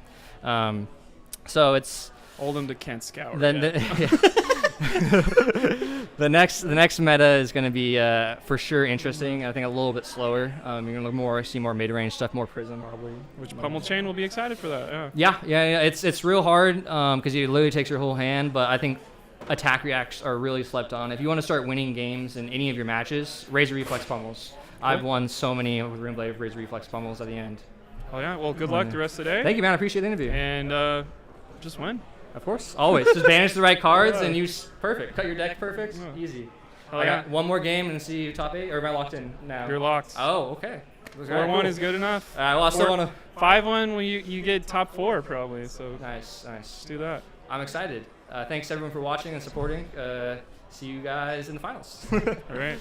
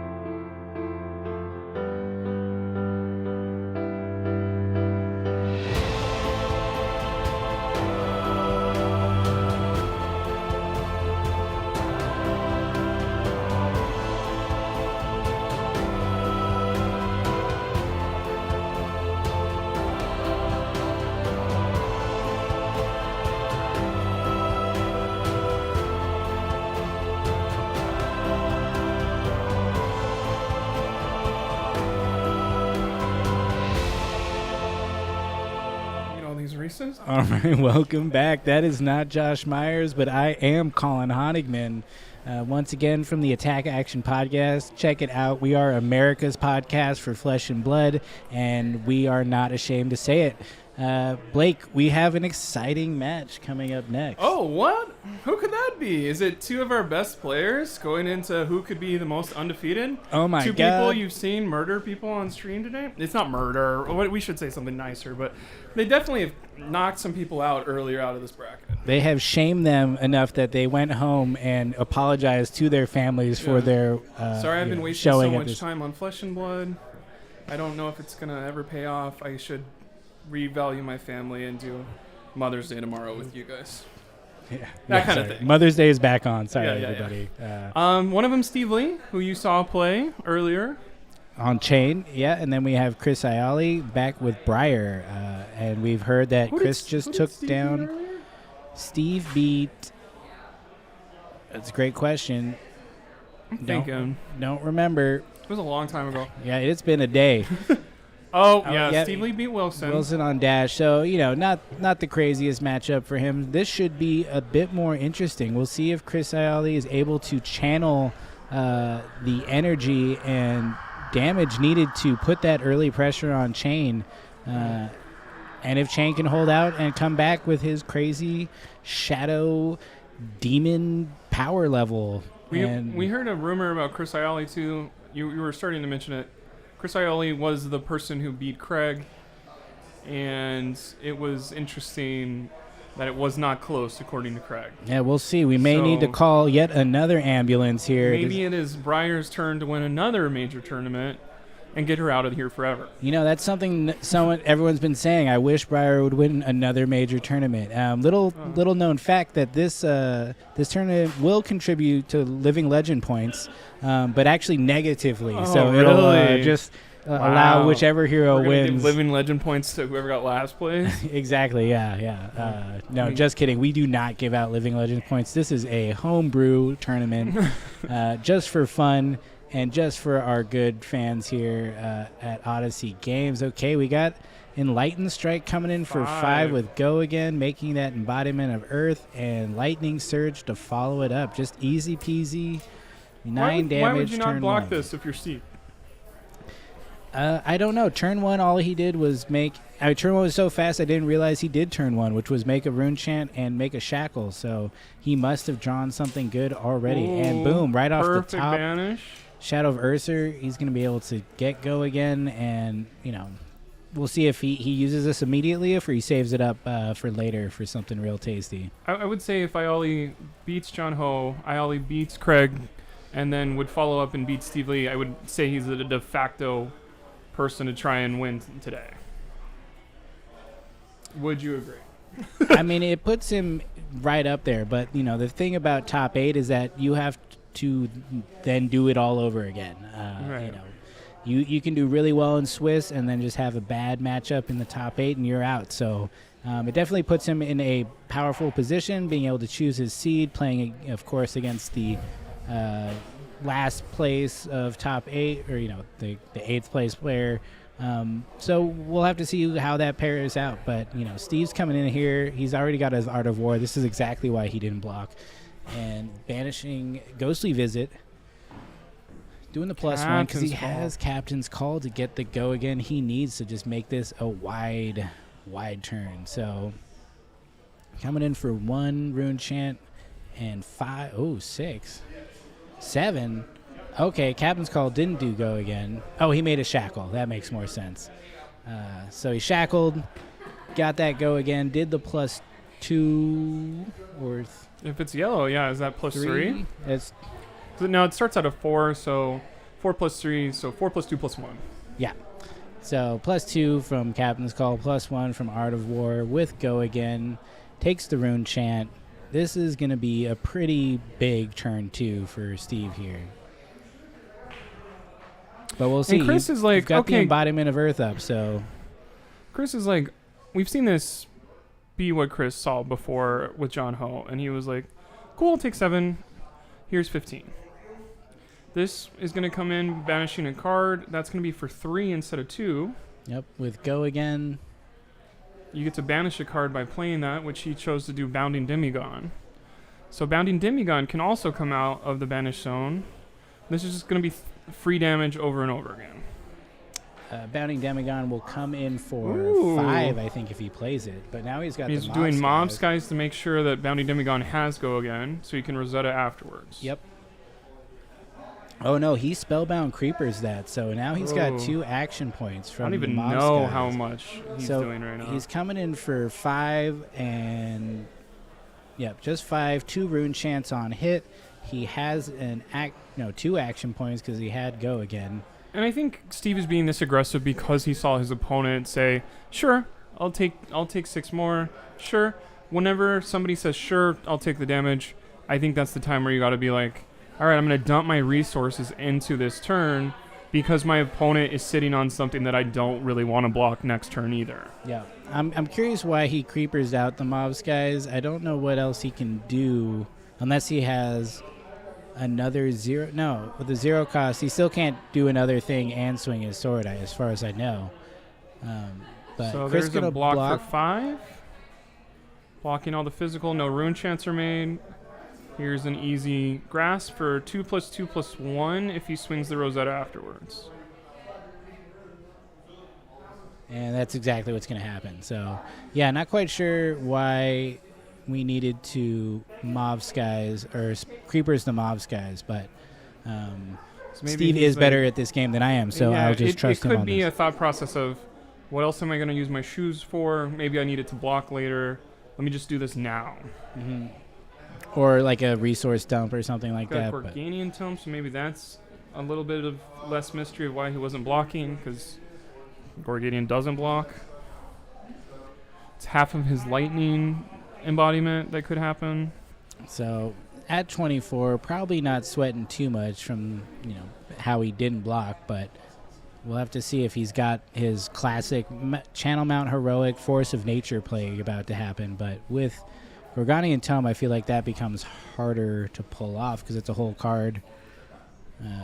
You don't know what's coming next when you draw that card. Although is that a pulse in his hand? I can't quite tell if that's a pulse or not, but yeah, it looks like a pulse of It feels Candlehold. very pulsy to me. Yeah, that's Pulse Candlehold. Not quite sure what the other ones are, so we'll see what he does here. That's the Sonata.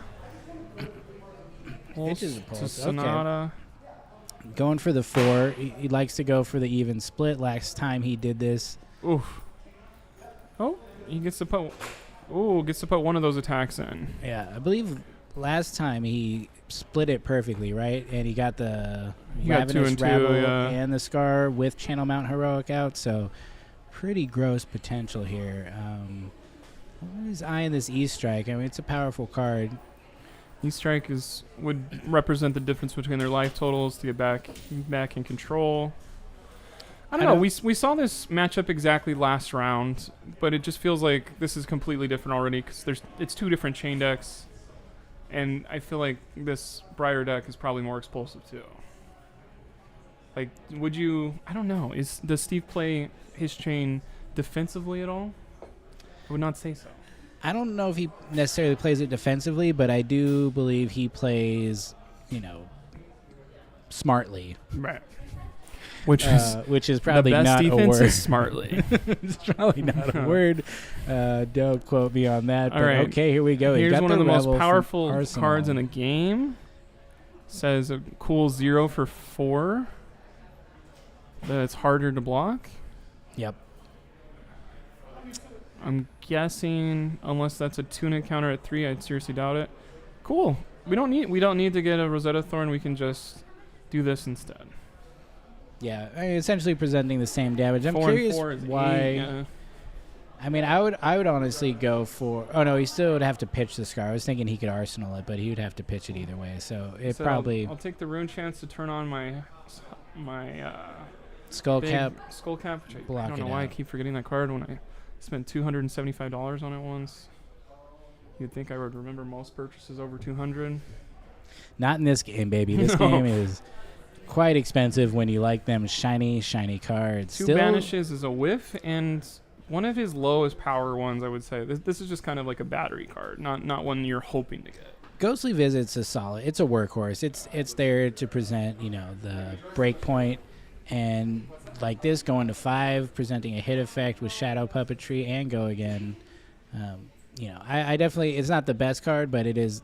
Ghostly Visit is an auto include, I think, for most room. Right, that turns on Rosetta, so it's a very strong play of if you don't have anything else, it can bail you out of. Shadow Puppetry is so good with anything. Yeah. Especially with the introduction of the new weapon. By new, I mean November. Dang, low battery. How are they going to keep score in the final rounds of this match? Put that baby in they low power mode and let's their keep battery going. charger like I did. Fingers crossed that doesn't backfire. We'll try to remember if something happens. I don't imagine this game's going much longer than the next 10 minutes or so, as these are two aggressive decks playing against each other. Belittle into Minnowism. Are we going to show? Nope, they'll just take 3. It's very interesting watching a Runeblade match because everything seems like, how are they getting so lucky? But I don't think these players are lucky at all. I think they have, here's my list, here's how I play this, here's how I pitch, to make my own luck every time. And it's interesting just watching them say, I'll take 3, I'll take 4, I'll take 4. Ravenous Rabble gets the Revel and Runeblade on top. Ravenous Revel. Ravenous Raveling Runeblade. Runeblade Rabble. Yeah, Rabble Rousing. Rabble. Coming in for Go Again. Yeah, I agree. It's definitely not just luck these players are relying on. They are responding to, Like, I'm literally rolling dice with Rhinar. Yeah. These people are. And this is the perfectly classic crafting a deck list to shuffle and go. Yeah, this is the classic like input output randomness situation where their cards are coming in a random order, but then they're making really great choices in how to play them out, how to block, and if oh and when my you god, block. we got an item use. We got a Talisman of Warfare, which I am gonna have to look up, but I have heard. You think I know what that card works? It does. You got another thing coming, bud. Talisman of Warfare, I think, is put a card in your arsenal. If I had to guess, with somebody staring at me, which all of you guys. Let's see. When a source you control deals exactly 2 damage to an opposing hero, destroy Talisman of Warfare in all cards in all arsenals. So I mean, basically just looking to do a little bit of disruption. Really interesting tech here. Yeah, he's putting that into the play, or it already happened. It put it into play. It has Go Again. So. I think later on when he deals, it's a triggered effect. So when it deals, when attack actions or anything does 2 damage. When a source you control, so anything. If either side of this Rosetta hits for 2, it's going to destroy. Say goodbye to the Arsenal cards. The Arsenals, yeah. I mean, really good card actually. Really interesting in this matchup because Chain definitely wants to hold on to their Arsenal most of the time. Very interesting putting that in an aggro list. Yeah, because you're like, normally. Who's blocking an aggro? But that is the thing of this card doesn't block, so you don't get the negative thing there. And now I'm saying I'm going to get a card advantage away from you with this one card. I mean, really interesting because... And he's blocking with Carrion Husk because he has to, because he loses it at the start of his next turn. Wow. Yeah. That is a stellar play for my Ollie to get ahead of a 6 block. Yeah, I think playing the Ravenous Rabble first, kind of forcing that decision on a block early.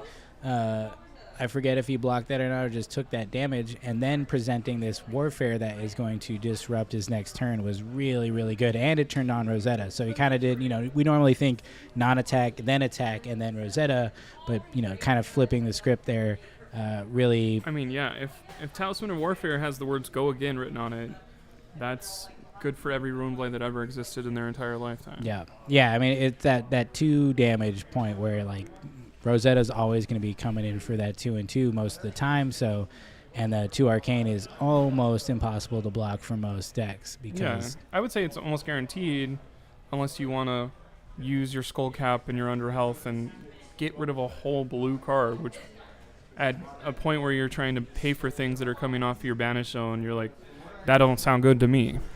So playing the Belittle, revealing Riftbind, getting the Minnowism. We'll see if it's a blue or a red. It looks like a blue, so getting the resource. It still got 2 floating, so there's potentially actually does play it as well. And Chris taking the damage from the Belittle. It's not a huge attack, but it's got that built-in That felt like Go a Again. Perfect cut from Chris ILA, too. He's playing out of his mind. Sheesh. Doesn't even need to look at his cards. He is not considering blocking here, it seems, or at least, I know some people don't like to look at their cards before they're really deciding on whether to block, but ooh, So okay. what is the runic gonna do here?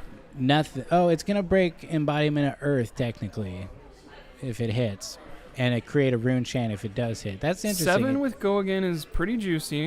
It is pretty juicy. He's got 2 floating still. Does he have a pummel? I don't think he's got that kind of spice in this deck. If Steve says pummel, I think Chris will say great job.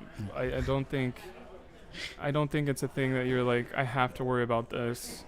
Maybe after Josh's deck gets out to the mass, everybody's running 2 blue pummels for the rest of their life. But I don't think it's consistent enough to put that in your deck when there's so many moving parts in chain. No, I think, what Josh has in his deck, it makes a little more sense. It's for that Rika Corruption Disruption play where you're going to discard a card and 2 cards. He said, from pummel. go for it, bud. Take all 7 damage. Yeah, making that rune chant from the hit effect, which is interesting.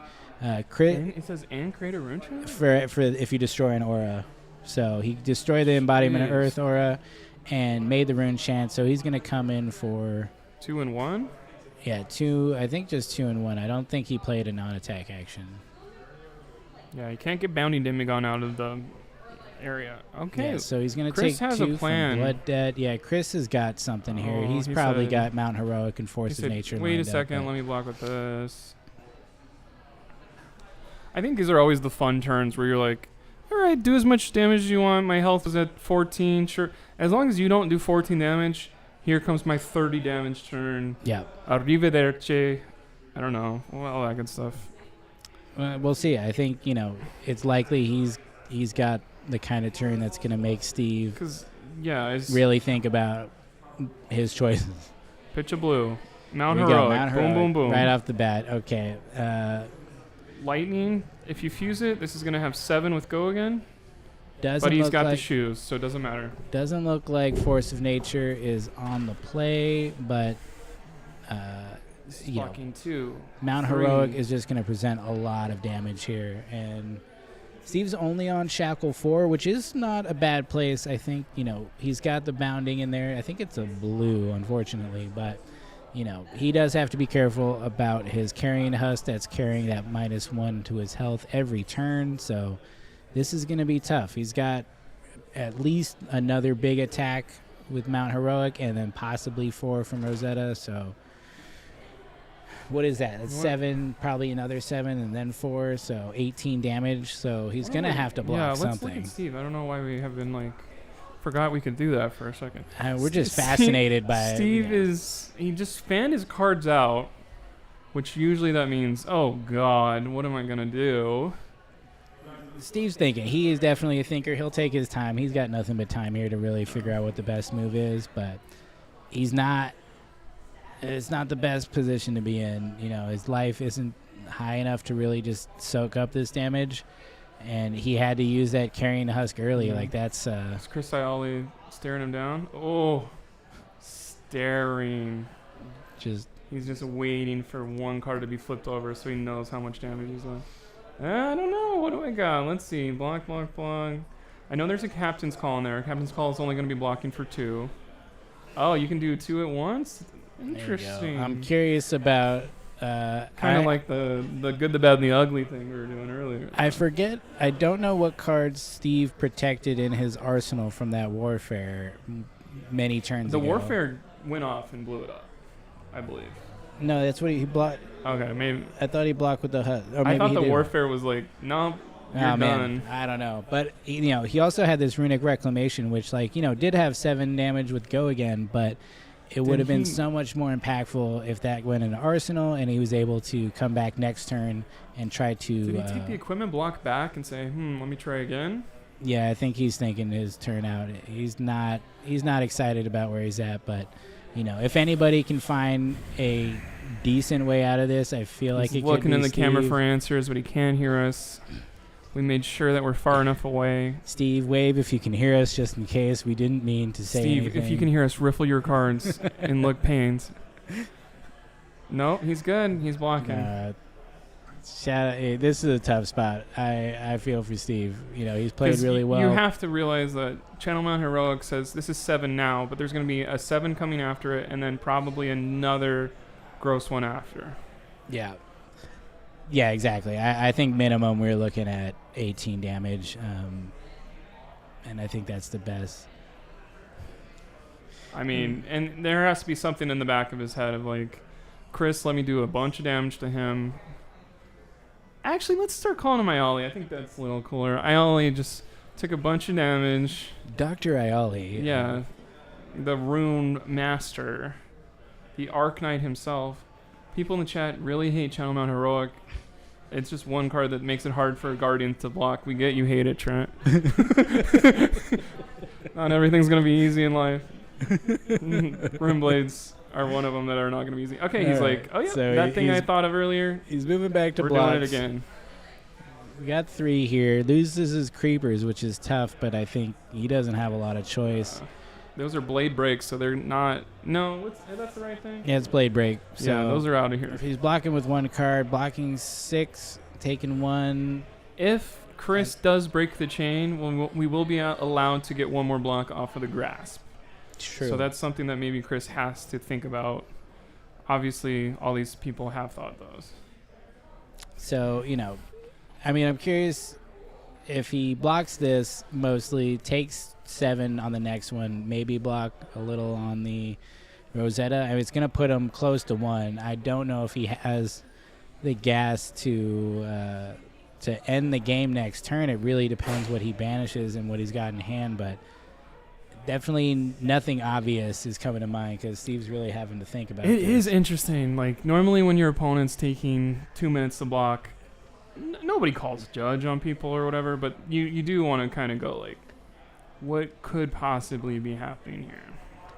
Yeah, I mean, I think players know here that, when you have 30 minutes left and you're both 10 or less, basically, like, you're not going to go to time, so no one's going to call a judge. Right. I've had some judges come up to me and, like, just say, I'm going to need the active player to take a turn, and you're just like, dude, I'm thinking. Okay, we got some action. We said, all right, blocked with the belittle, so he took 2. Took 2, all right. We're going to prove it with the shoes. Got go again, and now here's 4 rune chants. Which I think we knew about, right? We saw that off the top? Or is this the third copy? I don't remember. This is going to make a embodiment of lightning, which lets the next one have go again. So this is 4, go again, 7. 11 damage presented from Chris. Actually, it's 11 damage presented from Ioli. Dr. Ioli. Yeah. Sorry, he's not a doctor. I don't know what he does. Maybe he is a doctor. He's surgically removing. See, there was the thought process of closing the chain, getting the extra the grasp block. Yeah, so I mean, holding on pretty well here, despite the just lots of damage coming in. He still has to block this physical. Oh gosh. And I think Chris doesn't have it. Does he have anything floating? No. Okay, so at least he's not coming in. He pitched a blue, and then everything else has been free because he plays Rune Blade. So he should have he doesn't have anything floating. Can great. I mean, Steve get out of this? He has 2 cards. He's getting that doesn't help. That's not good. That sucks. Okay. That is that is rough. Hate to see it. We're hoping there's a non-attack action maybe in I would Arsenal. love to see a Tome of Findel in Arsenal, although he can no longer. He has to. He lost get his creepers. both of the bounding Demigon out of the banish zone, or he loses. Yeah, this is gonna be a crazy turn. Allows him to play from the banish zone. I always like, okay, let me check these cards. Which one says 3 on it? That one says 3 on it. It's actually going to go to 4 because of my earth blocking. All right, Soul Shackle to get my next one go again. Here's another one. This is probably for 2 to 4. Can't tell on the strips because we don't have our glasses on.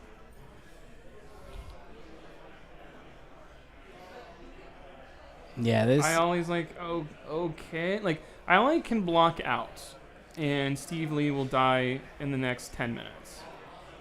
Well, he has a 2-turn clock. If he can't take any cards out of Steve Lee's hand, I think he finds himself in a bit of trouble because he's on Shackle 5. He's banished a lot of non-blood deck cards, so that means there is a denser amount of blood deck cards he could hit.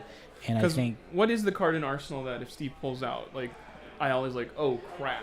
I have no idea, Perhaps. to be honest. I feel like Tunic it's been coming there in. for a minute, so I'm not quite sure what he has in Arsenal. So I think that's a full block on Demigon because it's probably the blue one. He said, I don't need this Tunic anymore. There's not 3 more turns. Ooh, and he has to pitch the Rosetta? Art of War. This does not have go again. No, So but Ayali has 1 damage between him and going undefeated at SoCalling 2 pool session. so I mean, it seems to me if he goes down to 1 here, he turns off Steve's skull cap and can basically kill him with Rosetta, I think. Is there a thought process of invert existence? We're going to have a lot of time to think about it, though.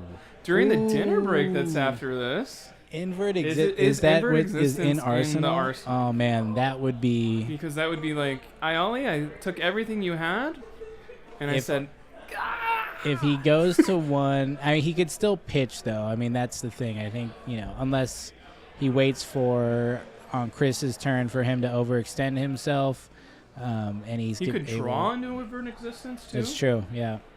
I don't know if. I'm assuming. I think he invert pitched 1 existence early. is too good to not play, right? We saw him play it earlier, I think. Yeah, in yeah. the earlier round. I saw him pitch 1 earlier. I'm pretty sure. That's true. So. All right, we're blocking out. We're taking 1 damage. He put it back in his equipment. That's not where it goes, Steve. But there you go. Okay, cool. Now, can Steve survive? Does Ayali have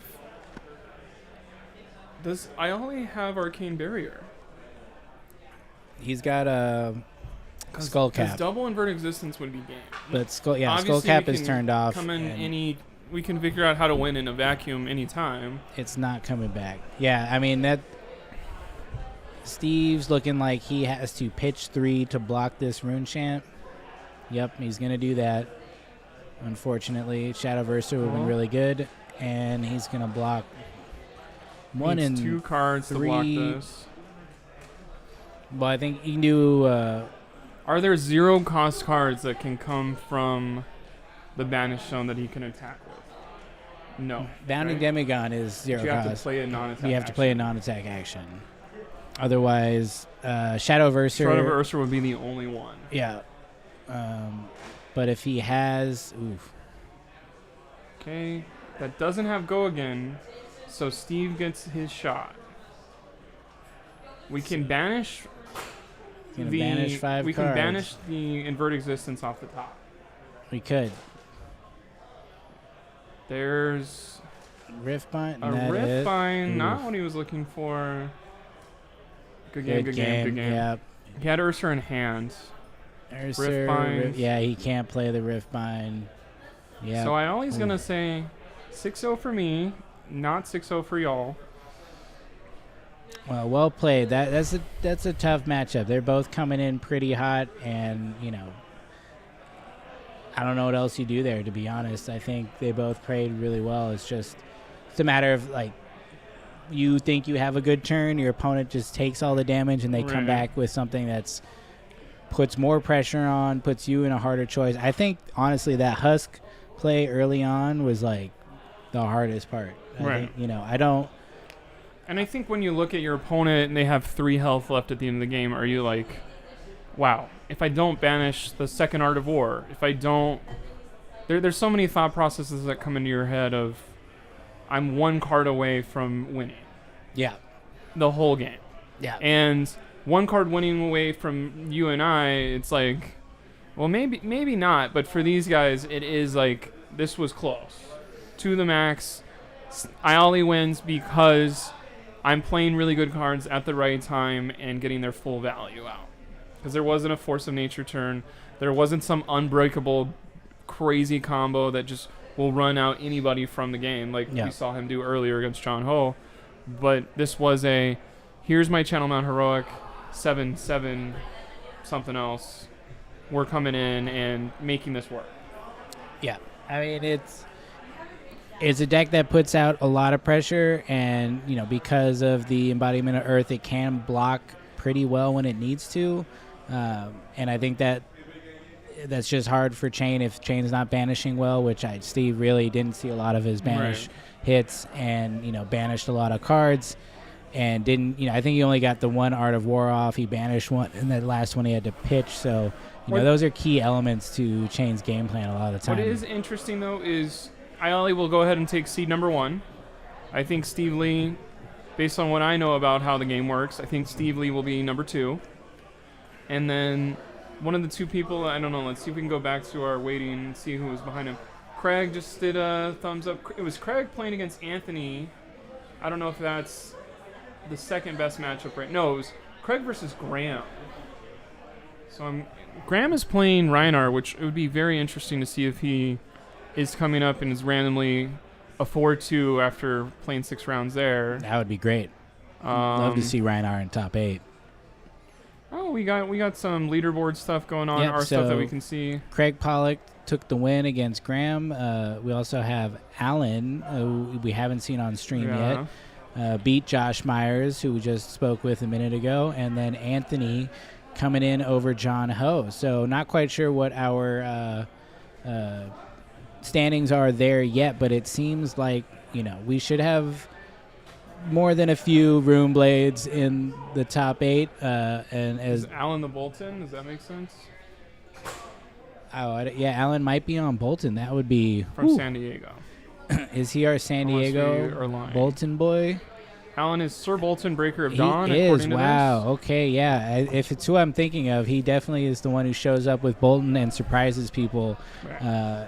And good decks I'm are into good. it. Yeah, good decks are good. I believe he's on the Raiden build though. If it's the same guy from San Diego, I'm not sure. We'll find out later. Hopefully. I'm interested on. Oh, you already said goodbye? No, I put it on us. It's just us. Back to us. Whoopsie. I wanted to look. And Feiyu and Dennis are playing right now, so that'll be interesting. Yeah. So we'll see how the tiebreakers break out. We definitely know there's going to be at least 3 people very sad in about 20 minutes. I think most people know that when you're at a top table for more than two times, then you're probably in top 8. There's just going to be anybody that's in the table 5 or 6. I guess most people don't see this before they play, but there's some stores that'll put up the TV and you'll be like, oh, I'm at table 9. Okay, there's no chance I have it making it. But yeah. No, I mean, I think people are here to play those, so we didn't have too many drops today. But, it looks like our top 8 is going to see some of the familiar faces, and then... And to pay off what we were saying earlier, Iali's going to New Jersey, Steve Lee's going to New Jersey, Craig's going to New Jersey, Anthony's going to New Jersey. At least half of your top 8 will be somebody that is flying over to the East Coast in 5 days to try and win it all. So rewind and scope out those decks, see if you can get an edge against these players, because they're coming in hot. Because Craig may be switching from Starvo to Briar to mess with all you guys. Not a chance. I don't think he's played anything but Guardian if it's not draft, and even then he might force Guardian. Right. He was doing... He contributed to the skirmish Living Legend of Viscerai. Oh, did he? Yeah, okay. He's a dirty, rotten Viscerai player for at least one. Not that it's bad to play good cards. Viscerai is the true Rune Blade. What's interesting is Viscerai has lost. Right? Viscerai lost most of the times today. John Ho lost. We didn't. I forget. Let's see. Let's go back to our metagame breakdown. How many Viscerais did we have? Yeah. Only 2 Viscerais today, so not a huge showing. Oh, well, we saw I think both. most people agree that it is definitely lost some of its power. It has some trouble matchups. But, I mean, I'm of the opinion he's still really strong. But, Bring on the Kano player. These people are better. Is there a Kano player? There's a Kano player. It's probably... Brian who? Brian always plays Kano, I think. Yeah, I remember that. That's his last name, is always plays Kano. Please welcome on stage. Brian always plays Kano. That is round 6. It's Dr. Brian always plays Kano to you? Yeah, gynecologist, doctor always plays Kano. That was fun. 6 rounds of pools. Now it's time to get serious. You're only halfway there. we got 18 minutes until next round. So if you're in Yorba Linda right now, drive here right now, and you can see someone hoist this trophy as Josh Groban plays in the background. If you're in San Diego, it's probably a little too far. Depending on traffic. All right. You might be able to make it. It's 3 more rounds plus dinner break, so you might be able to make it. Whether or not it's worth it, we'll find out. But yeah, it should be a good top 8. I'm excited. Excited to take a little break here. I'm sweating. All these rune chants going all around here. I feel like Are I've you been talking me? for like 6 Force hours. of nature, more like force me to drink more water. I'm gonna die. Please stay hydrated out there. It is essential to your health, as we say. Hydro brain, hydro life over on.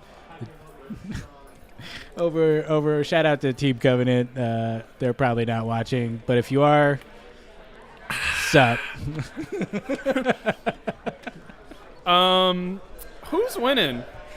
I guess we don't know top 8. I do think we've seen the winner on stream already. I think so. I mean, Chris Ayali definitely is a good spot. Like I said, though, top 8, it's basically resetting everything and really have a chance to get over the top on these people who went undefeated. And see, look at Craig right now. He's literally saying some crazy story of somebody oak and olded. I had to turn timber. I was like, crush confidence red again. What are you doing? I don't need this. Blocked Steve's it like, with yep. turn timber fuse. It was crazy. They were like, swing a Nothos. I was like, I'll take 3 damage. By the way, if you actually care about what we're talking about, we will have top 8 bracket graphics as soon as the round is over. But can't cross your hands on camera here. We're gonna have a lot of content coming up. Right now, it's a lull because it's at the end of a long tournament. You want to know how many people stayed around to draft? Solid 0. Because everyone was like, this tournament is so grueling. We're playing good player after good player. After Chipotle, I'm out of here. It was something I heard at least twice on the way to the back. You know what's better than Chipotle is Hainan Chicken. Hainan Chicken. Proud sponsor of our stream. Yeah. Coming in next door with some great Hainan Chicken. If you're ever in the area, highly recommended. The green sauce there is very good. Green sauce Ask for is 2, good. Yeah. because you're a sauce guy. And if you order the fried version, make sure they give you the fried version. But the non-fried version's still good, so no complaints. It's really. all chicken to me. It's all chicken to us here. And I think we'll take a little break. We'll be back at the end of the round to give you the top 8 update, and then we'll be... Let's look at the metagame one more time. Metagame just to really breakdown. put it in there. It's Lexi? definitely a weird breakdown. I don't think this really represents where the meta's at, but I don't know. Maybe What's Dash is interesting- just coming back and everyone thinks it's good, but apparently it's not because I don't think it made the top 8. If we put it back on us for a second, what's interesting, we saw 1 Prism. We One saw Prism. 1 Dash. 1 Dash. 2 Starvage. Starvos. Starvage. Starvise. We saw 2 Starvise. And then the rest have been... So 12 minus 4, 8 Rune Blades on stream all day long. So are you playing Rune Blade in New Jersey if you're going there to win a bunch of money? Like 1,000%. I think Runeblade is best class, will always be the best class, and if you're not playing it, you're not very good at this game.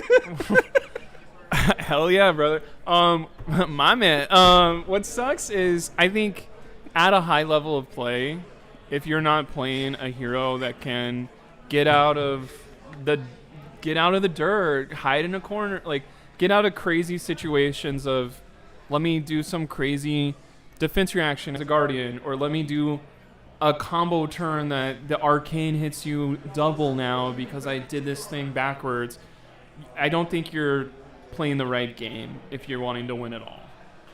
I mean, you definitely have to make those hard choices, and I was, of course, just joking that, Runeblade is the best and you're not good in this game if you don't play it. It presents a challenge. Because Prism can get out of anything.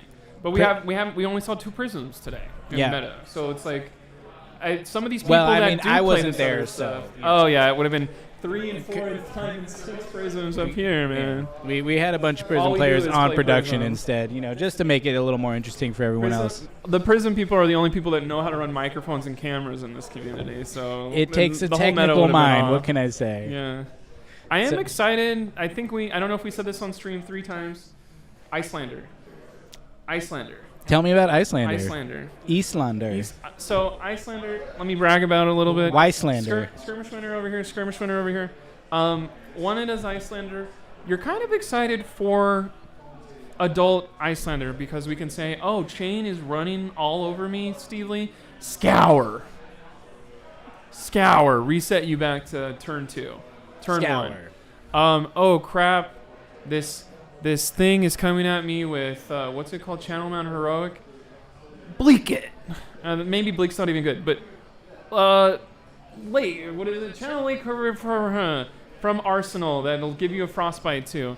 I just think there's a lot of... the Bleak Expanse. Yeah. I don't know what it does, but it sounds good. Channel of the Bleak Expanse prevents you from drawing cards, prevents you from showing things. There it is. It's just a thing where, like, I'm going to play Channel Lake Frigid from Arsenal at instant speed to ruin your life when you have Mount Heroic on. There's our Frozen Queen right there. You know, she's coming in with this Elsa energy. Right. She's not going to sing a song. She's just going to ruin your day. It's going to be great. I think I'm excited about this. And what's interesting is I'm so excited to play this, and I'm sure she has an auto-loss matchup to Draumai or something. And everyone over back in this area right here will just play Draumai because Illusionists are everyone's real actual favorites.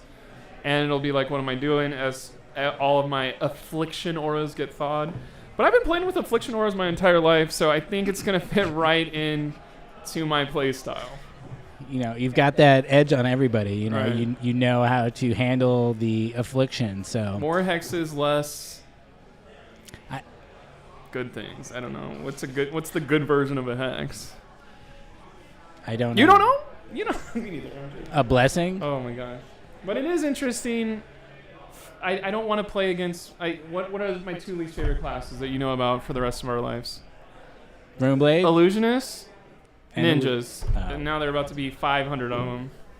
So maybe I hate this... No, I love this game. I would never say I hate this game. But Not on stream, but no. Draconic. after every hopefully- game, hopefully you it's will trash. say it. Island Boys are going to be... that I'm going to get a t-shirt. It's not going to look like this amazing rugby polo, but it's going to say Icelander for life. And I'm going to start winning. Island.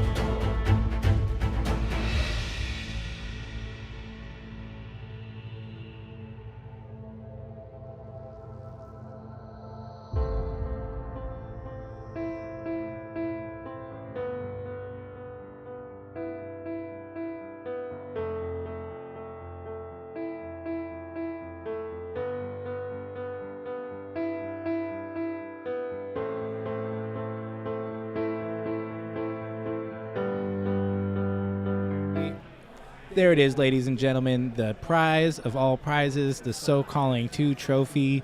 Remember, it is bigger in real life than it looks like on TV. We are back. We're getting ready for our top 8. We've got a great top 8 coming in for you. Let's take a look at our standings. Mike's going to keep holding that up for you.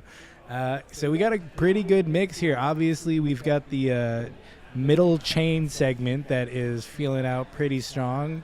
Chris Ayali coming in the number 1 seed with Breyer. We have a brute. Surprise, Graham.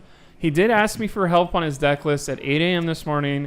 I told him what to put in there. It's probably half me, but Graham has been playing considerably well. Somebody was apparently in a Discord saying they got romped, and that was Graham. He's got an uphill battle with Chris Ayali controlling who's going first, though. I'm going to say it's not looking great for Graham, but congratulations to him. That's a remarkable showing. Once you get romped and you get wild ridden and you get pumped, what is it called? Pulped? You can get it done, you know?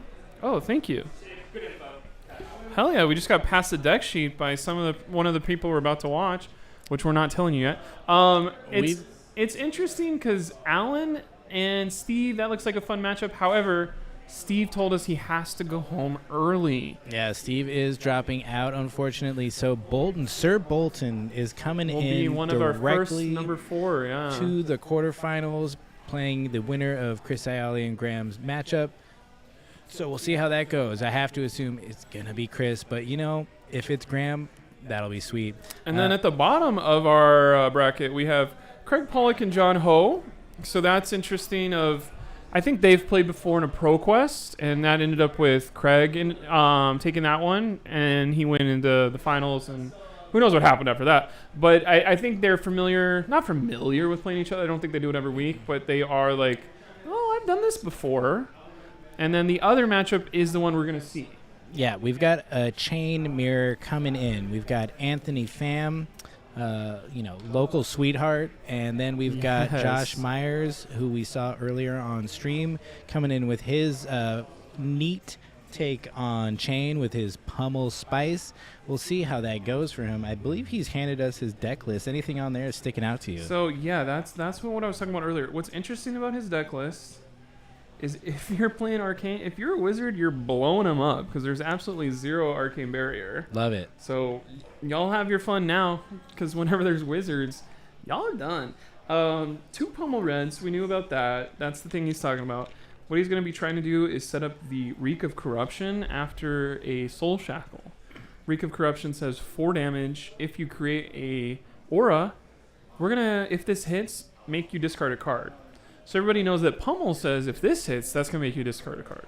So Reek of Corruption plus a red Pummel would be 8 damage that has to be blocked, or you're going to have to discard 2 cards. Yeah, unfortunately for Anthony, he also has a Carrion Husk, so this might not be the biggest thing, but we'll see. It could definitely impede his turn and turn the tide. So I'm excited to see this matchup.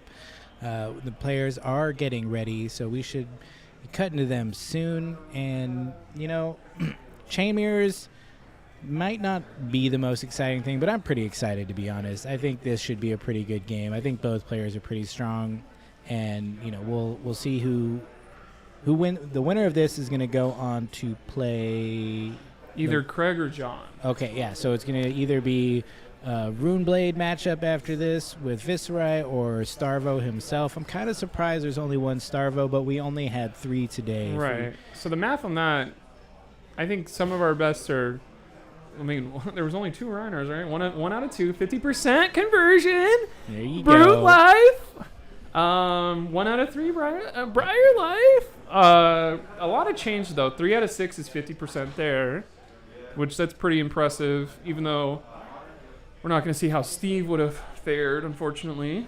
Yeah, that's too bad. I would have been excited to see Steve. I think he played Alan at the ProQuest at Hidden Fortress, and I believe Steve went out there. But right. I think it was a really good matchup. A lot of time to stew on that in 2 months, though. Learn more things. Yeah, definitely. I mean, Alan's coming in with the just expertise on the class and hero, and Anthony's got the art sleeves though. He's got pretty good. He had Steve had the art sleeve, so master, Sleeve lead. learning from the master here and coming in hot, trying to make his way to the top here. And, he definitely has a great chance. I don't know if he's aware of the spice in Josh's deck, but we'll have to see if it's enough. With only 2 pummels, you really, it's easy to banish them, and they might not make that big a difference. So I feel like everyone just had dinner. They all went and hung out with each other. They all went and talked.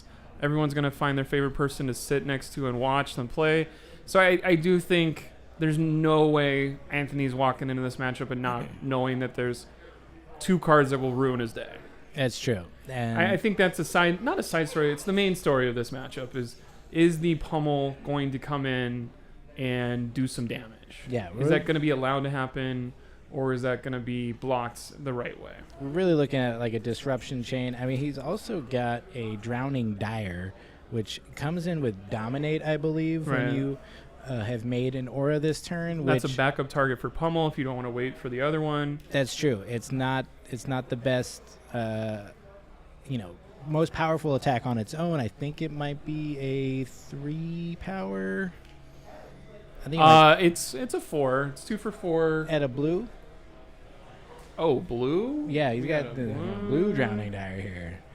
So I think it's really like a contingency plan, maybe for game-winning chance if he's got the pummel. But the dominate can come if they can't block and they don't have husk, and you can dominate that and get the pummel off. I think it definitely could close out a game, but we'll have to see. I think one thing that you got to remember about championship rounds is that whoever is ahead in life, I lied already. Whoever's ahead of like higher seed is what we're trying to say over here. They get to go basically win the dice roll. And they get to choose if they want to go second or first. Everybody knows you're trying to roll a dice roll for position, and it's just given to you to Anthony. So Anthony will have the choice of, I get to Soul Shackle first. I get to get a card in my arsenal first. I get to attack you first. But there's also the thought process of, maybe I should go second because I can block out my opponent's complete turn on round 1, and then I get to do damage to them, and they will not get to block it freely like I get to. Some interesting shuffle here. Cut by Josh. I would hate if that definitely. happened to me. That would immediately make me go, ugh. Just taking 4 cards off the bottom, Yeah. putting them on top, hoping that those cards are the worst for you. Let's see. You go what first in happens. this, right? Because I'm pretty you're trying sure. to shackle first. I'm pretty sure you want that shackle. You maybe make a rune chant and just pass, and you're happy to pitch a card and set up your next turn with the arsenal card. Mhm. But Is this chain cold foil, or do we have to not root for Anthony anymore? it looks like a rainbow foil. I believe Oh they both my got rainbow gosh. foils. I'll be honest, the older foil heroes aren't the best. I think the rainbow foils look better than the cold And foils. Anthony is going to take first position, or whatever it's called, immediately making a rune chant, and it's go time. Takes the play, makes the rune chant, chain, soul shackle, big dice coming in. Can't quite see his hand. Might have been a CNC in there. I'm not sure. Pitches the mauve. So, Well, that actually classic got worse. first turn. Sorry, guys. Oh, there's a Shadow of Ursa in there. Yeah, so I mean, I'm curious to see how they play this out. If it's just going to be a smash grab kind of aggro in your face play. Because Anthony, I guess what he just did was put a card in Arsenal and pass after creating a rune chant. So Yeah, I mean he's investing it in his next turn. He made a soul shackle to get his banishes going, and he set I up think a 5 this is a card. fantastic card to get in your opening hand, right? If you're Josh. Totally, and you're actually pretty stoked that Anthony didn't attack you, because I think sometimes they can come in and you end up feeling like you have to block, and then you lose a great card like Soul Reaping. So coming in with the go again for free, generating. Did he generate a resource? I think he banished that Riftbind, so he generates an extra Right. resource. Plays the Shrill. Here we go. So Shrill's a lot coming in of for damage. 5, I think. Anthony points at it. He says, "Great. Who cares?" Yeah, he's just We'll taking take it an to the face. arcane. So it looks like it might shape up to be a That is a pretty Command and aggressive Conquer. match here. Is there any Is there a way- non-attack actions in his hand? I think he's got the Shadow of Ursa, so he can at least banish, go again, and move his turn forward that way. But curious to see what else he's going to be able to do on his next turn. Bounding Demigod too. There's 2 of those in there. I don't think he should take this damage. Because I think... But there's no Arsenal card. There's no like... Oh, let me take a little bit of damage and just swing back into your Arsenal. Is that a yellow bounding? It kind of looks like a yellow. Not quite sure, but blocks a little bit. Takes a blood debt. Josh, as we interviewed him earlier, he's like, nope, full control of my deck the whole time. Blood dead's fine. Whiff on Anthony's first Soul Shackle thing. So now let's hope Anthony can do a big damage turn. I mean, at very least, he's got CNC. Oh, here There's we go. Okay, that's what I was hoping for. You put the Command and Conquer into that. 7 damage Command and Conquer is gross. Yeah. Not that he runs... Not that he runs any defense reactions, but it's more of like, I know you're going to take the 7 damage. I can cash this in, but make a deposit of 7 damage straight into this life bar. Yeah, unfortunately, the CNC hit effect not in effect because he has no arsenal, but the hit effect from Shadow Puppetry still online and also pretty powerful. Josh is like, what should I do? What's interesting, I think, in the mirror match, not that I've ever played it in my life, but you have to balance, can I block with my cards but save enough pitch for what's probably coming in my banish zone? So you're not going to see somebody block with much more than 2 cards, because what happens if, I blocked with 3 cards, I saved a blue, but now I have a 4 cost turn. It's not going to happen for you. Yeah, I mean, I think early on that might be a little less important, but, looks like we're getting a little hydrated camaraderie, hydration, and a little cough there. Yeah. I haven't had water all day. It's been very dry. You do want to stay hydrated. We do subscribe to the belief of Hydro Brain, Hydro Life. Shout out to Team Covenant. And so we'll see if he's going to block here. Not quite sure. He's still thinking about it. It's tough.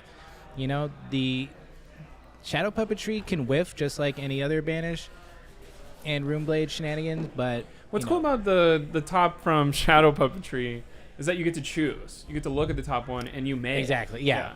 It gives you that information, but he's gonna block this he out. Says, "I'll take 6, take and 1." He takes 1. So we're gonna look at the top card.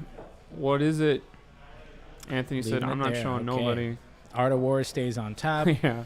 And Soul Shackle. And what's interesting about that is that's gonna go into his hand next turn. Yeah. It isn't a. I'm going to leave this on top so it gets banished. You leave it on top there so it goes into your hand. Yeah. The cool thing there is that sometimes that really influences how you play out the rest of your turn. If it's, synergizes well with your next hand, you could save it. It looks like it was a Shrill, so... Josh he banished a card from the top of his deck that was Command and Conquer. Ooh. So that's maybe a little bit rough. We're going to see a rune... Pitching for Grass, the Mutated Mass, which he's a fan of. Don't see it a lot. This is 2 and 1, which isn't very strong. But he does have Life Fleet, and he said, sure, I'll take a Rune Chant. Did he take 2, or did he block with Skullcap? That'd be kind of weird if he did. I think he did block. Blood Debt with Rift Binds.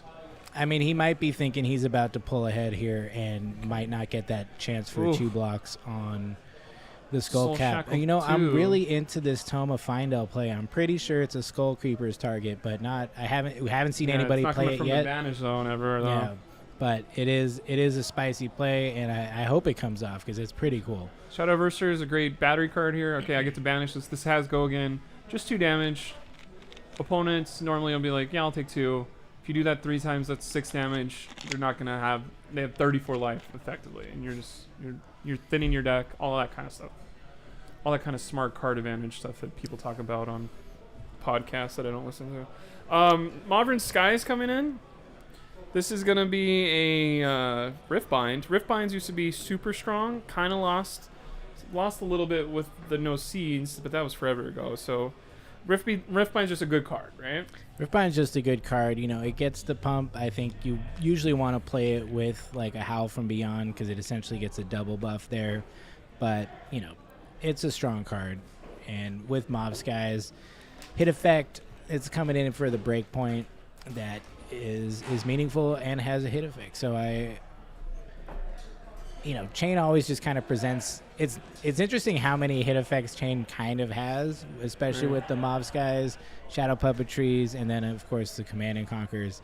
That really they're all positive ones for him, and then I guess the Drowning Dire and the Reek of Corruption are now anti your opponent. Yeah. So I mean that's I'm pretty sure Anthony's not running any of those. I would be pretty surprised if he's not running almost exactly the same deck as Steve, but Josh is presenting those kind of different hit effects, which could be really good. I think the problem with them is that they're often easily blocked. This is a very interesting equipment block. Why is this important to block here? Huge damage coming from Josh? Because he said goodbye to his shoes forever. Yeah, I really don't understand blocking with creepers there. There was nothing attached to that other than a couple rune chants. Well, I'll take the Ghostly Visit, and then here's 2 or 4, just 2. Okay, so that was a lot of damage. Taking 6 after blocking with full equipment. Yeah, that's really interesting. I feel like he could have kept the creepers, taken 2 extra damage, and still been in a good spot, and had a major component to being able to extend his lines to the point of unblockability. I will say the interview with Josh, he's very confident. He did mention my losses were throws. I know what I'm doing. I'm very confident. Yeah, he's coming up from San Diego. If the San Diego 6 crew damage, I think he knows what he's doing. Is definitely strong. We've got two of the players coming up from San Diego in the top 8. Include Alan on Sir Bolton, who we'll probably see in our next stream match. But it's I think to play Chain, you got to be confident and you got to be able to just know your lines. Know how to block, know when to take a bunch of damage to the face, but also I guess know how to give up, some of your darlings, including creepers. But I really don't get it. I think he could have taken a couple extra damage, kept those creepers, because they essentially present. Creepers is here's 8 damage out of nowhere that I want you to hold for me, and now he does not have that option. Yeah, you revel, creepers and swing Rosetta. You're coming in for another 8 damage at the end of your turn. It just really enables a lot of things. Okay, we've got an Art of War. All right. So kind of baiting him out here, playing the Belittle to see if he'll take damage, and then playing the Art of War next. Or is he doing it in the... He instantly did it afterwards. Yeah, okay, let me give you some... Here's 1 extra damage. I think he's deciding what he wants right now. He's talking it through. Yeah, I mean, that's a pretty... classic. I think one thing that's kind of cool, there's a lot of cards on the line of you're going to get a couple boxes, but players are still like, hey, here's a good idea, right? Should I do this? Maybe they're not saying here's my line of play, but I think these are 2 people that love the game that aren't going to be like, let me not tell you what's going on at all. Mutated Mass, Anthony's like, what the heck does that do? So it looks like he's played another Art of War. Did he draw that? He drew that off the banish a card, draw 2. I think he got that. Yeah. So I guess he's deciding if he's going to do the same again. You want to stack those and say +2 damage the whole time. That's like you're taking 2.5 turns in 1. Yeah. So 3 cards in hand. I think at least 1 resource floating. This is going to be a pretty good turn unless he drew some stinkers here. But he's got all those cards in the Banish zone that are going to be able to come out of there. Banish, it looks like, is it 2 Mutated Mass and a Riftbind?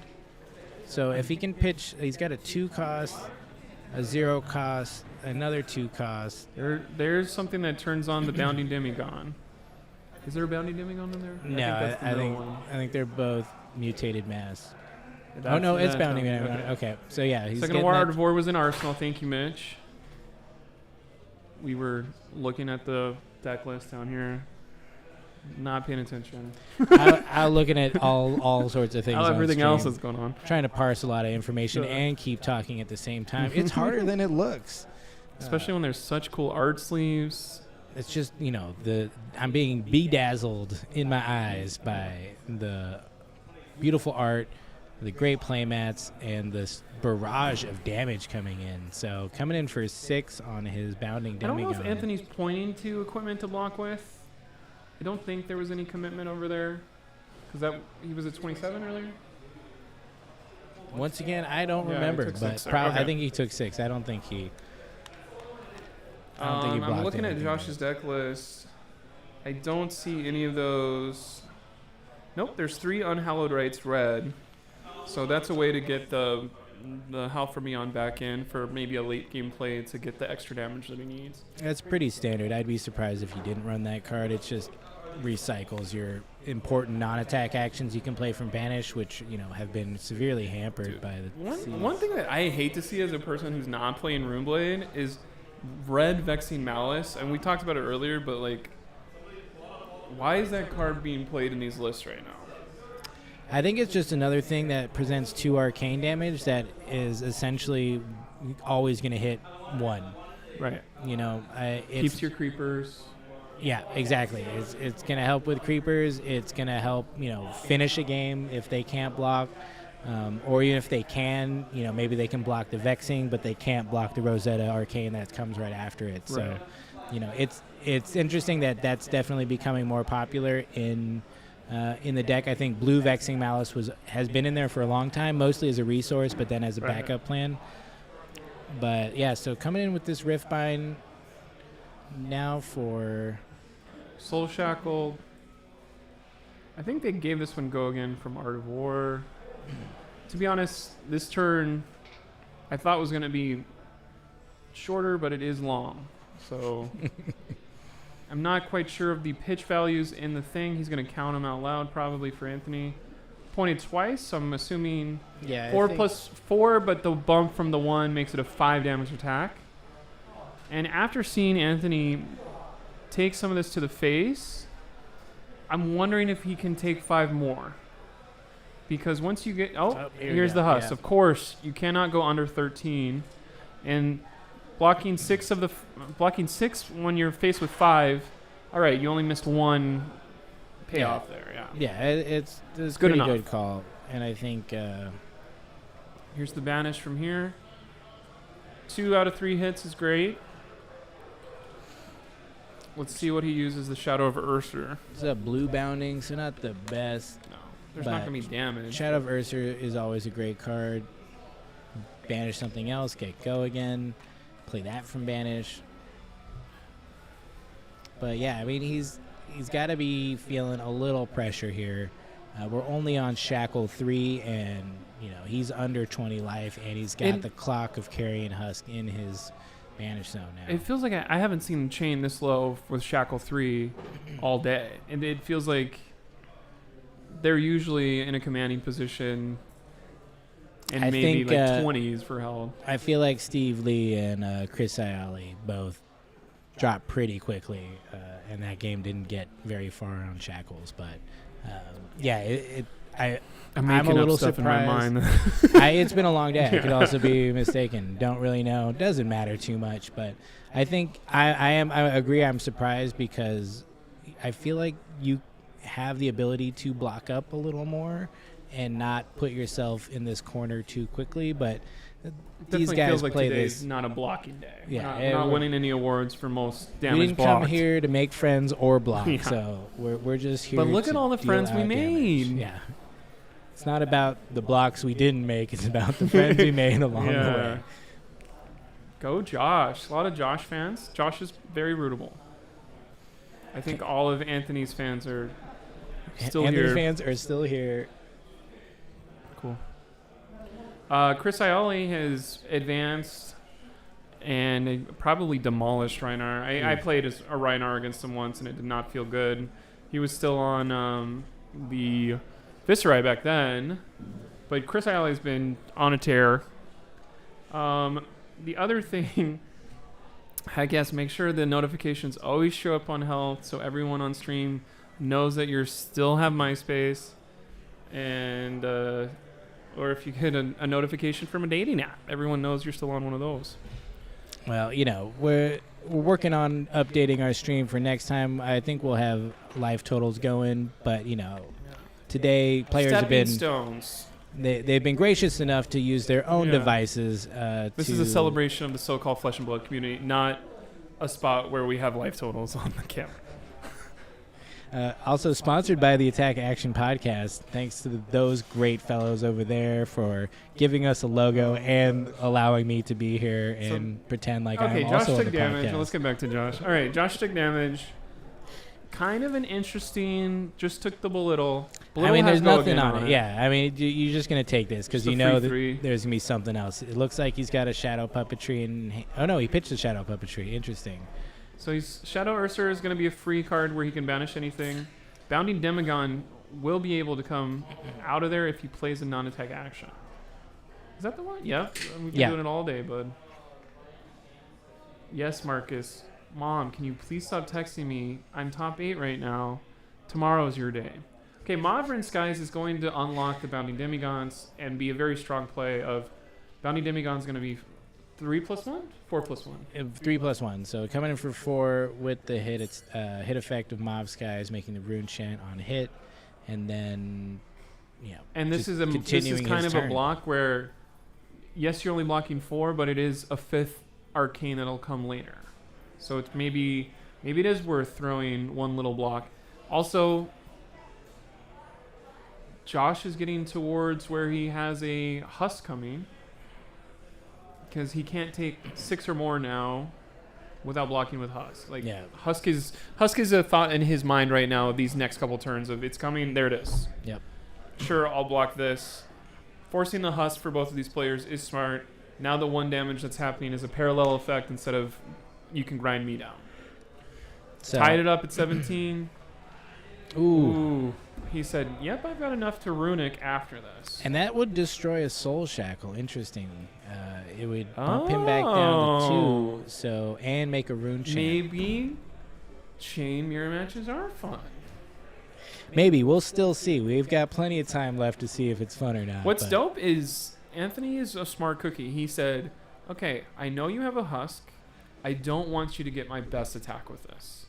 I don't know if there was a little bit of trickery or a little bit of, we'll see what happens. Ooh, there he goes. There it Takes goes. 5, making a rune chant. And 2 is not strong. And it happens before the time. Like, what's cool is the breaking of the shackle happens before it gets good for you. Mm-hmm. Of like, now there's only the top 2 cards. Clock has started, yeah, that's true. Mutated Mass. Mutated Mass. That could be a 6 damage attack if he can figure it out. Still got 3 cards in an arsenal, so, definitely not out of it, but they both have the clock ticking on them now. I think I saw an Art of War in Anthony's hands. Yep. And so... Art of War, is that a soul? No, that's is Howl that from the Beyond. Reaping card too? Soul No, Reaping? I think it might have been Howl from Beyond. Not sure. Look, it could have been either one, but if Anthony can survive this turn, I think he's going to come back with a huge turn. Venge. He is vengeance. He is the knight. He is Anthony Fam. Anthony is a fan favorite in SoCal. He won a skirmish back in December on Briar. I believe so. Yeah. I think that's Blitz. We're rooting for him in New Jersey. He also came in second at the ProQuest down at Grail's Gone Wild. Grail's Gone Wild. Lost to a Starvo after beating. He's a killer, but he smiles, so it's not one of those like, hey man, I hate this guy. He's a fun dude, and then he beats you, and you're like, okay, thanks for everything. No, he's been putting the work in, so you gotta appreciate the skill that he's displaying, on the scene and currently on the stream. And we'll see what he does with this ghostly visit. I mean, I feel like you just take it. Again, there's no hit effect. I think you need to block stuff later. He's got 2 cards left, but that probably doesn't present too much damage. I mean, I think at most he's looking at 7 more damage. Maybe he blocks 1, but if we're paying attention, we got a Mavrin Skies pitch that is 1/3 of Mutated Mass. That's a 2/2 in there. All right, I guess we only really say the first one. Skull form is juicy.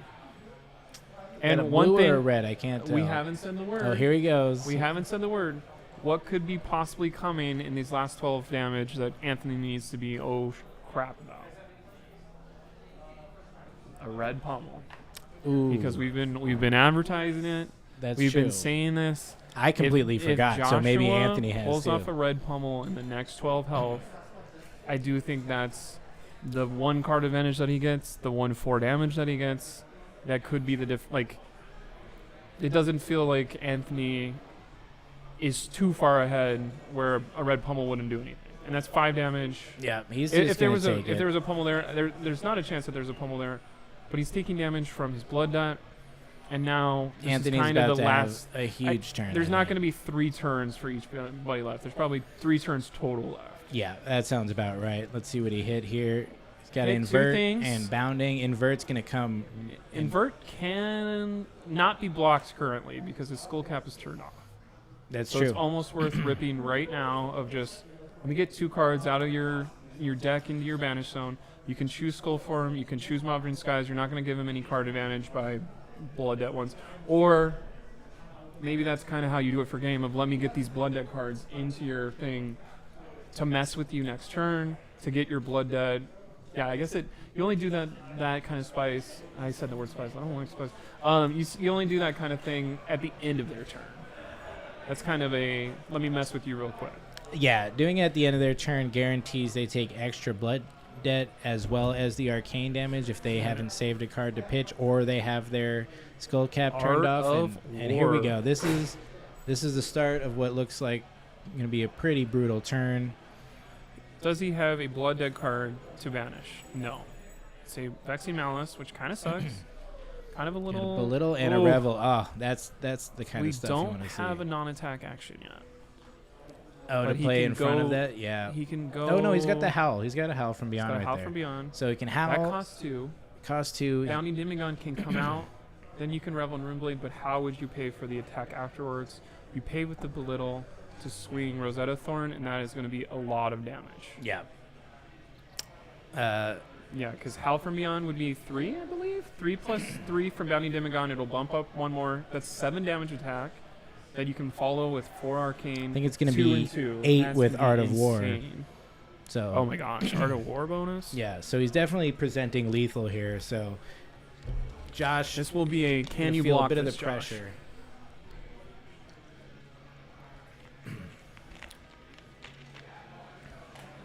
Watch, Josh is gonna invert existence. Yeah, Does it'll he be have like, invert whoops. existence? Yeah, he does. He's got it on the list. Thanks, Josh, for providing this deck list so that we could that's very nice. scrutinize it for you while just Invert guessing Existence is a blue. what Anthony has. It is So, a blue. most It of is the an time it's a instant, so it pitch. doesn't block.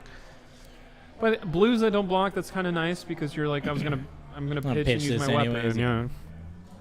So It's red. I guess there isn't a red instant that doesn't block, right? Sigil maybe. yeah, not one we're gonna see probably on stream. So yeah, presenting 8. He's gonna then revel after this, making 4 rune chants, and then So it's a swinging full block. So swinging Rosetta for it's gonna another close 8. the chain. Here's 4 rune chants. And he's not gonna have much left to I block don't think here. he can block these rune chants either, right? No, he can't. Well, he could technically block. He could take 3 and block Yeah. 1, but I don't see why he This would is do the that. bad thing of not running a null rune. And Josh's deck list, he says, I only have 5 weapons and equipment. So if you're coming in with, you're going to hit me with Voltic Bolt, I'm going to take all 6 to the face. Like, if you're a wizard, you're feasting in this meta, maybe. But what are the If odds? everyone has the idea of Josh, of let me just bring 75 cards and then 5 pieces of equipment. You know, that is true, but I think that if you're facing Kano, he's got 10 less health, and you're going to be presenting a lot of damage at him quickly as well, so it Right. might not actually matter in the long run. I mean, obviously he thinks not because he's not running it. And I don't think Right. anyone in this mirror match would Nobody's be at home running. being like, yes, play Kano. It's so good against Well, Train." no, I was going to say no Yeah. one's going to be blocking Rune Chant really on this because it's just kind of a waste of resources for the most part. You could turn, 2 or 3 health into, No, let's 4 see or what 5 they're thinking about. block. Ooh, we've got a crowd Ooh. here checking out Evan the has game. figured out the exact way to block. Our lead judge, Evan, Yeah. come back in. So it looks like he's taking this damage. And then we've got. Now he's thinking about He took blocking. 3 rune okay. chants. Yep. He's gonna block. Okay. And now he's going to block the Rosetta by going underneath the thing. Yeah. So he's got to take the last rune chance so he can block But the I'm 2 wondering, arcane. yeah, he knows how it works. If I have to pay 3 to block 2, which isn't as good as this, the rune chant hits. And then he's taking 2 2 from physical is ooh. what it looks like he just said, Yeah. which would put him down to 3, which is just out of invert existence range. But if he invert existences and then dies to blood debt, that could be something that Oh, absolutely. that is being set up by Anthony. right Yeah, now. Anthony has it right here, I believe. I don't think there's anything. I mean, he only need. Yeah, he's gonna banish. He doesn't have any cards in hand, and Anthony can just invert. He doesn't even have to invert existence. He's got 3 blood debt and a shadow Good puppet. game. That's it. That's game. Yeah. I would have liked the invert existence just because that's a super cool play. What did he have in his hand? It was going to be gross. Art of War, Mob Skies, Belittle, and a Minnowism, it looks like. So he was going to come in hot if Josh couldn't do anything. Unless but it's a captain's call. I don't know if he runs captain's calls. probably does. But even then, that's pretty good. Evan's saying, good game, good game, good game. You should have done this. I am Evan. I'm very good at this Yes. game. Just kidding, Evan. We love you. Thank you for running all of our events and putting on a good show here at Odyssey Games in Pasadena, California. Cutting back to the booth. Ooh, Blake, how that's do you us. feel about that game? It's interesting. I do think the one thing we were kind of planning on was pummel. Yeah. It's a pummel. Watch out for the pummel. We didn't see it banished. We didn't see it put in Arsenal. We didn't see it played. Where was the pummel? And if we said all this and it's like, oh, I sidebarred it out, you don't do it in the chain mirror, I'm going to be like, what? That was the whole I'd thing. be so mad. We'll ask But him we later. didn't see but- it. 60 card decks. In this meta, you're not going to see all 60. Yeah. And we only got to Shackle 5, so, you know. And he got runicked, so his went down to 3, went down to 2, probably went back up to 3. I don't think he, it's frustrating because when you're under 5 life as chain, you have to block. You're not going to be able to be like, oh, I'm fine, and be able to pitch through all your blood debt. Yeah, that's why I was kind of surprised that they kind of were just taking so much damage up front because, you know, I know that chain can be explosive the first couple turns these days, but it didn't seem like they were – I mean, they were presenting good amounts of damage, but I don't know. I wonder if perhaps they blocked a little bit more, found themselves in a better position where – And you flip over the Revel and Runeblood, and you say, guess what? I'm now ahead of you. Like, it was very close. It was very – I'm a little bit ahead, I'm a little bit behind, I'm a little bit ahead, I'm a little bit behind. And then I think as soon as Revel's down and then you follow it up with the Rosetta, 2 + 2 + 4. Like, yes, you're doing some cheeky blocking of getting down a certain way and you're getting there. But as soon as you're on the what is it called? You're not the aggressor on that, but you're on the receiving end of that. You're not going to be able to get ahead. Totally. So our 4 that made it through, you guys know one of them because You just saw it here. Alan ended up basically getting a bye. Craig beat John Ho, so Craig is still in. Anthony is the winner that you just saw, and then Chris Ioli ended up beating Graham. So All right. if you're looking at this, it's all the player ones. Thanks, Jim. It's not which Gem, if you that's look just at top high 8, seed. So looks like next up. We'll move that over in a second. Next up, we'll have Chris Ioli versus Alan. We're gonna do a Briar Bolton versus Briar. Bolton. I think, yeah, we're because gonna we bring wanna that see on stream. Bolton Yeah, list. I think Anthony's gonna have a pretty tall order taking down Craig, but he's not unfamiliar with that matchup, and Right. you know he knows Craig, so I think he at least understands what he has to do. It's a matter of fact of executing that Right. against a deck that blocks so well. And I think Craig, I remember a meta with good old Chain Good of old chain. who figured out how to fatigue Chain first and taught some people about it. It was the big bad Mac Daddy, Craig Pollack. That's right. And honestly, that wasn't a problem for every chain player. No. Tack Action Podcast's own Taylor Morrow was very, very comfortable in the fatigue matchup and actually preferred it against the aggro because he was able to Right. I just mean, you set up those late games You that literally were, just get to play a game by yourself, and your opponent's like, I'm going to be over here. Let me know if you need any lemonade or you want an Oreo, a Reese's peanut butter. We got everything up here. Let me know. I'm going to just block for 50 minutes, and then in the 49th through 57th minute, you're going to have your pitch deck and kill me. Exactly. And that was kind of the game plan, but the high rolly flock of the Featherwalkers, less blood debt. I mean, chain decks. I have never been more mad than when I walked into a road to nationals and everyone's playing Flock of the Featherwalkers, and you're like, what are you doing? Like, what is Flock of the Featherwalkers doing for you? And you're like, I saw this list. I put it together tomorrow or to yesterday, and I just got it all going, and now I'm flocking. And you're like, you've never played Flock in your life. Why are you showing up to Road to Nationals with it? Top 8, here we go. Come back top 8, just as we said. Oh my gosh, we got them grayed out. This We've is so got interesting. 4 unique heroes. What a spread we got here. Definitely. And everyone that was the higher seed made it. That's pretty cool. I mean, going first or choosing how you play is definitely. It worked out for Anthony. He went first and he won that game. Yeah, I think that is a thing of, did going first matter there? Of course it did. Yeah.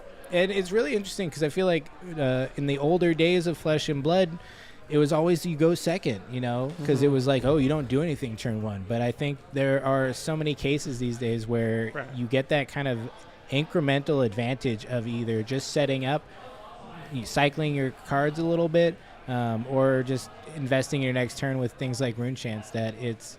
The other thing that's interesting is apparently our friend Chris, who's at the top of the leaderboard, decided to fit in a game of chess in between the round 8 and round 4, which I don't know if that's half cool, half disrespectful to the rest of the field, but he's just taking a break, relaxing. The more his brain mind. power we can get out of the Iali brain, the better for Alan and whoever comes out of the bottom half of this. Alan could win. Alan, I do think I want to see out of anybody's deck list that I could take home and peruse and sit next to, and I don't know what else you do with deck list. Fold. I would choose Alan. You cuddle next to them late at night and whisper sweet nothings to them because paper cut, you know that they are the key to your glory. I'm very curious about this next matchup and excited to get it on the stream because I don't think Alan's doing anything particularly special with his deck. I believe he is a Raiden Sir Bolton player, and that's just what he does. He's going to present aggressive plays. He's going to charge his soul. He's going to try to pop off Beacon and some of those other things one thing that I think I've said, I don't know which camera I'm looking into, but if you play Flesh and Blood and you pick a hero and you stick with them, you learn all the matchups of every single one of your friends, and you don't play one of the bottom 3 heroes, you should be able to not only win, there's no matchup that's 100-0. If you're playing all your stuff, your stuff, yes, you could come up against one of the best players in the nation and SoCal area, but if this Bolton player has played Bolton more than anybody in this area without trying, there's not a single question that this Bolton player doesn't know how to answer or has had asked already. And maybe there's just some questions that he needs to answer that are harder than others, but answers are coming. Yeah, I'm real curious to see if he's able to keep up with the amount of pressure and damage that Chris Iali's Channel Mount Heroic Briar seems to present. And we'll find out soon. But I know Bolton presents an interesting challenge in that he can do things like, I'm going to play Raiden for 0, and it's doing 0 damage, and then I'm going to Razor Reflex it. So, you have to be kind of careful with those combat tricks that he's able to do. I just have 8 things in Soul, so for the rest of the game, no matter what I do, I could maybe add 8 to it. Yeah. Good luck. Beacon of Victory, that's Beacon of Victory, right? Yep. Yeah. You just banish your whole soul and do all that damage. I've been playing Bolton. I don't know if I've said this 6 times, 2 times, or not at all, but I've been playing Bolton over the last 6 weeks. What kind of Bolton? I've been playing combo sabers, bro. It doesn't have a single Never card heard from of it. Everfest. Never heard of it. I think another way to play it, I don't know if Alan is doing this, but I have heard in the Raiden, what is it called? Bolton Discord, there's a layer of even bigger than that, of Bolton can hit for 1, go grab the even bigger for that, and go find something that they want to play. So nice. Even bigger than that would be a really cool card to see here. Nice. He's got the Genus What You Need playmat. I'm a big fan of this happy man and his mustache, as you can tell. The other cool thing I that's dig it. interesting about this community is everyone in the background that has already lost this tournament is playing again. Probably getting more information, more reps for New Jersey, more, hey, help me out with this thing. One thing I really enjoy is like the Flesh and Blood community is kind of like, hey, what do you need? Let me know. Here's a card that I have. Great. What do you want? I'll help you teach. Everyone seems very, I don't know. I haven't been in 6 card game communities, but it feels like it's a very nice group of people all the time. Yeah, funny enough, this is my first TCG, and as far as I can tell, it's probably the nicest and best community.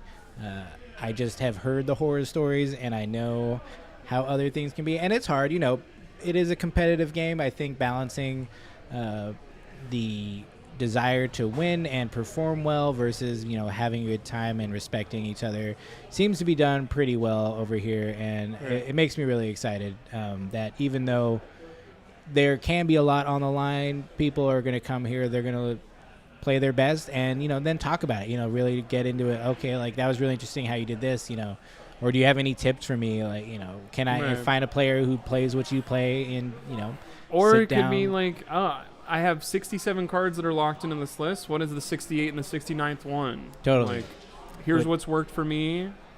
And, like, that's the thing. You can't just grab a deck list and play it exactly like you're supposed to without talking and figuring it out. Yeah, there's a lot of nuance. Like we said earlier, like those initial choices you make in your sideboard really can set the stage for your game. No surprises here. Going with the regular setup, I would be surprised if Ayali has anything else in his deck. We said Sabers. What are you talking about, Raiden? And he is coming in. I heard that this was going to be Raiden, so this is surprising to me. I have been told in the past that he is mostly Raiden, but actually, you know what? He might flex both ways, and this might be the kind of matchup. Ayali says, let's freaking go. Bramble Spark onto this baloney. I almost said baloney something else. Exude Confidence, one of the best cards in the game, in my opinion, because it just makes your opponent scared.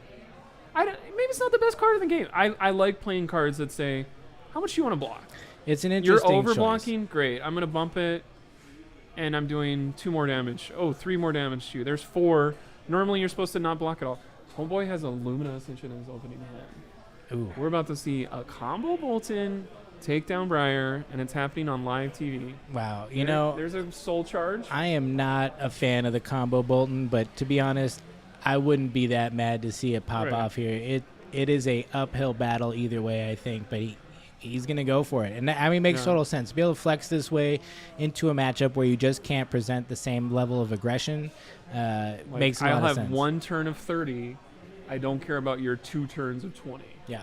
Does look like Chris Ayali's got a lightning press in hand, so that's pretty interesting. I don't think we've seen that one yet. Not surprised to see it, but definitely coming in with that instant speed damage that can shake things up. And if anybody's looking at this and being like, I don't know what Bolton does, Bolton is very hungry when it comes to cards and pitch. He is going to present cards that say, charge your soul, and then you'll put a card behind Bolton, and what you're kind of looking for a combo turn is at least 3 or 4 cards in the soul. Alan already has 2 in the opening turn, which is just so good. Yeah. And whenever you're saying, I'm Briar, I'm going to race you, I don't really care what you're doing, maybe this is one of the matchups where that backfires. Ooh, and we have the Warfare. That's going to happen. That is literally, that's so good. That's so good. That is so good. Because we saw him play this. As soon as Chris ever does 2 damage to Alan, I'm assuming the Lumina is in the arsenal, and it's going to be like destroyed. Goodbye to the Lumina. That is online up until I guess I'm not speechless very often, but that was a very speechless for something we saw earlier. Oh, yeah, that's good. Yeah, I mean, we saw this earlier, and we're also like, oh, that's cool. We somehow totally forgot about it, and then also now we're just like, ooh, that is. Because when the a good answer to the question of how do you deal with combo Sabers Bolton. Because as soon as Chris presents, here's a non-attack action, which there it is, and then an attack. Whenever he swings Rosetta Thorn, the 2 arcane. I don't know if Alan has the blocks for Arcane Barrier, and that 2 damage will immediately destroy his He arsenal. definitely doesn't have the pitch. This is going to be a pretty red line deck, I'm sure. I'm curious if he has. You have blues, but it's cards like Take Flights. You probably have 9 copies of Take Flights, so there will be some pitch cards like that. But I'm if curious, you don't have Arcane Barrier, you don't have it. if you're going into a hybrid deck, though, how much space you have to flex both ways. So if Right. he's able to incorporate that, but I guess in a Runeblade meta, you probably need some extra resources, even if you don't want to Right. block. But yeah, I mean, I haven't seen Warfare played this much, and honestly, I'm a big fan. It seems really, really good. I mean, there's just certain heroes that, yeah, I can hit you for 2. That's not. Ooh, it happens every once in a while. So coming with for Snatch with its hit effect, draw a card, no go again, but he does have Snapdragon Scalers ready to go at any time, so I wouldn't be surprised to see him this pop turn off is not going to end after this attack. and go for that Rosetta. I mean, I'm curious if he knows or feels like Lumina's in there already, but I mean, I know they can't hear us, but if you I can don't hear know. us, wave your hand yeah, in I front of the think- camera. Who's all watching? We got Graham watching. We got Connor watching. Not that anybody's going to leak anything, but like, I think there will be some hype of like. I don't know. I'm just so enamored by the talisman of Warfare. You're like, okay, that's what that's for. Yeah, I mean, honestly, if you're running Rosetta Thorn, I think it makes Everyone it makes is a asking lot that. of sense. And honestly, I'm gonna go throw it in like my Viscerai deck or There's something. That sounds the- really cool. Scalers. Interesting that he's popping that on turn 2.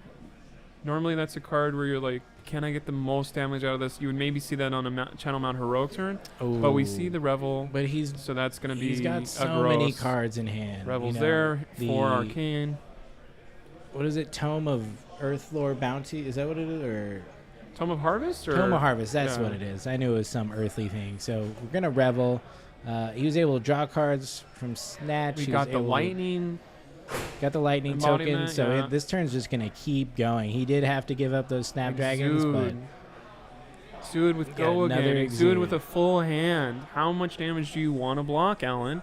does Hey, Exude, I'll take it all. That sucks. does Exude +2 when you pitch or +1? When you pitch 3, it does 2 more damage.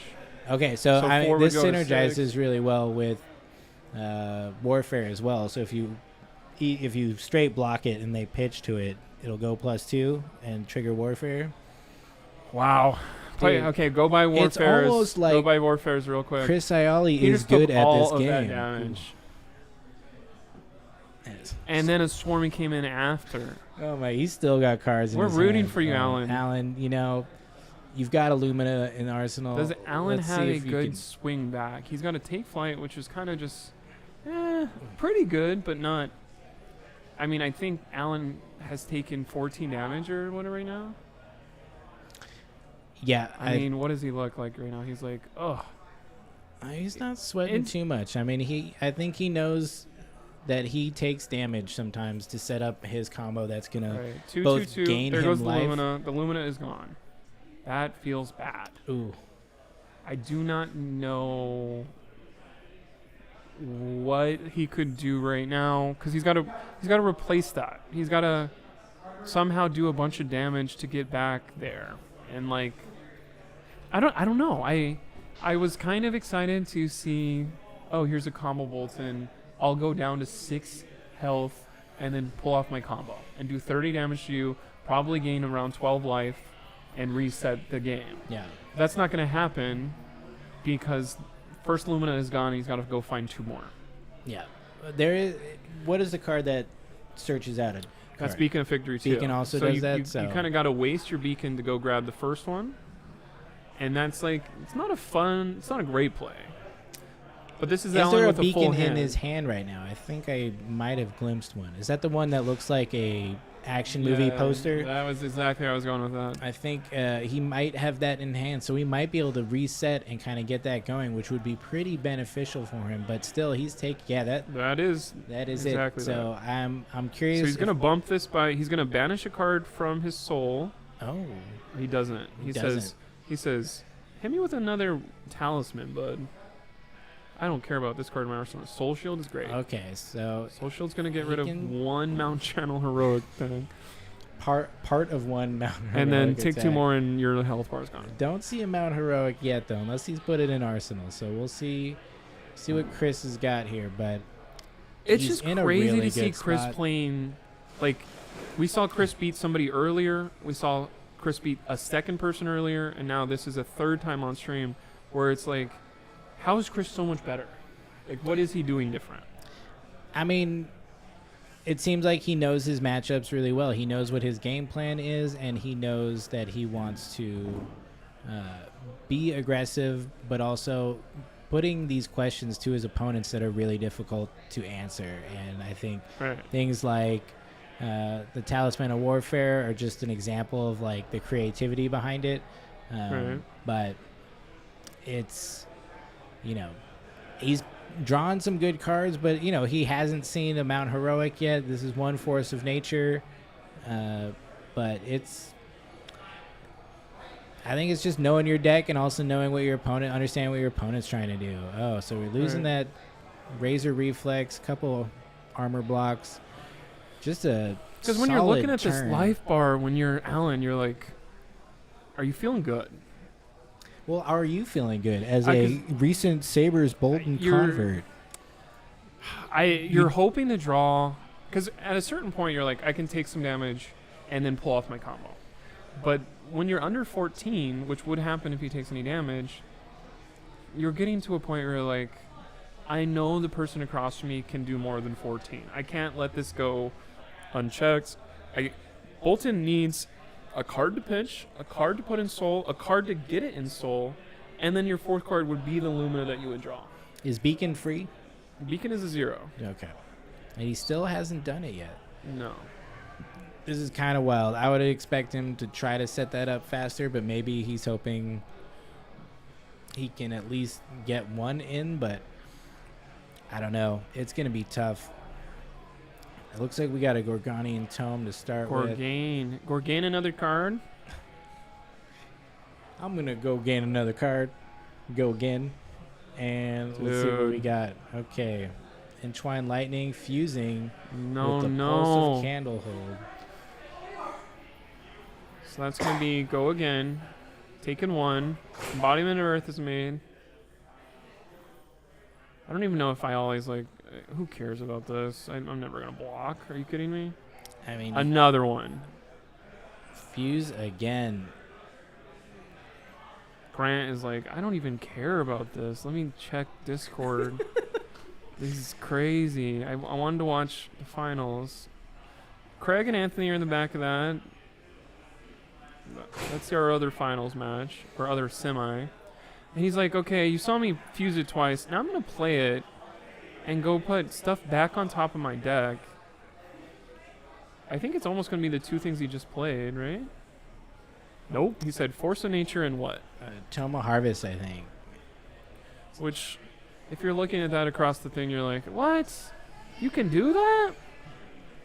I mean, he can. Because Force of Nature will be played first, and then And you he fuses, and with then he the plays Harvest. Tome, and then you draw a bunch of cards. Oh, yeah. And then Snatch with Go again. He's going to draw the card. Okay, so that's pretty slick. Get those on there, threaten to draw it right away. For the Arsenal. Force the block. Snatch will not. It does have Go again. So I don't know why. Why would he not pitch that card to swing with Rosetta? He's in no rush, He's got all the time in the world until you get hit with the Lumina. I mean, does he have another? What is it? The Beacon? movie, yeah. 2 beacons? What is the card we keep talking 2 about? BOVs? He might have another beacon in hand. 'Cause there's enough soul in there. I think it was a. Oof. I guess that was a draw pass from Allen. Yeah. Which makes sense because how would he be able to block and then still have 4 cards, Blake? But And this is looking pretty grim. Channel Mount Heroic with Force of Nature fused. That's a block for 2, block for 8. Beacon of Victory's out of hand now, though. He's only got 1 card left. Also, you can only go search with Beacon of Victory if you charge that turn. Oh, So you can't raw Beacon of Victory to go grab the Lumina. That's Here's a right. Saber for 2. How do you feel about that, Chris? Let me go ahead and click this phone twice and now destroy you. Because I have the Channel Mount Heroic still involved. Yep, 2 times. My turn. We put it on this notepad that I'll never look at again after this. Yeah, definitely looking rough for Allen. I don't see a way he's going to get around this. I mean, Four non-attack actions. that's true. As soon as you do that, here's my Tome of Harvest. It does. It can happen. You know, it seems like Chris has not run into that issue today. Be And then we curious see to see. Sonata. Yeah. Oh my god. I think in another Mount Heroic, if he's able to get the second one out there, I don't think there's any way. I'm gonna be able to go to the bathroom a little early. Joke's on Tome you. of Harvest. That's an attack one. and a non-attack. Take an Arcane, Alan. Arsenal Tome of Harvest. He's got a plan, Rad King. He's got a plan of Rat King. He does. What it is beyond us because he's just better than us. But it's another force of nature. Okay, that's Wow, and he's okay. playing Double the Channel other Mount Mount Heroic. Heroic. Everything I ever show you just add 6. I will not cut to Allen's face out of respect for him Yeah. as a player. I know this I'll must do be it. difficult. Just kidding. Yeah, it's a full block. That's a full full hand block. I think that's the only way. That's the only then thing you can do. Here's 4 plus 6 is 10 more. Go down to 1. If I ever pull a card that says Arcane, you're dead. Wow. That was. Oh my god, Chris. That, I would literally, like, what are you doing the next week? I'm grabbing the deck list from Chris Ioli when he's not looking, and I'm learning how to play this for 7 days before New Jersey. So, I mean, we'll see how he does if Craig or Chain shows up. Well, I guess it'll be either Craig or Anthony and Starvo or Chain. So, you know, it's looking like he's got this game pretty closed I'm up. going to block for that many, and I can't do the second one. Good game. Thanks for everything. Yeah. I mean, Alan, I was very excited to watch this. I think literally when you see the card, I played the Bolton. Whenever I see Command and Conquer, I'm like, oh crap, I need to keep my Lumina safe. To see a card that says, hey bud, no matter what you do, you're not going to be able to save this Arsenal card, has to feel like a punch right in the giblets, probably. Yeah, I mean, high praise for the inclusion of Talisman of Warfare. I feel like I've seen some I'm people sure that's talking what Alan's about it. saying right now. Is like, what? But just like, yeah, like that's something we all can learn from this Chris deck is right like now. laughing as this man is like, I gotta drive home for 2 hours now. I mean, well The played, tacos Alan. aren't even good here. They're better in San Diego. That's what everyone in San Diego says. They're pretty good down there. I won't lie, Yeah. but you know, Check out our zoo. they also got SeaWorld. Legoland, I think, is on there. I don't know. Whatever. We can San skip Diego's Legoland. cool. You're older than 10. You know, always SeaWorld is... SeaWorld. we I all didn't say saw you that should go there. I was documentary, just saying it yeah. existed down there. Black got some whales. side What is it commentary ca- from our technical What is it director. called? Blackfish. Yeah, we don't support the abuse of animals at No. all. Tell that to Chris Ioli when he puts all those cards in his deck, man. Jeez Louise. We definitely have to go to the bathroom before the finals.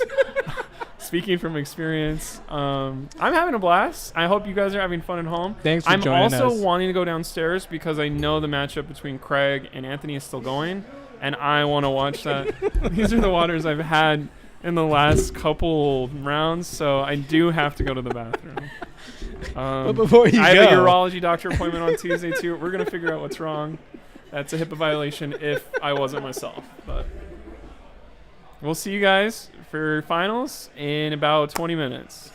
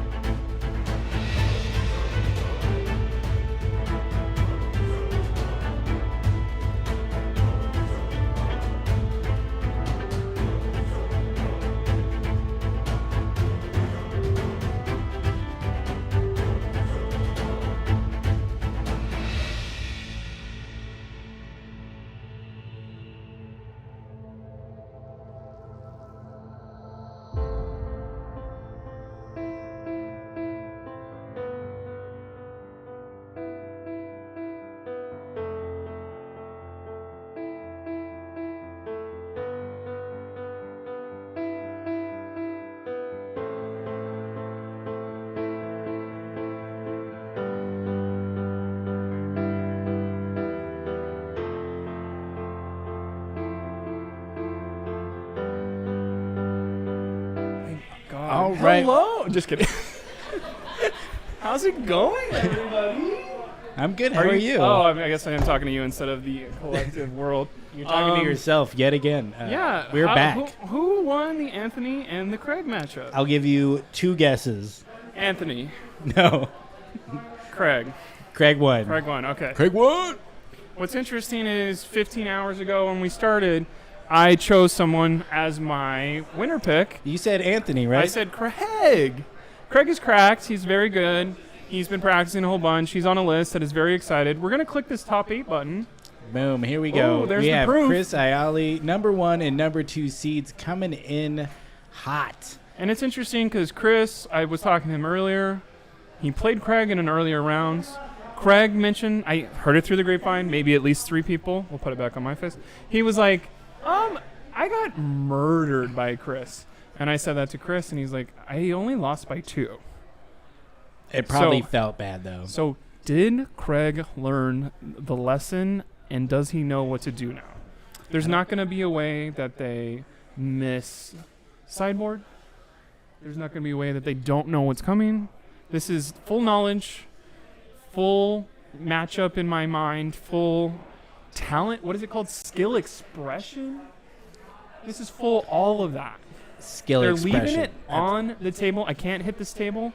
They're leaving it on the table. Leaving it all on the table. Speaking of tables, let's check this out. Oh, have the game already started? Oh my goodness. Apologies, everyone. We did not even know. He but has coxa-commotion. We watched him play 3 times, and he has coxa-commotion? I don't remember that. We should have been given the heads up that this game started, but apparently he's already got Channel Mount Heroic on the board. This is not good. No! Apologies once again for coming in late here, but I think if it's we still could get a turn health bar 1. there too, that'd be great. Yeah, we'll be We scolding were gonna Evan. do some big old thing and look at the momentarily. trophy, look at this other thing. We sunk a card. I don't know what that does. We're just catching up here. Let's refocus ourselves. Okay, Let's we go got ahead and Starvo. do Starvo, he said, all right, I got 3 cards. That one of them's Earth, one of them's Ice, and one of them's Lightning. That's how that works. He's collected them all. He's showing them all. With and my powers now, combined, he took 7 off of that. Probably because he had this in hand. He's showing him the Blizzard, so he's going to say, I hope you're ready to pay next turn, because I'm going to make you do this through snow. You know, I'm the type of player that I will immediately forget that I saw that Blizzard. Okay, and well, then I'll be you're surprised. No Chris Aioli. Surprised next turn when I see it. Here we go. Oh my God. So He said, surprise! Chris thought he was drawing hot. He but said, fuck. Oh, screw it. Sorry, you two. He said, I'm letting you just take 11. I can reset. I have a Mount Heroic, and we got a Community Strike, and I'll take 11. Good game, good game, good game, good game.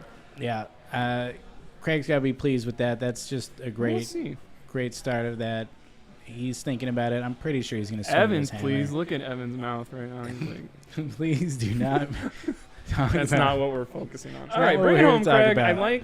about. Who was Craig one of the people you thought would make it in the end, or have you been an Aioli guy this whole time? I'm just going to, for sake of drama, I'm going to say Ayali has been Cool. my number 1 pick the whole time, mostly because I've seen him before. Nice. I've also seen Craig, so that's Yeah. just a load of BS. But, yeah, you know, I think it's going to be a good matchup. I think, He throws the Blizzard to hit an ice. yeah, that Icy was probably hammer. his question there. Do I save it? Have I done enough damage that 11 is Briar won't great. be 11 is able 1/4 of his health bar. Briar won't be able to come back and play more than one attack? Just But kidding. I have the exact card I need to do some absolute wrecking ball damage to you. Because this is a burgeoning. looks like a It's burgeoning going to from get Arsenal, +3. It's going to get the bonus No. from Arsenal. or was Force of Nature from Arsenal? I Doesn't don't- matter. Yeah, it's going to be buffed. Force of Nature is a 0 cost, so it was fused by the card that was pitched. So if this hits, if any attack action hits and it has a little bit more buff on it, we'll draw a card. It will draw a card. Does he have Go Again currently? I don't think so. So he does have Snapdragons. Might not be the best turn to do it, but he can always come in with Rosetta. One thing we haven't seen over on Craig's side when we were watching him earlier, he wasn't using Stalagmite. Yeah. He is Just using that's- Stalagmite now. What turn are you thinking he would block with that? Honestly, I feel like he's going to hold off until, you know, he sees that it is going to be the most disruptive. I mean, You don't want to block with it when they have a bunch of cards they can pitch or floating resources that they can get around the Frostbite. You really want that Frostbite to come in and just wreck their day. So I wouldn't be surprised to see Craig hold off until he feels it's going to have the most impact. It's interesting. Craig's hair right now looks like it's like maybe if he was on the other side we could see his face. We can't really see what he's doing. It's a good strategy. Not affecting his blocks. Chris, But on the here, other hand, he's touching he's his- got short hair, so we can. he's Oh, here we touching go. his thing, yeah. Immediately, just He's touching stalagmite. everything I said is incorrect. Craig is the better player. He's blocking full out, giving the Frostbite. How much was that? Was coming in for over 10? Was it a red It's burgeoning? preventing the reason he used stalagmite there was you're not going to use Rosetta after this, on me. yeah. I'm gonna go ahead and I think it's a smart strategy to keep your life bar as high as it can go. That's true. Because I mean, it is they do say if you go to 0 in this game, you do die. lose. So, and Chris is like, I'm not afraid of dying. I'll take 4. Craig's going to be happy. He gives him that This is a quick Frostbite. game. Maybe is there any kind of fatigue that comes into playing? Like Chris hasn't lost the game all day. Is there a mix of I'm fatigued versus I'm running the hottest I've run in weeks? Who cares? Yeah, I don't know. I think Chris is very comfortable with his deck, and so is Craig. So I wouldn't, I know fatigue's There's no going to be. streaking when it comes to winning the SoCalling. Yeah, I think there's definitely a level of that, but that's why you practice. That's why you put in the reps so that when you are tired, you don't have to think so hard about what you need to do and you know what your game plan is. It's those people who don't have a plan, who've got to make the really hard choices every turn that just leaves you open to make more mistakes. So Sonata hitting for one, another Channel look, we Mount found Heroic. our Channel Mount Heroic It's like somehow. he has a magnet that just brings these things right to the top. And this is going to be a... Ravenous Let's Rabble. see how much is taken off. Ooh, Ooh, it's that's a a blue, though. blues. So it's All back right. to a 5. Back to 5. Still not nothing. This could be a 5 where you're like, sure. He drew a card because he crowned, so that's going to block 1. Earlier when we saw Craig on stream, he did win, and we saw him crown and shield every single thing to block 2. He does not have that capability when he's running Stalagmite. Yeah. So his grind that what is the word on there? Grounded Bravo into dust. He's not going to be able to do that here. Yeah. No, he's definitely, even with as much pressure as Starvo can put on, I believe this Briar deck just currently is presenting a lot more. Chris being able to play these Mount Heroics so early is just really pulling the game in his favor. We're going to Tunic and then immediately go into our hero power. A Blizzard, a Candlehold. What is the attack? He needs an attack that has 2 costs or more.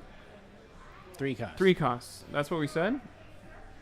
He Mitch must is have like, one or else there's no reason to do this. So Right. here it goes. Oh, all right. Spinal. That's Not what the we one like you to want to see. see. He's going Spinal on him all the way up to 11. 11. This one goes to 11. I So- just want to point out that was a great joke because it was Spinal Tap, Spinal oh my Crush, God. We're and hitting an on accurate every, portrayal that's literally of the Starvo's design of the card. ability. They had Welcome to Wraith. They're like 3 years I'm going to from give now, that we're one gonna to, do a to bust James 2. White. He did that on Um, purpose, so thank you, James White, for this game. James Wright is going up above James Brown in my rankings. James. James LeBron James probably still number 1 just because we live in LA. He said I'll block with a 2 block and take 9. I don't think you want to take 9. I mean, he's This is still a got Channel Mount fantastic Heroic, Spinal so Crush, if he's got a large enough But he attack, can't go again. but still, if he's got one attack that is 5 or more, took he's going to 9. get +4. He's going to also present 9. I don't know. He took 9, Chris doesn't dude. like to block. He also has a Gorganian Tome, so that's not And going he's to let him not block. he's not swinging the Blizzard. He's arsenaling the Blizzard. He's going for the I want another card later from Crown of Seas. That, or he wants to shut down the Go This Again. does in not case it have Go happens. Again. He has Spinal off to the side of his graveyard to show that the effect is happening. So this is a 7 damage attack. He does have Snapdragons and a charged tunic. We can't give it go again at all. Oh, that's right. Can't do it at Spinal. all. Spinal. He's been spinaled. I understand how this game works. I mean, that is it's correct. There are cards in the game that say, hey, your game plan in the trash immediately. And Spinal's one of them of, I don't, like, this is a smart block, I think, of go ahead and cash in that you're 10 damage ahead. Don't let anything leak tremendously through the Channel Mount Heroic turn. Kill the Channel Mount Heroic. I don't care what's in your arsenal. I'm just going to swing a hammer and reset this. Yeah, pretty good kind of. Winner's Bite. That's great. Make your opponent's next turn worse. And then pitch ice, swing the hammer, make it even more worse. What did Ayali do? Did he pitch or did he discard a card? By the way, these people are playing for a sealed case, which is 4 boxes of Uprising. Or equivalent store credit. Take the boxes. Well, get the Drowmice. Get that Marvel. Marvel Optimal? Optimi? Yeah. Okay, so there was a hammer that was blocked. An equipment piece is gone. You have to think, ooh, bud, I don't know if I would block with equipment because we have Oaken Olds coming. There's no Crippling Crush, or there is a Crippling Crush. Did we see one earlier from Craig? I believe he pitched or blocked with one. I'm not. Cool. I could be mistaken. So Ayali's on the back foot. We have seen him play from outstanding position earlier. And we did see him take a 10 to 15 damage attack or a turn from John Ho and say, here's 25. So it looks like, okay, I'm down by 7. Not really. Here's a Enlightened Strike. That's probably going to be, I would say he's probably going to do 5 with Go again. Yeah, I would assume so. Or is this the time where he uses his shoes, do the full 7? I don't think so. There's no real difference between 5 and 7 here. I don't know if a Briar player is like, no, I would really like my breakpoint of 7 so I can get the Embodiment of Earth. Interesting. Yeah, I just assume it's with Go again. He might have another card, 0 cost, and then swing Rosetta, Right. which, if Craig doesn't block, it brings them pretty close. Crush Confidence. Is everyone running Crush Confidence Red as an actual, like, good attack? It's pretty good right now into Is that a lot the mirror of match matchup. Starvo attack, maybe? It might be mirror match, but I could see how shutting down Briar, Chain, Viscerai. Like, I think there's a lot of heroes whose abilities are what make them so powerful right now, and if you can shut those off. He said Grasp for 1 Arcane, then I'm gonna Revel to put 4 more in there. 2 + 2 + 5. If you add that up, what is that? 9? Oh my gosh. That's one shy of 10. 9 for 1 or 9 for 3. Not quite 11, but still putting that pressure. And we just talked about, wow, Ayali's on the back foot. What do you mean I'm on the back foot? I have 1 card in hand called Revel in Runeblood. That's the only one you need. And, you said, how much was it? 9? I'll take 1 because I'm Craig. I'm going to pitch and just block this up. Feeling all right. What's interesting is the word tempo. Oh, looks like we got... What happened? Oh, he just threw it in his graveyard by accident. He's very tired. In the graveyard. There's 7 rounds of thanks play. Thanks to the 8 squad rounds of play, on the floor looking out for the Nothing clean gets game. past our entire community. Got past us, but not them. But they haven't been talking for 8 they're hours. a lot closer. Hasn't been 8 hours. It feels like 7.5. It's been some amount of time since this morning. Craig didn't get to swing a hammer. He didn't get to do anything on his turn. He got to draw 4 cards and pass, which is not great. Because I only gets to keep. Does he? Oh yeah, the sword does not do the lightning. Lightning, yeah, breaks on attack action. So he's gonna Force of Nature. He did not force. He did not. He did not fuse it. Though. He didn't fuse. But it only gives a +1. Exude, you can just pump up itself. Right. So I'm gonna bet $100 that he's going to play. No, this already has Go Again from the lightning thing. Yeah, it has Go Go Again. It doesn't look like it, but this has Go Again. He's gonna be able to buff this up to draw a card, unless Craig gives 2-3 blocks this way. Curious Craig is running any defense reactions in this matchup. It's so far we have not seen anything, so I feel like he might have that would be cited sick them if out. Craig got. Here's the last stalagmite thing I have. I'm gonna block 1. Do you have a bunch of blues and you want to have me die? Do you want to just pump one blue to draw a card? This has go again. I feel like so there's going to be a Rosetta afterwards. Depending on your hand, it may be kind of redundant to pitch to draw. There is an ice token that would affect the instant of this, or would the instant overlap the? Does it as it resolves? There's a frostbite, or is it now? I believe since they added the priority passing in the defense step, I think he can respond to the placing of stalagmite and instant it right away. It looks like they're just gonna let it go. I'm gonna take some damage. Did you draw a card or not? No, he did not, because he was not over the base power. That's interesting. This Force of Nature really didn't do anything except turn on Rosetta. So that doesn't feel like that feels like one of his worst turns, if you ask me, for the whole day. Not bad, but I mean it does force Craig to answer it. You know, he could have just been. I'll take Arcane. I'll block the physical. Go ahead and throw that stalagmite in the trash because it doesn't have a use anymore. Yeah, honestly, I think against a lesser player, they might have blocked a bunch, and then Chris would have been like, "Fine, I have go again. I can just." He's got it. I can flipping just it over. So here we go. Starvo, Pulse of Eisenhold, Oaken, frickin' old fused. All right. Is that the right one to fuse that? Yeah, it's Earth and Ice. Oh, that is Eisenhold. Yeah. Okay. So 11 yet again. It's not a spinal for 11, but it's Oakenhold for 11. Like. He's like, oh, not this again. He took one earlier. He did not hesitate. He said, I'll take 11. If you did that right now, you're down to 5. You have 2 cards to try and do something with it. Yeah, definitely. And that's if Craig doesn't have the follow-up. We know Craig has the follow-up. Yeah. I mean, he's got the Pulse of Ice. He can Ice Hammer. So he can Ice Hammer. Just really lock him down. You can see him. I don't know if that's a smile or if that's a, like, ugh. Craig's smiling. I like that. Ooh, he's getting that Revel block. Ooh. Which one are we putting underneath? On the die. That one you get to keep. Go ahead and look at those. Interesting. I don't care. I'm not going to play those cards ever again. 15 to 8. Here's a hammer. You're blocking 2. No, I guess. Oh, you got the embodiment. Yeah. Was that an icy? That was an icy. He has a ice token. Hopefully they remember that. I believe he's out of cards, so he doesn't care. It is moot, as they say. Cool. Because he could Rosetta with a tunic, but now he can't. In a tough spot here. Craig has just stolen all the tempo. And that's something where was Craig playing for that? Or are we on the first version of this? And this is maybe he kept the pulse in his hand, waiting for that Oakenholds. Because I know the first one was like, okay, I got this. Let's go.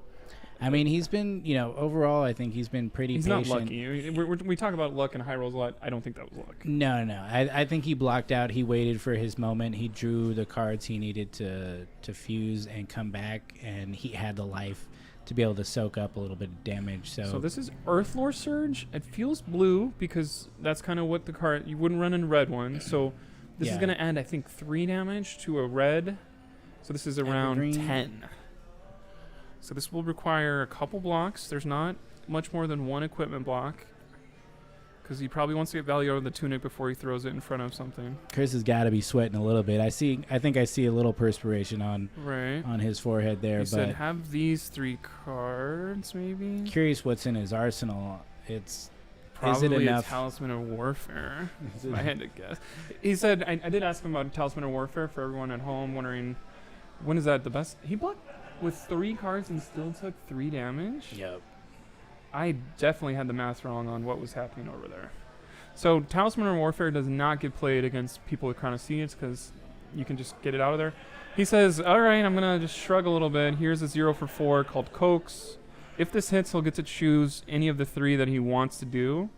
All of them would probably help Craig more than himself. Unless he Snapdragon Scalers it and said, give me a card.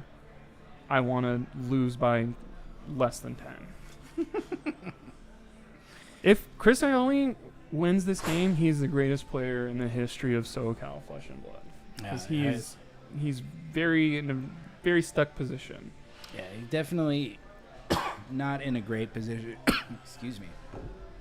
No, cough. It's fine. There's a lot. This play is in the back of your throat. It's so good. It is just something in the what would they say in RuPaul's Drag Race? You're gagging for it, you know? And like that's how good this play is, I will say.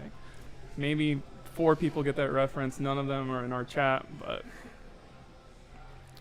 Craig is saying Shablam. Shablam, yes, death drop all the way through this win. Okay, we got a Frost Fang? No, that's a Winter's Bite.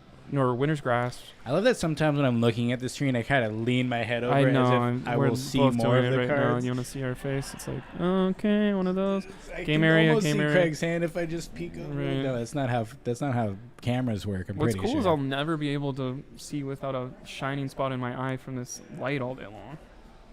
What light?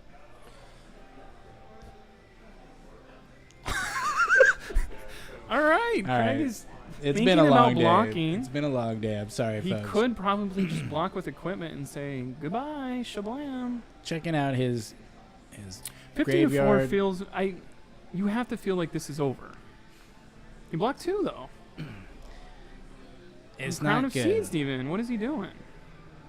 He's saying, don't have a buff back there. I don't want any of this getting an extra card. Or, I think he's probably trying to prevent the Quicken token. The only way he would lose is if the damage hit through and Chris Iali has a Quicken token, and then he could save that. Maybe Craig runs into a bad All right, turn. so a bit of a breathing moment for Chris here. If he can take a little bit of damage. Throw 1 block for 3 and then the rest of his grasp and try to do some damage with the other 3 cards. Yeah, I mean, that's not a bad spot. I If he's mean- got something tasty like a Revel in Arsenal. 'Cause I feel like when Craig talks about this game, he's probably like, if I have a red attack right there, I'm going to just take the damage and rip the red attack. It does not feel like the card that is backed by him is an attack. None of that was a juicy attack that would have killed or presented a good thing. Like, swinging a hammer for 4 does not feel good at all right here. Definitely doesn't feel good. I mean, he could be setting up for the next turn or at least just turning on his crown by having an Arsenal card. Both of those things are a lot of value for him, and just getting to that next Starvo that will, I would say, almost definitely win him the game. Right. I don't see... There's not a defense reaction big enough in the world for Crystiality to have randomly in his deck list. I believe our camera... Is our camera... No? Okay, he is just still as Yeah, life itself. It's and like, maybe if I'm super silent and don't move, the Tyrannosaurus Rex that is Craig Pollock will not chomp me. He blocks it all. you know, Gets rid of a juicy attack, though. It's an interesting thing of, what am I doing right now? I'm Bramble Sparking. I'm fusing it. No, I'm not. I'm Bramble Sparking times 2. 2 Bramble Sparks. This has go again. What do I have? Nothing. He has nothing in He's going to do 2 Arcane. it. He has and, nothing in it. It's a Sonata. He's gonna hope he sonatas. This is a if this is a whiff. Thoughts this is and game prayers over, with Chris son. Ayali right now. Attack, non-attack, He's got it. non-attack, He's non-attack. got ooh, only Just one card. It's not. It's not the worst thing that could have happened. It will have go again. He will be able to reach the Rosetta, unless Craig's got something So like this will Blizzard be in 4 hand. plus 2 plus or 4 plus 2 And then on the 2 initial and attack, 2, and then yeah. 2 and 2. Add all that up together, 10. So Craig can just take this. And the only downside is the embodiment of Earth token that Chris will get. If but Craig flips over Bravo, star of the show, to start his turn, I he's good. see Channel Lake Frigid. Can't Craig, quite see. can you riffle those a little slower, I bud? think I see an Earth card. Do you see a Lightning card? There's an ice card in there. There's Is there a 2 lightning ice card? cards. I think I see an Earth card. I don't think I see a Lightning card. He might not have He Starvo. can go so- for it with no. I think based on what that looks like is a blocking with the shield yeah, that no blocking longer with the back exists. card of a legendary shield. Okay, Here we go. I I'll think he's just take gonna take both the arcane. that arcane. What was that one damage he took before? I don't know if there was a leftover. There wasn't a leftover rune chant, right? I don't think so. Unless this is a blue and then he paid for the grasp. But it would happen now instead of earlier. Well, that's true. Yeah. I don't know. Let's see. Craig's like, okay, here's my Crater Oh, Fist. yeah. He's still got a full Crater's need Fist to block this. here. This is a Earth card that I don't need. That kind of makes me think he doesn't have an attack. Yeah, I don't think. I mean, he has an No, attack, he took a but bunch of damage. I don't think he has. How the heck did he do that much? What is happening? I don't know how he did that much. He just did 10. I guess that's what we said of like, but he was showing blocks. Here's 11. Easy. How do you feel taking 11? Just a crippling crush. Well, shake the head. I don't got it. He needs. I mean, I can hear it would Chris be kinda laughing bad. from over here. he could have 4 2-blocks and still get through this, but barely. But not. The extra was from Sonata. Thank you. Oh yeah. That makes sense. Thank you. Thank you, Hadrix. everyone. There's a block for 2, but it bounces up because of the thing. This isn't dominated, so he can throw the whole hand. This is the time you do want to think about it. Our timer is never. You get as much time as you need, Chris. Yeah. Final match. Take your time, but to be honest, Exune was for 10 and go again? What was I? Was I drunk when he pitched that many blues? Like, I don't remember. Just kidding, we haven't had anything but water. I don't know if you've seen. This is the winning moment. Oh, not us. There's the water. So this is a crippling crush. 11 is still coming through. oh, Full here block? we go. I think every card. As long as there's not a talisman, he's good. Okay. Take 2. Do it one more time, Craig. Yeah, Craig has got Craig all. gets to hope he gets the. Oh. Oh, tunic to 2. Damn. I mean, it's How do you not like nothing, but it pretty much is nothing. A fused. Making Wizards of the Coast coverage look like amateur. Oh, You better okay. believe it. He also fused the Baronville Sparks. I don't think we saw him reveal, but I did not think he fused. he had that used Tomo the Harvest, yeah. There we go. That makes so much sense. Thanks everybody. You guys, Thank you. your sharp eyes are really He just- helping out he here. just blocked with a big attack, so I'm thinking he's gonna have an even bigger one. But he doesn't. oh. What? Okay, he's saying I'm gonna get this the hard way. Pummel. If he pummels this for the win, we're gonna yell. Does he have a pummel? I don't He's- think so. He He's doesn't punting have. it on there. He's like, this is a pummel, yeah. He doesn't have the resources. Why of would it. you block with Spinal Crush? You have to have that many, I mean, Blink is an instant, so he can't block with it. right? So But you can block with a tunic. I don't know what's going on with his shoes. Do we know what his shoes are? I'm assuming that's the null rune. can we get a feet cam going? Oh wait, that's not allowed. Sorry, definitely not doing that. No, I assume it might be Mage Master, or he might rock the Iron Hides. It's got to be again. the null rune. He's been blocking rune chants, right? Oh yeah, it is the no. It's So- the no room, yeah. I'm wondering. It's gonna be a heartbreaker if he just didn't have enough money to pay for the Spinal Crush. And by money, I mean resources. I mean, I don't think Craig's the type who wants to go down to 1. You know, Right. I think for the most part he is more comfortable blocking and waiting and just Grinding it making sure out. he's got that win in the bag rather than kind of gamble on going down. And Oh. is it? Pummel! Oh! Pummel! He got the pummel! Oh! That's good game. So Craig Pollock says, my "I'm the God. one to beat. I'm the man." Wow. I think we kind of that's kind of what we thought. By we, I mean me. But Craig is great. I said pummel. You said pummel. You We said Craig. Pummel. You said Craig. That does make sense. That it's like, why am I getting rid of the Spinal Crush? I have something in the back that's got to be better than it, and it was better than it. And you can't.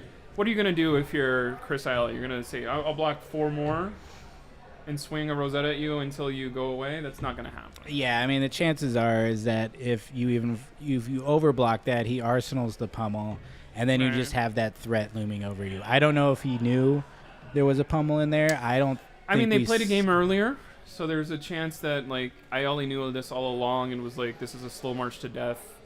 I do think every time we were sitting here today and we were like, oh, this doesn't make sense to you and me, there's always a plan in the back of their head. We don't know what they're doing, and it is a thought process of it was a pummel. Of course, Craig's got it. Yeah. Like, betting against either of these people they did a dumb move and they're not going to win now is not smart. No, I think they both played really well, especially, all day. I think we had a really awesome tournament here. Kind of looking back at our top 8, just great spread. I mean, Chain came out in force today. I think the most surprising thing is that we had 6 Chain and 6 Dash as our most represented heroes. Right. Starvo. Fortunately, Dash did not figure out how to make it work today. Yeah, a lot of people saying Dash was real strong. Unfortunately, we did not see that happen. But, I'm sure somebody knows something we don't. Right. Everybody knows something we don't. But, What's interesting is we got to see a lot of people from SoCal play each other. Maybe they don't play each other except for bigger tournaments. I think everyone will go to their weekly armory. Everyone will go to do a Pro Quest, a Road to Nationals.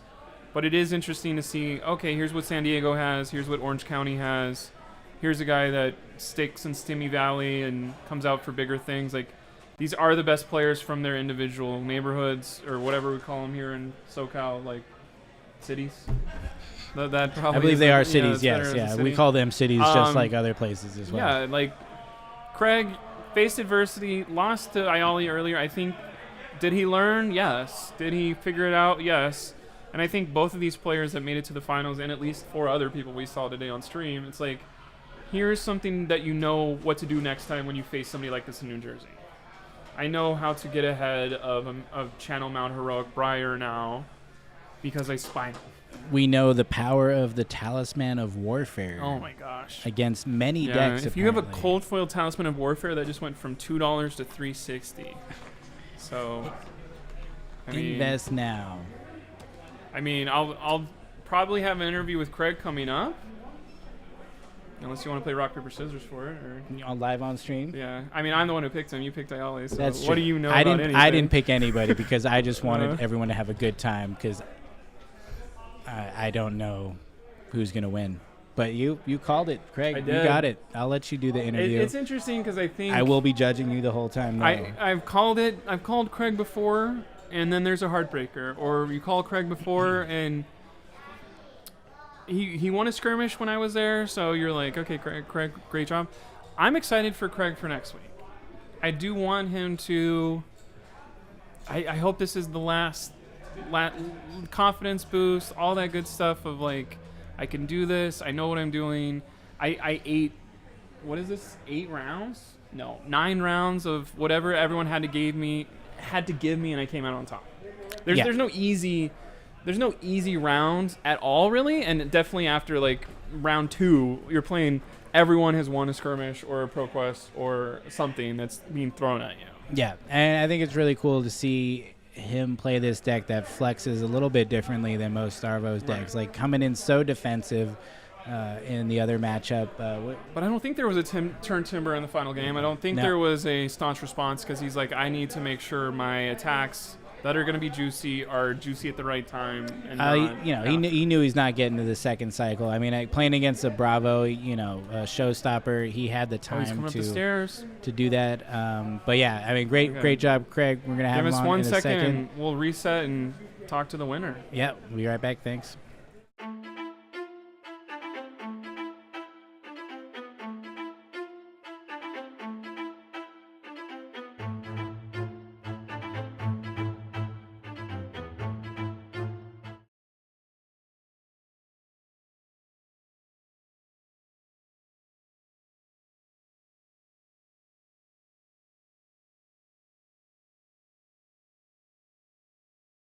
Where am I sitting? I'll sit in the far one. You can sit right here. And the only thing you need to know is you just talk close into it. Okay. And good luck. Have fun.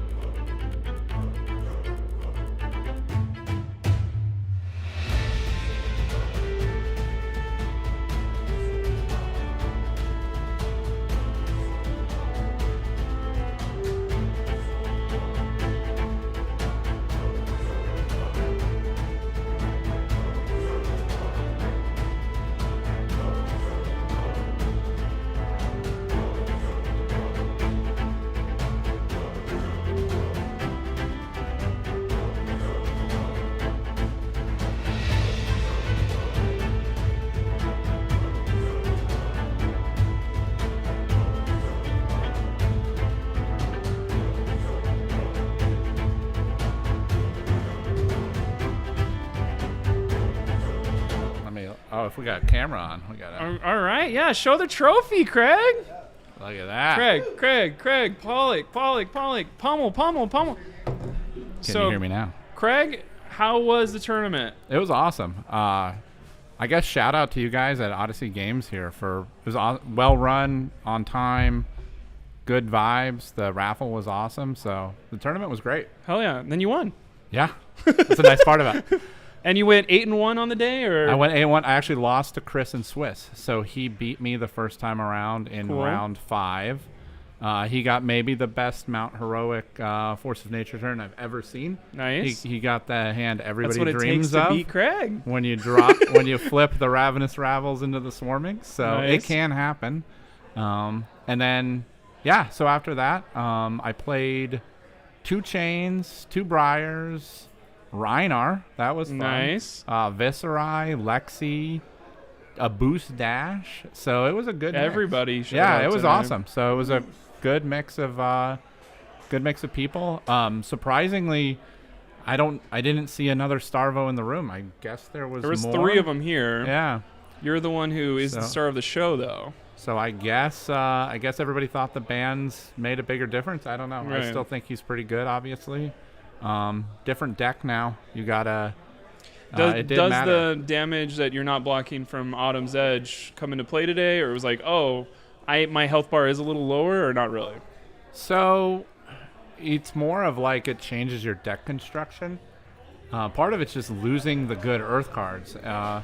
Break Ground and Evergreen are just kind of terrible cards. Nice. So, the idea of sticking a lot of them in your deck is not where you want to be. good. So you do, so it's trying to kind of Because figure you out. did Earthlore Surge. Like, I don't expect that a lot. Yeah, I gotta give credit where credit's due. I know Brian Gottlieb was posting a thing, and I thought that was a cool idea. So that was actually last minute. Let me try it out, because kind of testing things today. Right.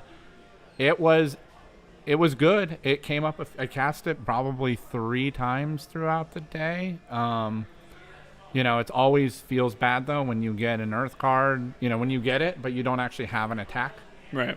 So I struggle a little bit with Earth cards that are not attacks for that reason. But yeah, it was good. So all in all, you got to just construct your deck differently. I don't know if it's the blocks that matter so much, but you Turn end up Timber's in there. Turn Timber's in there. Having a blast with that. Yeah. That came out super strong against the Bravo earlier. Yeah, I'm a big fan of that card against the Guardians.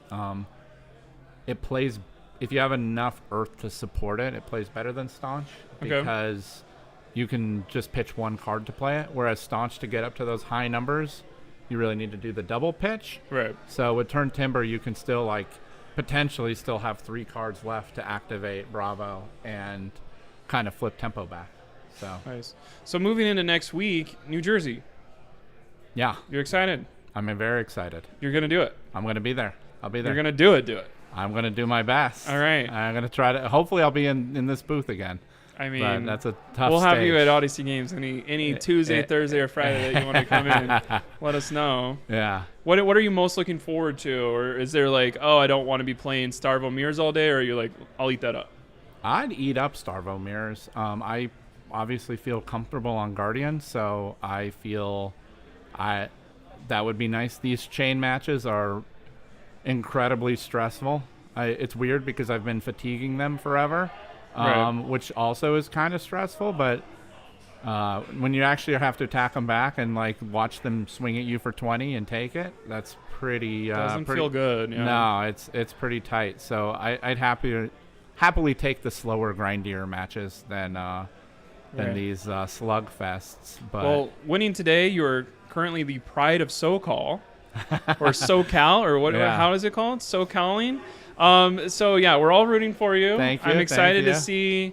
There's at least 12 of y'all are going to New Jersey, so I hope you guys got what you needed today of last minute matchup knowledge, and just really take this and go do something cool. Well, thank you. Yeah, plan on. Thank you for running this. I mean, it was great. It was, we've been practicing, and it was great to have an actual event so close to the real thing to And you took it down. take it out. And and so Just do this looks all like- over again yeah. in a week. Let's just draw the pummel at the right time. Yeah. Well, congratulations, Thank and you. thanks for coming out today. And I will root for you until I die. Thank you. Great job. Appreciate Making it, my guys. winner pick look great. All right. Appreciate it. See you guys later. Thanks, Blake.